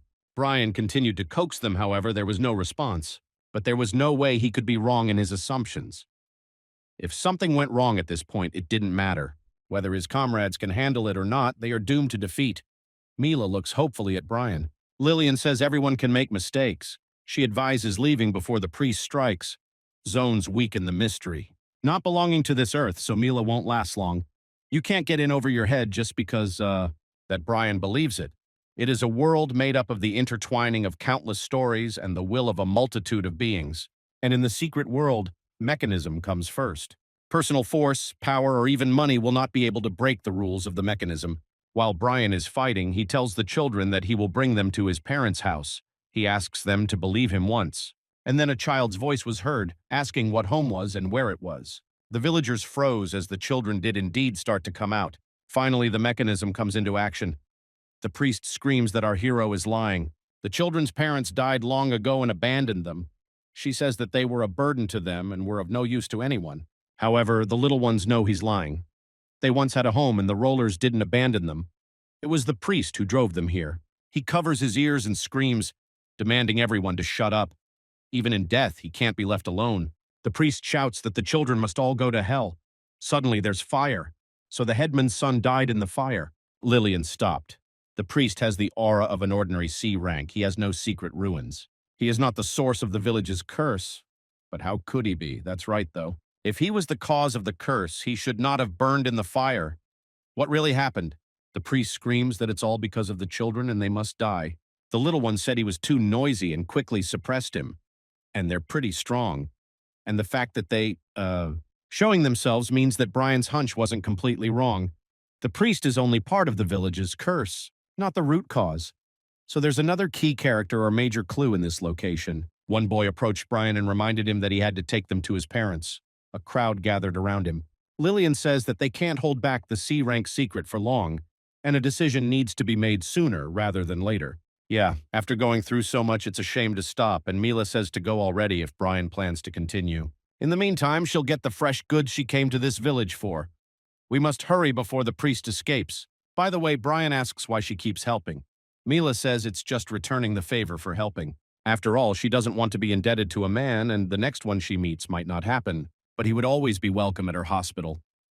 That's good, but Brian wouldn't want to go there again. The hero led the children. What is home? There are probably as many opinions on this subject as there are people.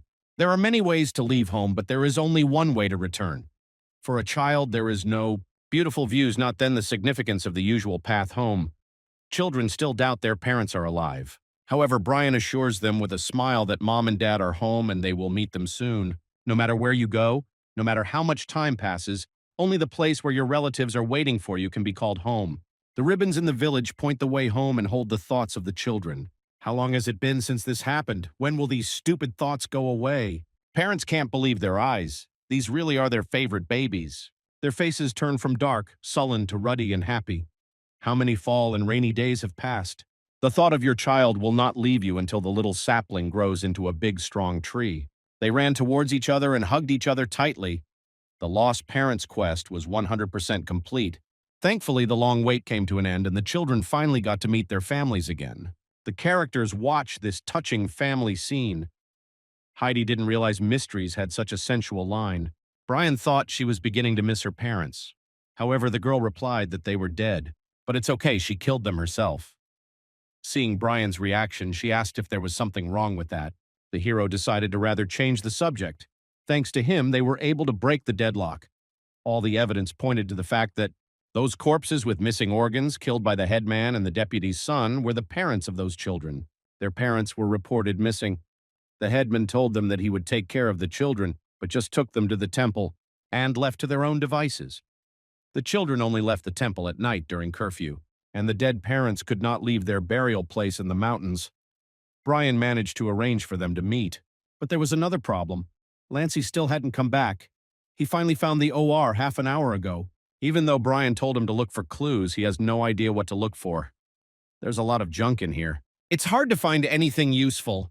And all this time, Lancey was being stalked by David. The boy found the frame and thought that this was the important clue that Brian was talking about. Suddenly, David came up behind him and demanded that he give everything he had. Lancey thought Heidi had finished him off. The guy doesn't seem to know how to lose at all. He came back here, risking his life, even though there will be no more resurrections. David was furious at this insolence and again demanded to hand over what Lancey had in her hands. The guy yelled at David, saying he was losing his mind. Even though he's back to life, the pain, what he experienced before he died, was very real. Lancey says it was Heidi who killed him. But David screams that he's to blame for this too. Our heroes didn't even let him complete the main quest. Lancey said if the guy wants to fulfill the quest, then have him dig up the head of the headmistress that she buried in the mountains. David went into a frenzy and threw his axe at the wall. Lancey fell to his knees, saying he would shut up. If the idiots had continued to follow David's instructions, they would have had no difficulty in accomplishing even the complicated quest, and now he can't even complete the main quest. But now it's over. David's in a hurry to get somewhere.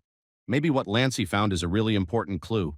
Lancy again in his manner began to taunt and provoke the guy, for which he slapped him in the face and demanded he shut up. Lancy flew back, even the tooth came out. David has no idea how much one porcelain tooth costs. The guy doesn't care if he keeps bickering or not. You can just axe him and take the clue by force. However, looking at his hand, David realized his axe was in the wall next to Lancy. Our hero grabbed an axe. He hopes little David is inoculated against tetanus. Brian and Heidi don't understand why Lancy isn't back yet. They're worried that something's happened. But then, finally, a guy on woozy legs came to them. Brian wondered who he'd even had time to fight with. There was no one in the village. Lancy revealed that it was David who wanted to steal the clue from him while he was poking around in the operating room. Says the guy was out of his mind. First he threw his axe, then he hit him in the face. Lancy was afraid to kill because there was no guarantee that David didn't have any resurrections left. He tied him up and left him there. Okay, forget it.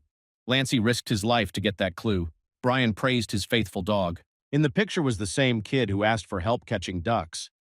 There was also a note in the frame. After reading it, Brian said that this time they would actually be able to complete the harder quest. Lillian advised me not to talk too much.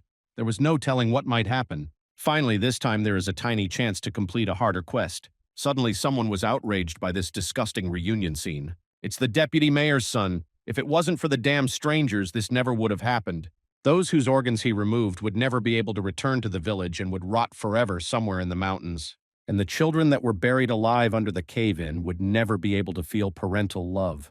The priest can't bear that they were able to reunite. What right do they have to a happy ending? He's screaming that people like them don't deserve it. All because of the interference of our heroes. The priest aimed at them. Of course, a rank C mystery is quite a strong opponent, but Lancy said if they joined forces, they'd have no problem making it through. However, Brian just took off and ran. Is that really how he values his teammates? Lancy had already thought that our hero had indeed betrayed them. But the priest froze when he saw where he was running. So Brian didn't betray the boys, but instead decided to risk his life to divert the enemy's attention to himself. Now the deputy's son isn't much of a talker. If only he knew how much secret power Brian had. Still hoping to catch up with him. Our hero jumped on the well and started calling for someone. While the priest was trying to stop him, Brian called Sis Joe upstairs, saying he had brought her a guest. However, there was no reaction in the moment. The hero added that the show was about to start here. Hearing that word, the girl immediately rose from the well. Her face changed when she saw the priest. She couldn't believe it. He'd finally decided to visit her. What the hell is going on? This guy was ready to explode with anger, and here he abruptly switched to a depressive style. According to the clues that Brian got from the well, Joe was a village flower. Furthermore, she was imprisoned. In that well precisely because she had learned some terrible secret. The key to the house with the children was in her stomach. Also, that piece of paper from the operating room was a real snitch. Joe's mother was a prostitute and disappeared immediately. After she was born, father unknown.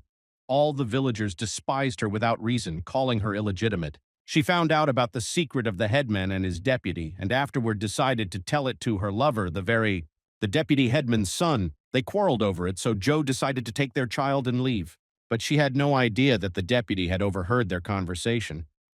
He wouldn't have been thrilled with his son's favorite anyway. He took advantage of the situation and threw her down the well, and the deputy's son killed the headman to avenge the murder of the love of his life. Joe thought the guy didn't come because he fell out of love because of her appearance, but he abruptly took her and kissed her. How could he fall out of love with her?